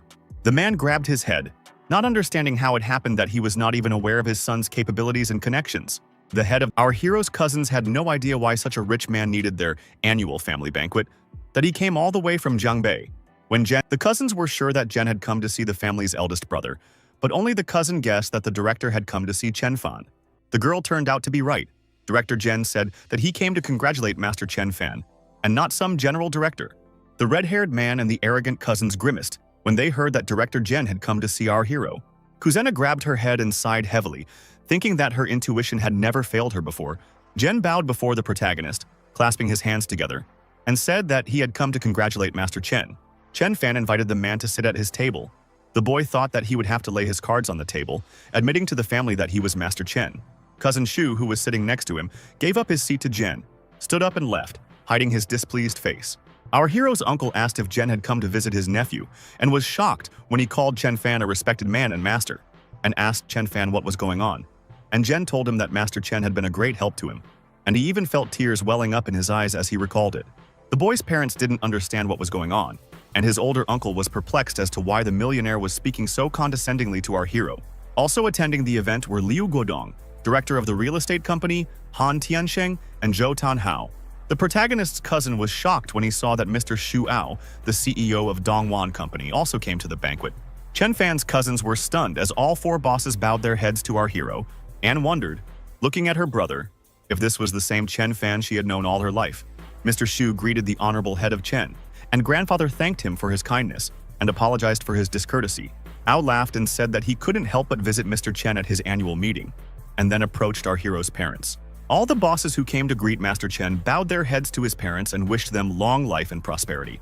The protagonist's uncle was angry that Ao only shook their hands but was so respectful to Chen Fan's parents, and Kexing asked Ao not to show such respect since it was their first time meeting.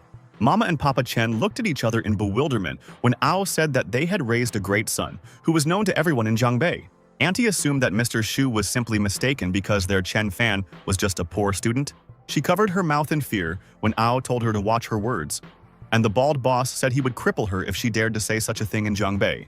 Cassin asked Ao to keep an eye on his subordinates, and Master Xu explained that Master Chen was highly respected throughout Jiangbei, so anyone who offended him would become their enemy. Zhu approached our hero's mother and introduced herself to her, saying that she was Mr. Ao's daughter and Chen Fan's classmate. The girl pulled a box out of her bag and asked the woman to accept this gift, which she had been saving up for from her pocket money for a whole year. The main character's mother opened her mouth in surprise when she opened a small box and saw an expensive watch inside. She thanked her for the gift, and the parents immediately thought that their son was dating this beautiful girl. The protagonist's father did not understand why Ao said that his son was a respected man throughout the province. Representatives and directors of the pharmaceutical company, trading enterprises, and joint stock companies also came to congratulate Chen Fan. But he did not even look at them. Then, cousin Shu remembered his cousin's words that even if there were thousands of people here, they wouldn't be worth even one of his fingers. Another cousin, angry at our hero, reminded himself that he was the outstanding heir of the Chen family, and therefore he was the father and future hope of this family.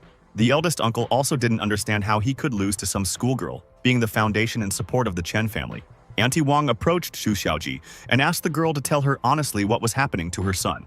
Xu told her aunt in secret that Chen Fan was now the most important figure in the province, and even the richest man, Chen Ronghu, could not compare to him.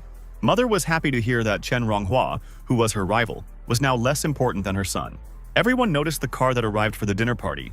They noticed the military pass and white license plates. The Chen family's subordinate reported to his master in a frightened voice, stuttering that Lord Wei himself had arrived, and everyone began to whisper. Everyone immediately began to discuss whether Master Wei from Jiangbei, the general who was known to absolutely everyone, had really arrived. The grandfather immediately ordered his eldest son to go meet the general. The uncle scratched the back of his head, not understanding since when such important people began to visit his family. The man was convinced that it was indeed Mr. Wei in front of him because he looked at his ID, and his granddaughter also came with him. Uncle Chen stated that Master Wei had done them a great honor by visiting them in person, but Master Wei simply walked past the man in silence. Mr. Wei approached our hero's table, bowed before him, and said that he had come to personally congratulate the guy. The red-haired man was shocked to hear this, as were our hero's parents, and Chen Fan dropped his cup on the floor in surprise. Cousin thought that she had underestimated that bastard Chen Fan, and Sister An couldn't quite believe that it was really her brother in front of her. Chen Fan accused Wei of deliberately scaring him, and his uncle asked the honorable guest to go to the reception hall. The next day, the action took place in the Chen family's inner residence, with its most important members gathered around the table. Grandfather Chen demanded that our hero try to explain to his loved ones what happened at yesterday's reception. Grandfather's sons were still in shock that yesterday, the generals, mayors, and all the most important people visited them to congratulate Master Chen. Kesson demanded that his son tell him what was going on. His mother stood up for him, and Chen Fan, sitting down in a chair, said that he had a proposal for them. Chen Fan proposed to hand over the position of head of the Chen family's board of directors to Ms. Wang Xiaoyun, his biological mother. Everyone immediately raised their hands and agreed with this, without contradicting Master Chen. Only one of the uncles was against it. Grandfather immediately explained that from now on, the position of head of the family's board of directors would be transferred to Xiaoyun, which stunned Uncle. The woman thanked her father for this, and the main character, sitting in a haughty pose, allowed them to ask him any questions. The old man asked how his grandson personally knew Li Xiling from the Ministry of War, Master Wei, and other famous people. Chen said that Silent asked him for a favor. His uncle asked what it was, and our hero told him about the Masters of Internal Power. The protagonist admitted that in martial arts, a person who has reached the ascension stage may not be afraid of anything, and he is one of them. Grandfather shook his head and said that he was no longer surprised why Silin visited him, and his grandson mentioned that he had also cured Master Wei's illness. Chen asked his grandfather to examine him. He felt his pulse and realized that the heavenly gaze indicated that a tumor was progressing in the old man's body. The main character was very afraid for his grandfather. Having determined from his pulse that the old man was suffering from cancer, he wanted to ask him about it. But the head of the family himself revealed what he had long hidden from his family, shocking everyone by admitting that he had terminal cancer. The old man smiled, saying that he was glad that before he died, he saw what outstanding descendants his family had. And Chen declared that he could cure his illness. Chen Fan asked everyone to calm down and thought, first he would need to use the spirits from his source and spiritual pills, and then find a spiritual medicine. Soon our hero was already spending time in his own villa, and those passing by were discussing that this was Master Chen's mansion, and the white fog was a device protecting him. After the family meeting, he immediately began cultivating the body strengthening stage, after which he only needs to reach the Tao Essence level stage. To reach the final stage, he needed a lot of spiritual energy. To do it faster, he needed to find a spiritual beast. The boy didn't have the necessary ingredients in stock, and none of the families could help him, so he had to go looking for them himself. The protagonist summoned the spirit of the white dragon and fed it, scolding it for the fact that the baby growled all day long, giving the inhabitants of the foothills no peace. Chen stroked the dragon, admitting that it was using up more power than the boy was gathering, meaning he would have to gain a physical form and the freedom to leave the villa. Tushin, standing behind our hero, thought that the witch sex body strengthening technique was very crude, and he liked the true body cultivation technique much more. The big guy asked the owner if he was going on a trip. Chen Fan grinned and replied that the guy would go with him. Already on the bus, the protagonist complained that it was impossible to pass the security checkpoints with Tushin because his entire body was filled with metal. A girl with glasses turned to them and introduced herself as Liao Xiaoqing. Noticing his companion, she assumed that the tall guy was playing basketball. The main character scratched his head awkwardly and replied that it was his cousin. He had a head injury, but he was a very good-natured guy. The girl said that she was a student at Chuzhou University and that they were going to Linzhou to have fun. Soon the bus arrived at the station and she woke up her friend. The friend took off her blindfold and asked Liao who she was talking to. She turned around and also greeted Chen Fan. In response, the main character smiled sweetly, and the girl stared at the passenger with disbelief. Liao asked the guy to ignore his indifferent friend. Chen thought that it was okay, because such beautiful girls could afford it. The girl asked Chen Fan what he was planning to do in Linzhou and whether he would like to accompany them on a walk. The guy smiled politely and apologized, saying that he needed to visit a friend in Linzhou, and then looked at Liao's strange friend with bewilderment. At the station, a fair-haired guy with a tattoo on his neck got on the bus, and someone inside greeted him, calling him Brother Wu. When Wu entered the bus, he immediately noticed a beautiful girl staring at her phone. He decided to approach her. The guy approached our hero and told him to find another place to sit closer to the girl. Chen asked if he was talking to him. Wu became angry, asking if Chen couldn't understand when he was being spoken to, and shouted at him to get out of there. The driver advised our hero to give up his seat to Wu. Chen Fan sighed heavily and agreed to do so. The guy praised Chen Fan when he stood up, but our hero said that he did not stand up to give him his seat. Wu stared at the protagonist in shock and became frightened, immediately admitting his mistake when Tushin also stood up. The cheeky, fair-haired boy began to yelp and scream for help when Tushin grabbed him by the collar and dragged him toward the exit. Tushin threw the guy out of the bus, and the driver advised Chen Fan not to mess with Wu, promising not to charge him if he left the vehicle now. The main character told the driver that everything was fine and returned to his seat. The beautiful girl looked at him, but immediately turned away. As the bus drove off, Chen Fan declared that his divine intuition was bothering him, and it seemed that they were being followed by several cars. The guy turned out to be right. A couple of cars blocked the bus's path. Thugs with machetes got out of them and began to accuse them of offending their brother Wu. Wu also got out of one of the cars and shouted for the one who threw him out of the bus to come out and meet his death.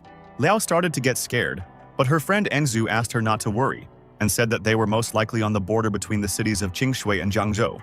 The driver said that the soldier standing behind him was a real problem because he was the one who controlled the border between the cities. Chen Fan thought he was laughing at him when the driver told him to get out, bow, and apologize to those guys, and Shui said that it was too late to regret now. She should have thought about it earlier, and a mysterious smile flashed on Chen Fan's face. Liao tried to stop the guy because they might not accept his apology. Chen replied that everything was fine because they were just a bunch of petty hooligans, and Shu said that if Chen asked her, she would certainly help solve this problem. But our hero simply walked past, angering her. The worried girl asked her friend to come up with something quickly. Engshu picked up the phone and agreed, and Shu thought that Chen was in trouble because of her, so she would have to call Uncle Wu. She called her uncle and told him that they had gotten into trouble when one of her friends had hit a soldier, and now the scoundrels had blocked their way. Understanding which warrior they were talking about, Uncle Wu replied that he would resolve the issue, while Chen and Tushin got off the bus.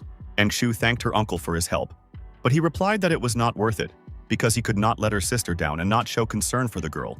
The girl asked her friend not to worry anymore since everything was resolved, and then suggested that they go outside together and take a look. The main character and Tushin stood in front of a group of hooligans who blocked the bus's path. The warrior asked Chen Fan why he humiliated his friend. The protagonist asked what exactly he needed to explain. The soldier demanded payment for Wu's hospital bills as an apology, and the blonde man said that 100,000 would be enough. The soldiers thought that Chen Fan was joking with them, but Yen Shui intervened and asked the soldier master to end it there and disperse peacefully. Liao screamed that they were beasts when the hooligans also demanded that Engsu go with them for 2 nights so that they would forgive Chen Fan. Engshu asked the soldier what his decision would be. The soldier replied that Chen Fan should apologize and she should go with him and have a drink. The soldier thought that little Chen wanted to play with them when the boy said that Wu should apologize to him and pay 10 million, and then he would be forgiven. A gang of hooligans drew their machetes and surrounded our hero, preparing to attack Grandmaster Chen. Enraged, but the soldier had a hard time believing that the girl in front of him was acquainted with Mr. Wu, who had great authority in this area. He crossed his arms over his chest and said that Mr. Wu should call him then. And the girl replied that he would come here in person soon. Chen realized that this was the rebel from Jiangzhou that Junior Wei had spoken of. The scar-faced boy got out of the car and asked Shijun how he dared to blackmail Master Wu's guests. The soldier asked the purple-haired boy why Master Wu had sent him, a weakling, here instead of coming in person. The guy with the scar on his face replied that he didn't want to waste his time on useless squabbles, and the soldier allowed him to take these people. But the soldier did not let Chen Fan go, because it was not said that he was under Wu's protection. He demanded that Mr. Wu personally come here, otherwise our hero would be crippled. Lo asked her friend to think of something, but she didn't know what to do anymore because she decided that it wasn't so important that Mr. Wu came here in person. Smiling arrogantly, Chen asked Wu who he wanted to hear when the boy asked who else was going to stand up for him. The embittered soldier ordered our hero to first name this man, and then he would think whether he knew him or not. The soldier wanted to know about the boy's connections before sending him to his ancestors. And Engzu wondered if Chen Fan really knew someone reputable. The hooligans laughed, asking what kind of ugly name that was when our hero mentioned a certain Liu Godong. Only the military man immediately guessed that they were talking about Liu Godong from Qingshui, and then his guys immediately turned pale and fell silent. The soldier asked if Chen really knew this master. His guys didn't believe that such a scumbag could be acquainted with Liu Godong. Grinning, the protagonist picked up his phone, and a stunned Engshu asked if he really knew Master Liu. The soldier warned the boy that he would be dead if he deceived him. Meanwhile, Chen Fan made a call and returned back. But Wu and the others weren't impressed and asked if our hero really wanted to scare them by making some kind of call. The soldier tensed up when someone decided to call him at the wrong time, and he was scared when he looked at the screen and saw that it was Guantu Liu. The military guy immediately ran away, frantically answering the phone call from Master Liu himself. When he returned, he immediately apologized to Master Chen, and Wu received a slap from him when he suggested capturing this liar. He pushed Wu, telling him to fall on his knees and apologize to Chen. The boy apologized to Chen Fan and began to beg for mercy because the strong forgive the mistakes of the weak. The protagonist listened to them silently, and Tushin went forward, not wanting to forgive the fair-haired boy so easily. Tushin decided to step on Wu's foot. He screamed in pain, and the frightened soldier said that it was all Wu's fault, wanting not to become the big guy's next victim. Our hero said that it was a pity that he never met the master from Jiangzhou, and told the purple-haired guy to tell him that they would visit him soon. The protagonist, Tushan Liao and Engxiu, returned to the bus and drove on, leaving the young man with a scar on his face standing on the street. It was only after a minute that the purple-haired boy realized that he had just met Master Chen, who knew Wu Yanshu. Having got into the car, the guy decided that he needed to tell Mr. Wu about his meeting with the great master as soon as possible. Already on the bus, Yanshu asked what was so unusual about Guantu Liu that her family turned out to be less valuable in the squabble. Soon the Engshu warned that a true master existed and that he should say he knew the Liu family if he got into trouble again. But Chen replied that there was nothing in this world that he couldn't handle. The girl thought that the guy would become arrogant again.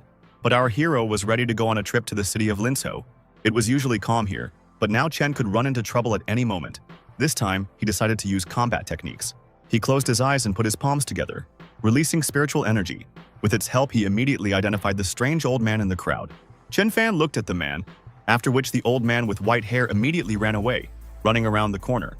When the boys caught up with him, the frightened grandfather asked who they were and why they were following him, and Chen asked if he had noticed him after all. The protagonist explained that he followed the man because he wanted to ask him where the fights were held. The old man replied that he could trick the boys and asked what benefit he would get from it, after which Chen silently handed him a pill. Grandfather asked if this was really medicine and if Chen Fan had any more of these pills because one was not enough for him. The protagonist replied that if the old man could settle some matters for him, he would gladly give him a few more pills. The older man introduced himself as Xin Chou of the Xing clan, and he wanted to obtain pills for the clan's youth to use for tempering.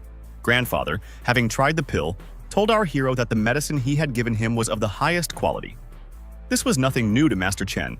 The old man said that there would be a meeting, which would also be attended by the Li clan, the best in the production of magical medicines. He intrigued our hero by saying that the Yao Shengu clan was even more incredible, because its founders had mastered the art of creating the elixir of immortality. The protagonist went to the building where the clan lived. He saw guards at the entrance and admitted that the thermal energy here was truly impressive.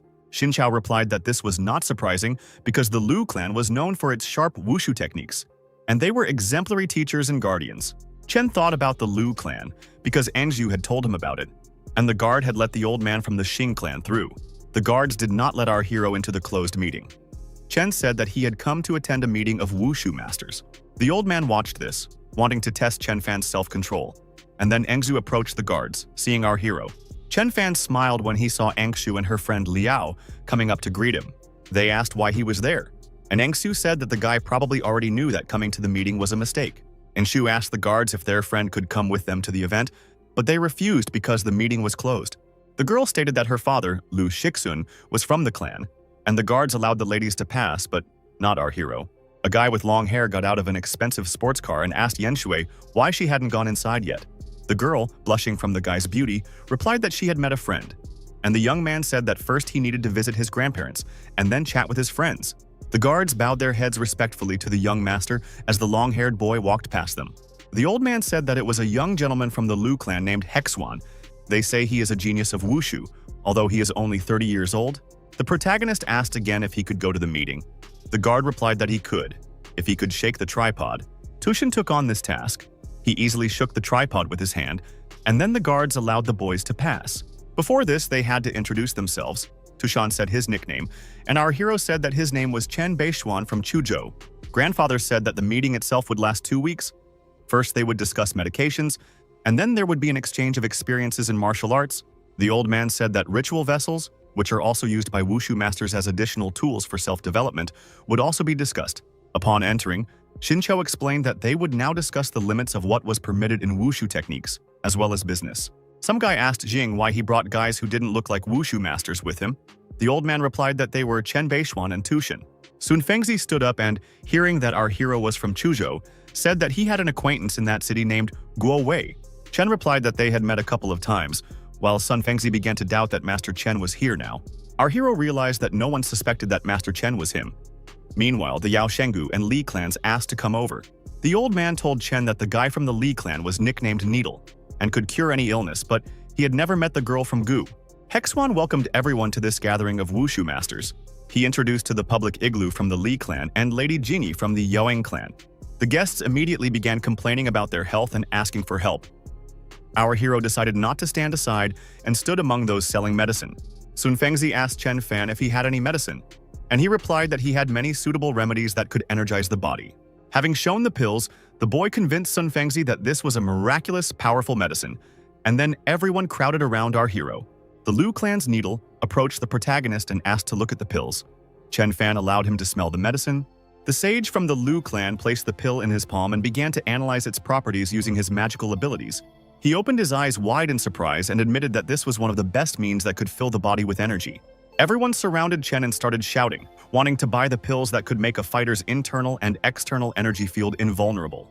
The stakes were rising, with someone already offering 500,000 for a pill, and Chen warned that the medicine was only effective if combined with muscle training. A strong, shaved-headed man wearing gold earrings stepped forward and shouted that he would pay $1 million for each pill, and no one dared raise the bid. The monk shouted, asking how many pills our hero had. He replied that he did not need money. He needed 1,000-year-old ginseng and other valuable artifacts.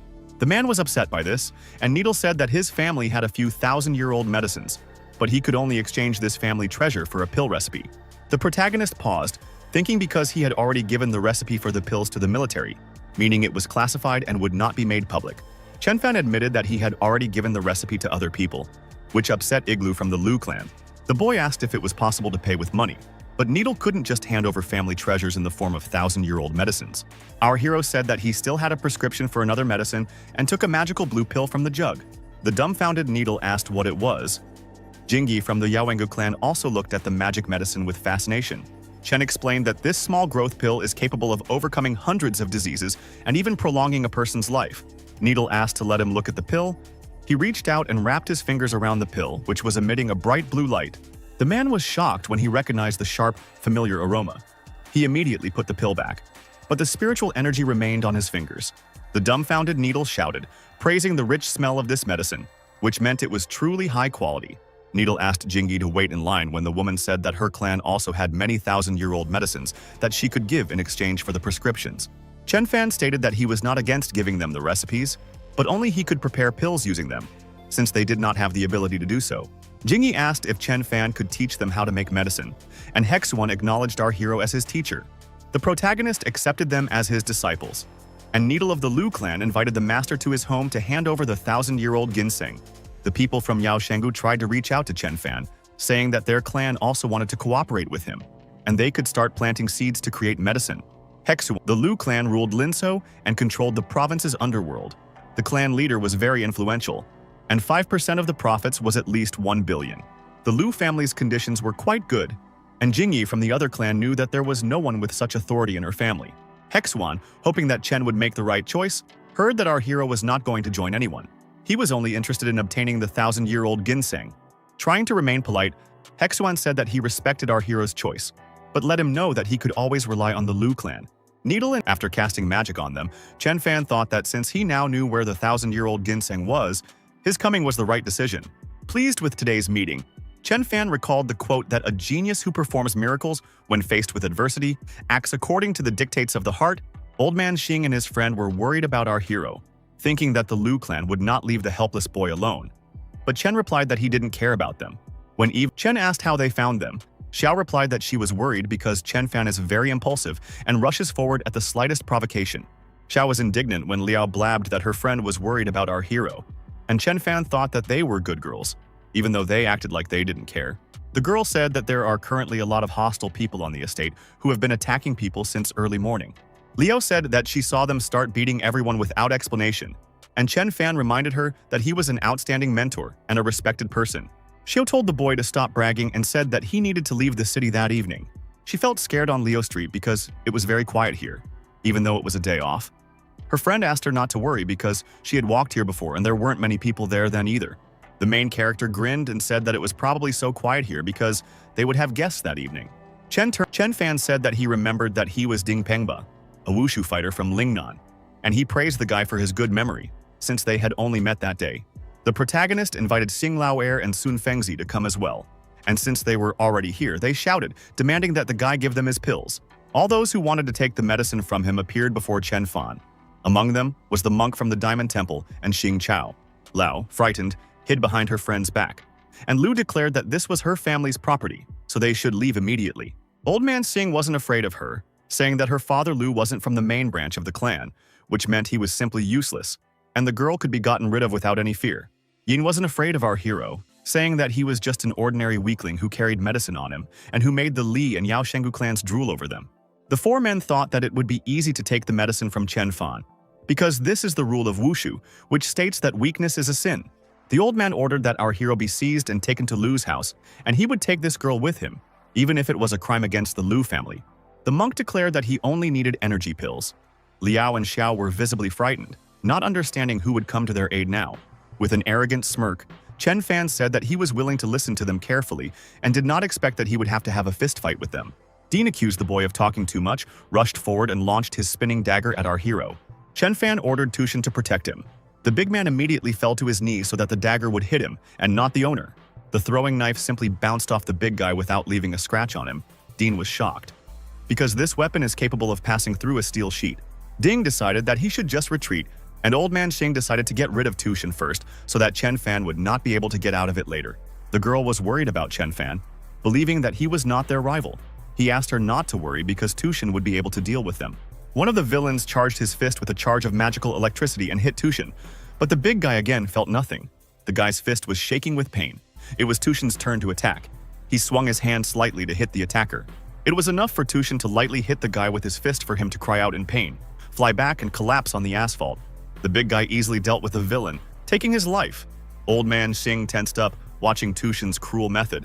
Grandfather Xing released his profound energy to attack Tushin, but the big guy immediately disappeared from his sight. The old man jumped up, while Tushin jumped up to him in an instant. The big man's speed amazed the grandfather. Tushin grabbed one of the villains and dealt with him in one move. Everyone else was taken aback, watching the guy's incredible strength. Everyone was about to run away, but the monk, activating his power, said that Tushin's body was similar to the body of the Buddha from the Diamond Temple.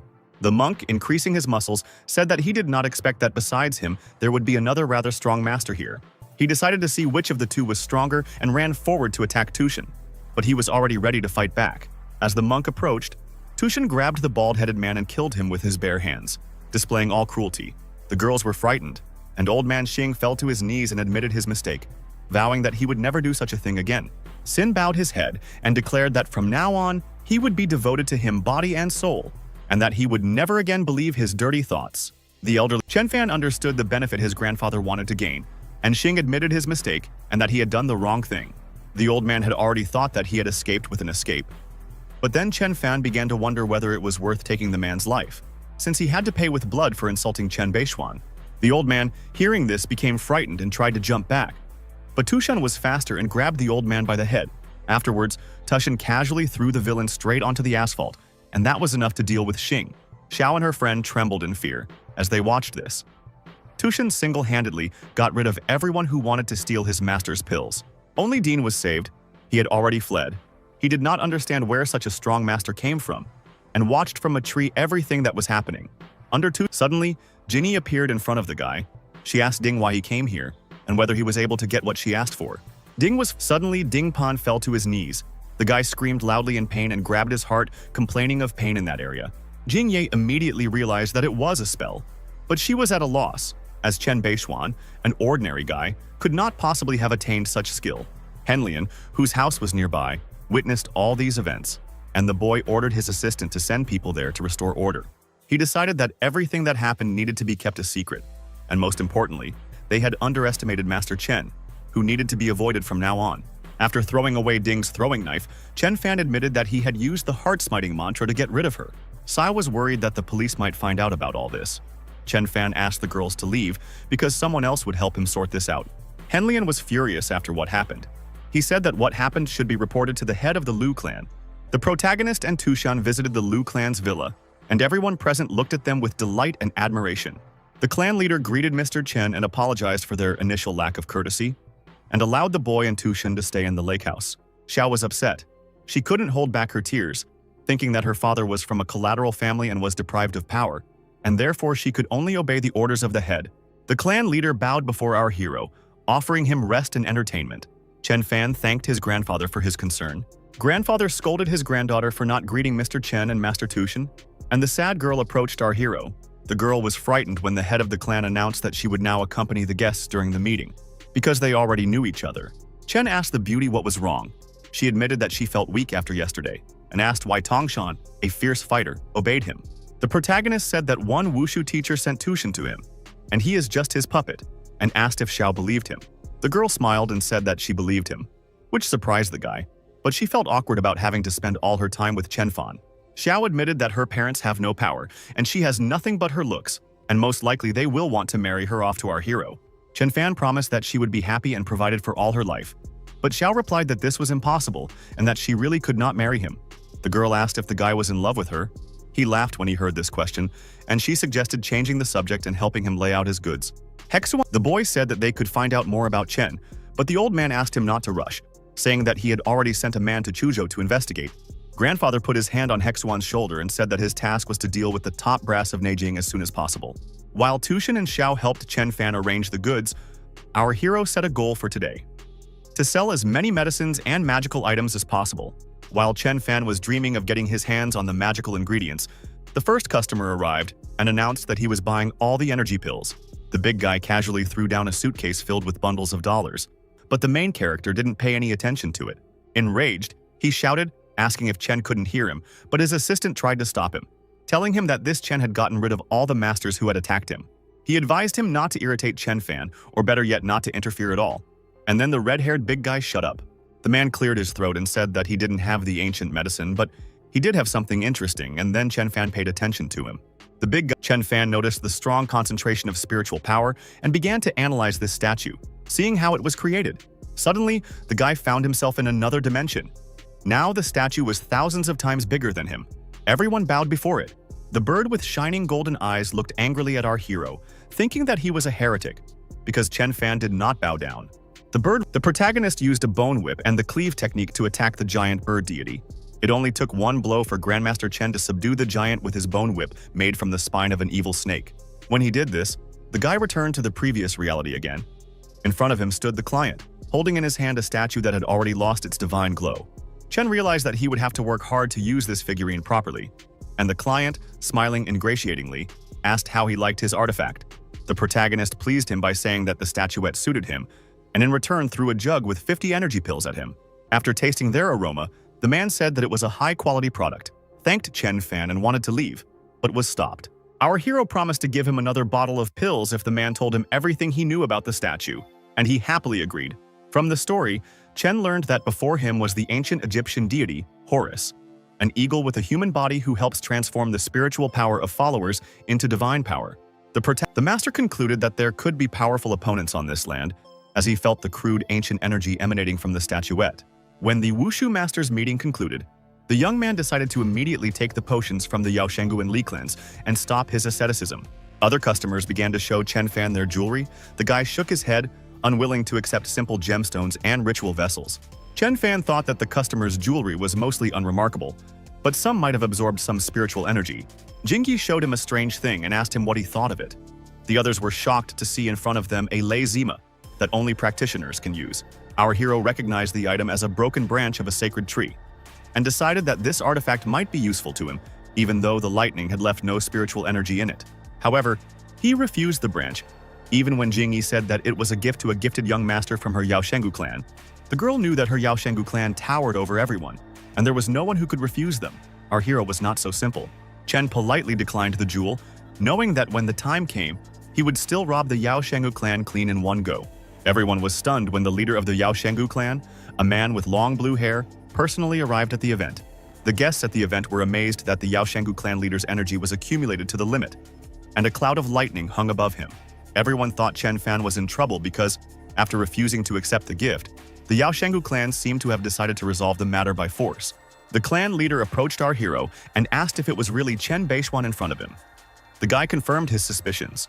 The man admitted that he knew Chen was selling pills and said that he was the clan's greatest asset, as he knew how to obtain potions and identify practitioners. The others didn't believe it when the clan leader said that Chen Fan was making the medicine himself, since our hero was still too young. Smiling mysteriously, Chen asked if it was true that the clan leader was their greatest asset. The man sighed and replied that being a cultivator was not easy. The clan leader tried to politely persuade our hero to give him the pill recipes, and then shouted that otherwise the boy would become his enemy. He shouted that according to the clan's rules, practitioners who possessed the knowledge of preparing medicines must be captured and killed. Chen Fan and Tushin were not afraid of the old man's words. Our hero looked at him from under his brows and asked if the man was really going to kill him. Jingyi smiled and said that her clan had only sincere intentions, and if Chen passed on the recipes to them, he could become a servant of their organization. The protagonist replied that if their clan had presented him with a 1,000-year-old plant, perhaps he would have been so kind as to show them some pills. Everyone was shocked that our hero went against the king of Panacea himself and refused to become the prince of the Yaoshenggu clan in order to serve the Superman. The leader shouted, accusing the guy of being reckless and saying that all he could do was arrest Chen Fan. And the guy asked if he really wanted to fight here. Tushin stood up for his master and entered the arena in front of the Yaoshenggu clan leader to fight him using magic. The man laughed madly, asking Chen Fan that he was being arrested for good reason and that he could not rely on Tushin.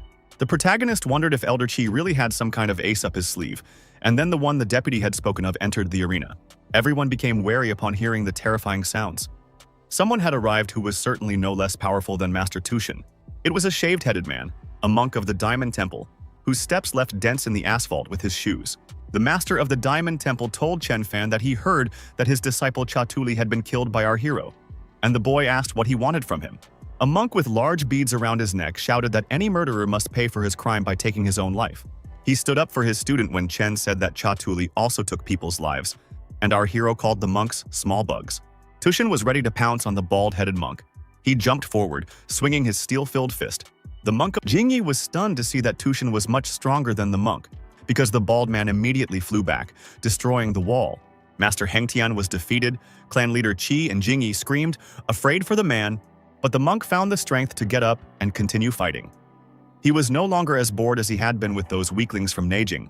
Chen realized that there were still strength training methods in this world that could not be underestimated, and the monk might have reached his limit. The shaved-headed man rushed forward to pounce on Toshin again, but was then thrown back by the big man's fiery fist. The people who watched this trembled with fear. They doubted that Tushin was even human, seeing his speed and strength. The entire wall was dented, and one of the Lu clan shouted that it would have to be rebuilt, and Chen Fan asked if the monk was going to grab him.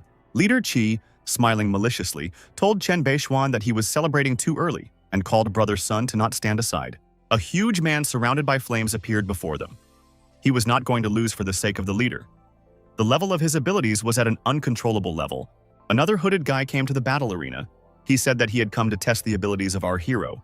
Standing behind Chen Fan, he stated that if the boy had voluntarily given up the recipes, he might have survived. Laughing evilly, the leader of the Yaoshan clan warned the protagonist that otherwise he would have to die. Henlian, smiling politely, told our hero that if he gave the recipes to the Lu clan, they would accept him. The guy realized that they all came to take the recipes from him, and he accused them of being overconfident, since they were sure that they could grab him. Leader Qi said that it was obvious that they would win, and Chen Fan wouldn't have come here without Tushin, so he would speak differently when he wasn't around.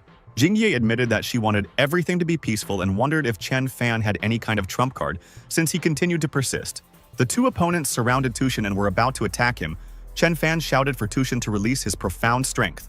Headmaster Lu and Henglian were chatting on the sidelines when the boy said that he had never seen the old man fight, and Henglian replied that when he saw him, he would understand who was truly invincible. The three clan minions had already surrounded Tushin, preparing to attack the big guy, who was still inactive. The guy, he was shocked to see that the full force blow did not leave a wound on him, and decided to try even harder.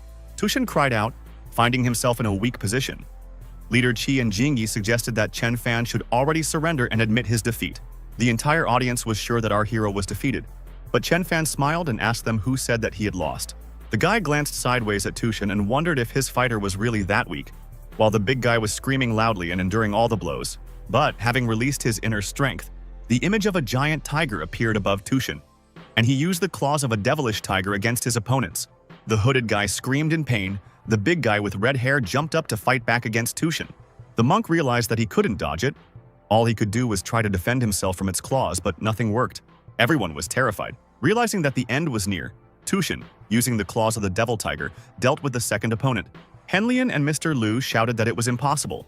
Leader Qi was afraid for the temple servant, and Jingyi admitted that it was a mistake. Tushin, meanwhile, did not stop raging. He growled loudly, and then looked warily to the side. He saw a large man with red hair who was ready to pounce on him using a fist charged with fiery energy. The tough guy was forced to jump back when the attack failed. He shouted at Qi, indignant that he had not yet gone on the attack. Then the leader of the Yaoshan clan took out a magical artifact, a golden bell that emitted a bright light. Jingyi, the girl, protected herself with a magical dome as the spirit of the devil tiger filled the entire room with streaks of energy, but her dome cracked. The clan leader's ritual object exploded and turned on him, wounding the man, who collapsed to the floor. Unable to understand how this could have happened, the big man with red hair also panicked. He screamed, asking what those sounds were and why his body wasn't moving. He tried to force himself to move as Tushin and his devil tiger got closer, but he couldn't dodge. When the boy was seriously injured, Chen asked Hexuan if he still wanted our hero to be part of their family. Chief Lu admitted that his clan had made a mistake, and that they were now more vulnerable than ever. But Chen Fan saw that they were ready to attack him at any moment. The tensing up, Hexuan panicked when Tushin rushed forward to attack him.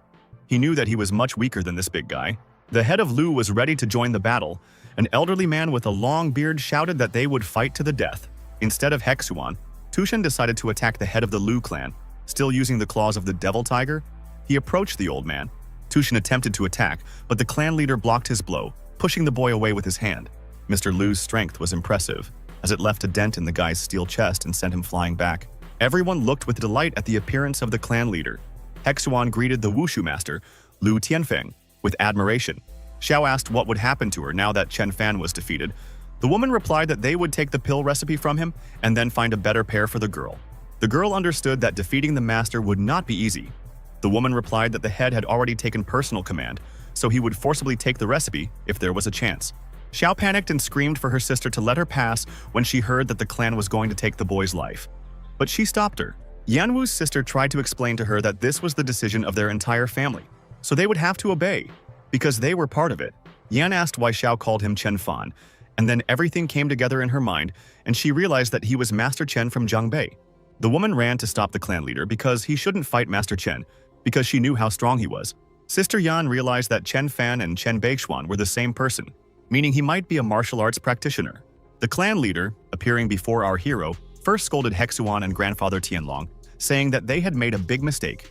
He smiled, asking why they needed any help if they needed the recipes, since they could get them anyway without needing other clans. Chen smirked and asked if he really had to hand this recipe to them on a silver platter. The leader got angry and tried to hit him, because children should be silent when adults speak. Tushin covered his master with his back in time, so the headman's blow landed on his shoulder, but the guy didn't receive a scratch. The head of the Lu clan admitted that Tushin's strength was incredible, but there was one thing. and the enraged big guy was already ready to counterattack. Enveloping the tiger Tushin in magical power, the leader declared that anyone who has not yet met a true practitioner will never understand what true strength is. The old man with the long beard concentrated a sphere of spiritual energy in his palm and launched it at Tushin, causing him to fall, destroying the wall with his body. The leader stated that being a cultivator meant having a strength that no one would want to match. And upon seeing Tushin's growl, he said that it was childish babble.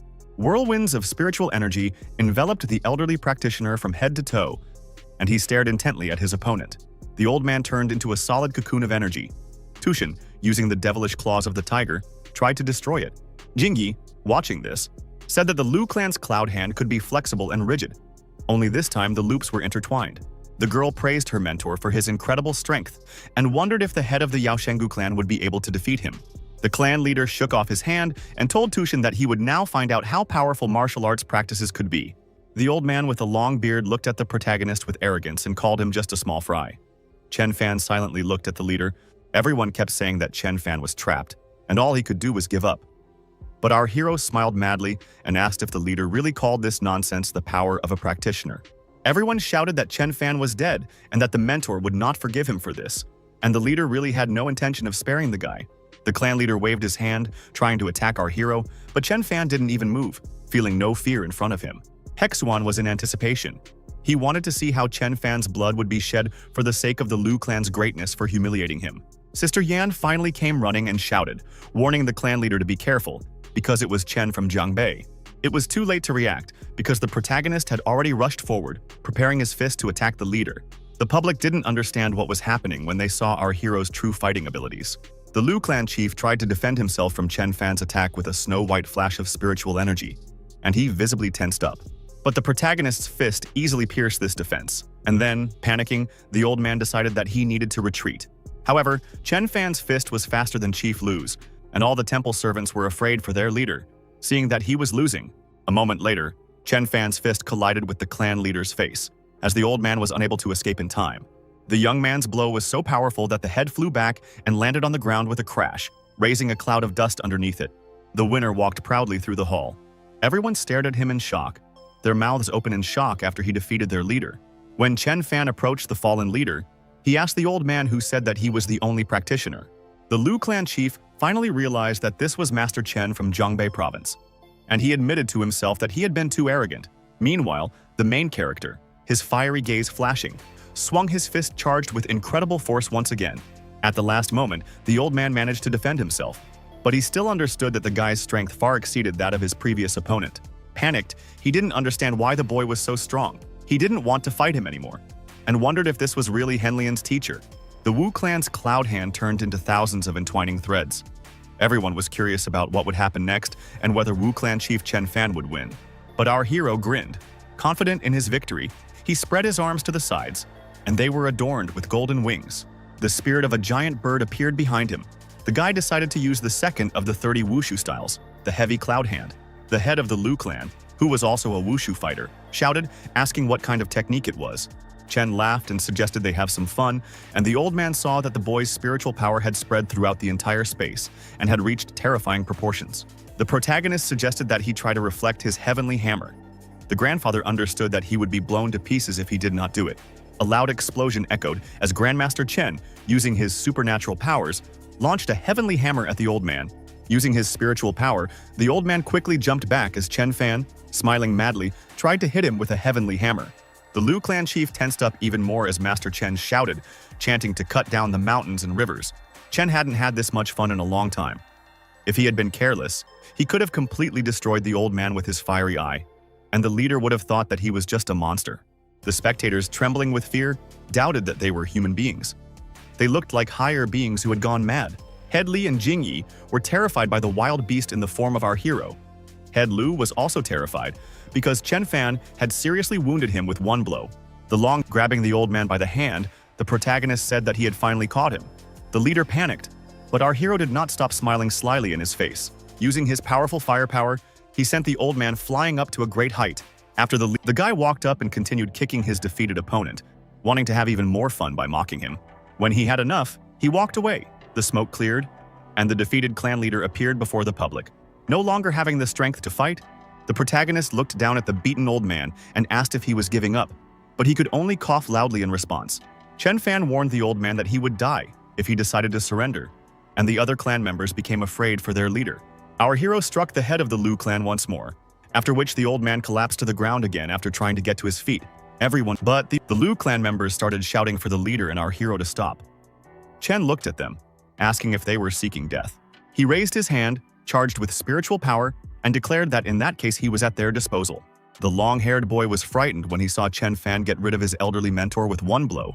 The head in front of him, the man saw a young, weak, and trusting guy who did not look like he could take the lives of practitioners. One of the old men shouted, asking our hero if he would stop even if he destroyed their entire clan. The entire audience was terrified by Chen Fan's power. Chen Fan asked if they thought he couldn't wipe out their worthless clans if they were thinking of revenge. Grandfather Tai, on behalf of the clan, acknowledged their defeat and refused to fight Chen Fan. Everyone understood that our hero looked at them as insects. The protagonist asked what about the others. The Diamond Temple had surrendered. The Xingyi Men's School had too. Only Yao Shenggu and Li remained. The leader of the Li clan acknowledged Chen Fan's strength, but he said that the leader of Yao Shenggu was a strong man, and it would be better for the guy to make peace with him. Chen Fan smiled and offered them peace, then immediately gestured with his fingers to attack. And then Qi used the Sphere of Courage. A man with long blue hair, surrounding himself with a protective wall, shouted that our hero had crossed all boundaries. Chen asked if he really thought he could defend himself with this, and immediately destroyed the man's courage sphere. Jingyi was afraid for Elder Qi, and our hero asked if there were still those who refused to surrender and submit to him. The remaining members of the Lu clan lowered their heads. They knew that many of their family members were already dead, and Chen Fan would definitely make them suffer even more. 3 days later, Xiao went out into the street. Passers-by gossiped that she was Chen Fan's girlfriend. Her position in the family had risen significantly, but the girl didn't know whether she should be sad or happy after the Lu clan lost many martial arts masters. When Xiao returned to the mansion, her subordinates lined up in 2 rows and bowed their heads before her. Chen Fan and other clan members were already sitting in the living room. The guy asked the girl to come to him. She agreed. The head of Gu praised our hero's girlfriend, saying that she was a real heroine, talented and beautiful, and he replied that he already knew that. She said the men sitting in the living room stood up and walked towards the exit, and Xiao could finally share her feelings. She said that his attitude towards her had changed dramatically and asked why Chen Fan had been lying for 3 days that she was his girlfriend. Chen Fan explained that he did this so that she would be prosperous and happy, and when the entire Lu clan was at her feet, she would be able to find herself a new boyfriend. But Xiao thought how someone who had seen the sea could be surprised by a stream, and that she would hardly be able to look at others now that she had met our hero. Meanwhile, Baixing was training. His sister praised him. Very soon he will get back to normal, and it will be possible to begin combat training. For the old man, Baixing was the last hope. The girl was angry that the injury was because of Chen Fan, but the grandfather told her not to insult the masters. The girl suggested that Chen Fan might be Master Henglian, and the old man closed his eyes and wondered if they could be different people. Suddenly, Moshan received a call, and when he picked up the phone, the elderly man heard news that left him in shock. The girl tried to find out from Mentor Mo what had happened, but the old man was in a stupor and did not answer her. He shocked the boys by telling them that Chen Fan was currently at a meeting of Wushu masters and that he had killed the head of the Lu clan. Bai Sheng was very angry when he heard this news. He walked away.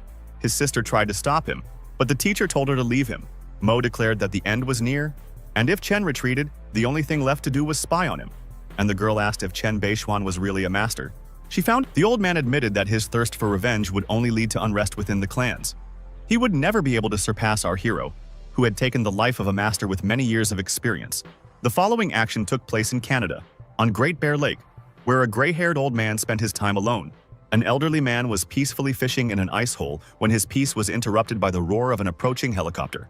The strong blonde hit himself in the chest and greeted the teacher, but he only grunted in response without turning around. The boy saw that the teacher's spiritual strength was already at its limit, and that Lei would soon reach the level of an immortal, but the old man replied that this was still a long way off.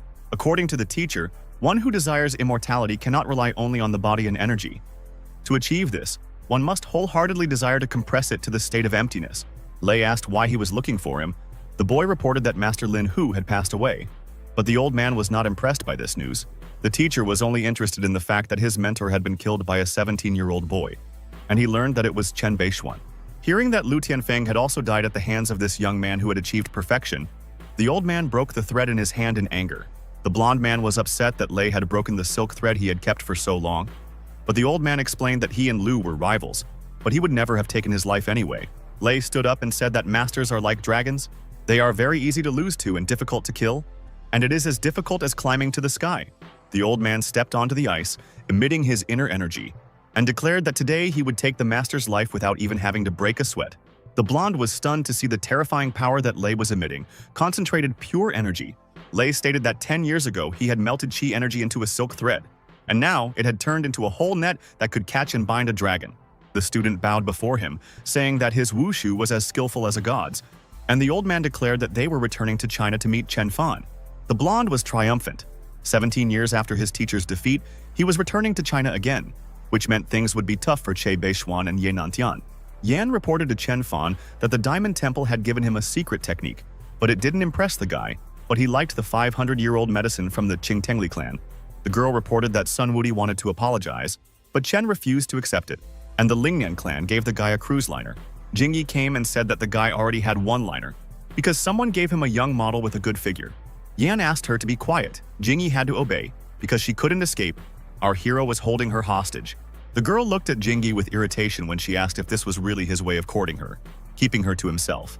Chen didn't answer and suggested that they end it there, as they needed to focus on more important matters, and Yan asked if he was really planning to leave. Jingyi was indignant when Chen Fan told her to take him to Yaoshenggu to retrieve all their ancient medicinal herbs. Screaming, she asked what he would do if he did not take him there. The guy warned that everyone in her own clan would be washed in blood because of her. The girl, clenching her teeth in anger, didn't know what to answer the guy, and the main character asked if she thought he was joking. She had to agree. She believed that he was capable of such a thing. So soon they went to her clan's estate by train. Jingyi, perplexed, asked why the boy left the Lu clan without even taking money. Chen Fan called her thoughts superficial. Chen was angry that a girl who thought money was more important than thousand-year-old plants was acting so arrogantly. Our hero decided to test the Lu clan's endurance and order his loyal assistant Tushin to stop keeping an eye on them. Upon arrival, the taxi drivers began pestering the boys, offering their services, but became scared when they saw that Tushin was with them. Chen asked how long it would take to get from here to Yaoshenggu. Jingyi replied that after a couple of trips in a mountain village, it would take 3 days to walk through the mountains. The girl explained that if they hadn't hidden so far away, their gates would have been torn down by people wanting to get the medicine, and she became angry when Chen said that he was one of them. When they got into the car that would take them to the mountain village, the girl finally agreed to tell him about the situation in their clan. She said that Yaoshenggu is an ancient sect that uses a tripod to make the elixir of immortality. Chen asked if they really had that many followers, and when she started to evade him, he became angry, accusing her of wasting his time. Jingyi screamed that he was driving her crazy and turned away, and our hero took out a branch of the spiritual tree that could temper him and help him understand the hidden secrets. Soon everyone stopped to have a snack at a roadside cafe. The waiter carefully served the food, and Chen Fan noticed the appearance of another customer. It was a wealthy-looking man with some girl who brought with him many bodyguards in black suits. The man walked inside and adjusted his glasses, looking at Jingyi. He thought she looked great, and the sister told her brother not to look at girls. The bodyguard asked for a menu, and the rich man couldn't stop looking at Jingyi because he liked that type the most. The rich man was delighted and replied that he was also going there. He asked if this lady was with him. Jingyi indignantly replied that there was nothing between them. He admitted his mistake and said that he would drink the penalty glass, and then introduced himself as Zhong Yuntao and his sister, Zhu Ruohan. The man assumed that our hero was also going to Yaoshenggu for medicine and suggested that they go together to keep each other company. Jingyi thought that the rich man was mistaken because Chen was going to steal the medicine, and the sister scolded her brother for talking too much. The rich man apologized for his sister, saying that she had inherited the illness from her father and was very nervous, and her irritability could be off the charts. Chen asked what kind of illness their father had, and Yuntao said that it was most likely poisoning and that it might be a conspiracy by the people from Miaojiang. The protagonist replied that it was most likely a Chinese poison, and now it was no surprise to him that his sister was so wary. The rich man asked where our heroes were from and why they were going to Yaoshenggu. Chen admitted that he was from Chuzhou and was about to tell them about Yaoshenggu, but he was interrupted. Yuntao said that he knew a fat man from Chuzhou. Chen immediately realized that he was talking about Director Yan, and the rich man realized that the guy was really from that city. Looking at the brother and sister, Chen realized that they were indeed related, but one was soft and generous, while the other was as hard as a stone, and most likely Yuntao would become the heir to the family. Chen Fan said that they were leaving since they had already eaten, and Yuntao again suggested that they go to Yaoshenggu together. Jingyi happily agreed to go along as long as Chen Fan wasn't in her sight, and our hero irritably agreed. Soon, the whole company was walking along a mountain path, led by a man who, according to him, had already walked here many times. The guide said that rich people come here every year, but most return empty-handed, because having money is not enough. Sister Yuntao said that if $1 million was not enough, she was willing to pay $10 million, and if that was not enough, then a whole $100 million. The guide laughed, saying that $100 million was nothing, since Mrs. Zheng had recently arrived and been kicked out even with $1 billion, and Yuntao clearly knew this woman. The girl was stunned when she heard this story, and her brother realized that things were bad and it would be difficult to get the medicine. Chen didn't expect that people from the Zheng family would come to buy medicine, and Jingyi smiled slyly because she was proud of her clan's position. Yuntao asked the guide what gifts he should give to the clan, and he proudly replied that the elders liked jasper products, medicinal ingredients, and ritual utensils. But then they asked why the guide had brought guests, since they were not currently accepting them. He replied that they had all come to pray for the elixir of immortality. The guy in black said he didn't want to argue with him anymore and asked our heroes if they had come to Yao Shengu for medicine. But, having looked at them carefully, he noticed that Jingyi was standing among them, who, with her eyes closed, was trying to make the guy understand that this was not so. Yuntao introduced himself to the guy and said that he was from the Zhu family of Zhonghai, and that the other two were Mr. Chen and Lady Zhou. The guy introduced himself as Mengtian and shook the rich man's hand, then became wary and said that they had come at an inopportune moment, and the elders would be busy for the near future. When Yuntao started asking questions, Mengtian asked him not to, and Chen realized that news of Elder Qi's murder had reached the clan. Mengtian allowed them in and instructed them to be quiet and not to talk idle, and those who were rude to the instructors would be thrown into the gorge. Even our hero was impressed by the scale of the temple that appeared before them after they passed through the tunnel. Mengtian explained that inside, there was a hall of divine medicines, where elders and masters gathered to discuss the creation of the elixir of immortality. The boy asked Yuntao if he wanted to know who their leader was, and he said that if there was an elder who would lend them a helping hand, it would be their leader. When who got angry and asked the guy why he brought them despite the ban. He looked at the fat cats with disdain. The mentor stated that the elders were currently discussing an important matter, so the rich people would have to stay here for a couple of days if they wanted to get the medicine. He pointed at the crowd who were also waiting. Yuntao shouted that his poisoned father couldn't wait that long, but Hu couldn't help him. The rich man handed him a wad of money, but Hu made it clear that they didn't need the money since the Yao Shengu clan had untold wealth. When the mentor received a piece of jewelry from Yuntao as a gift, Hu said that the man was an honest man and would be able to complete the entire journey.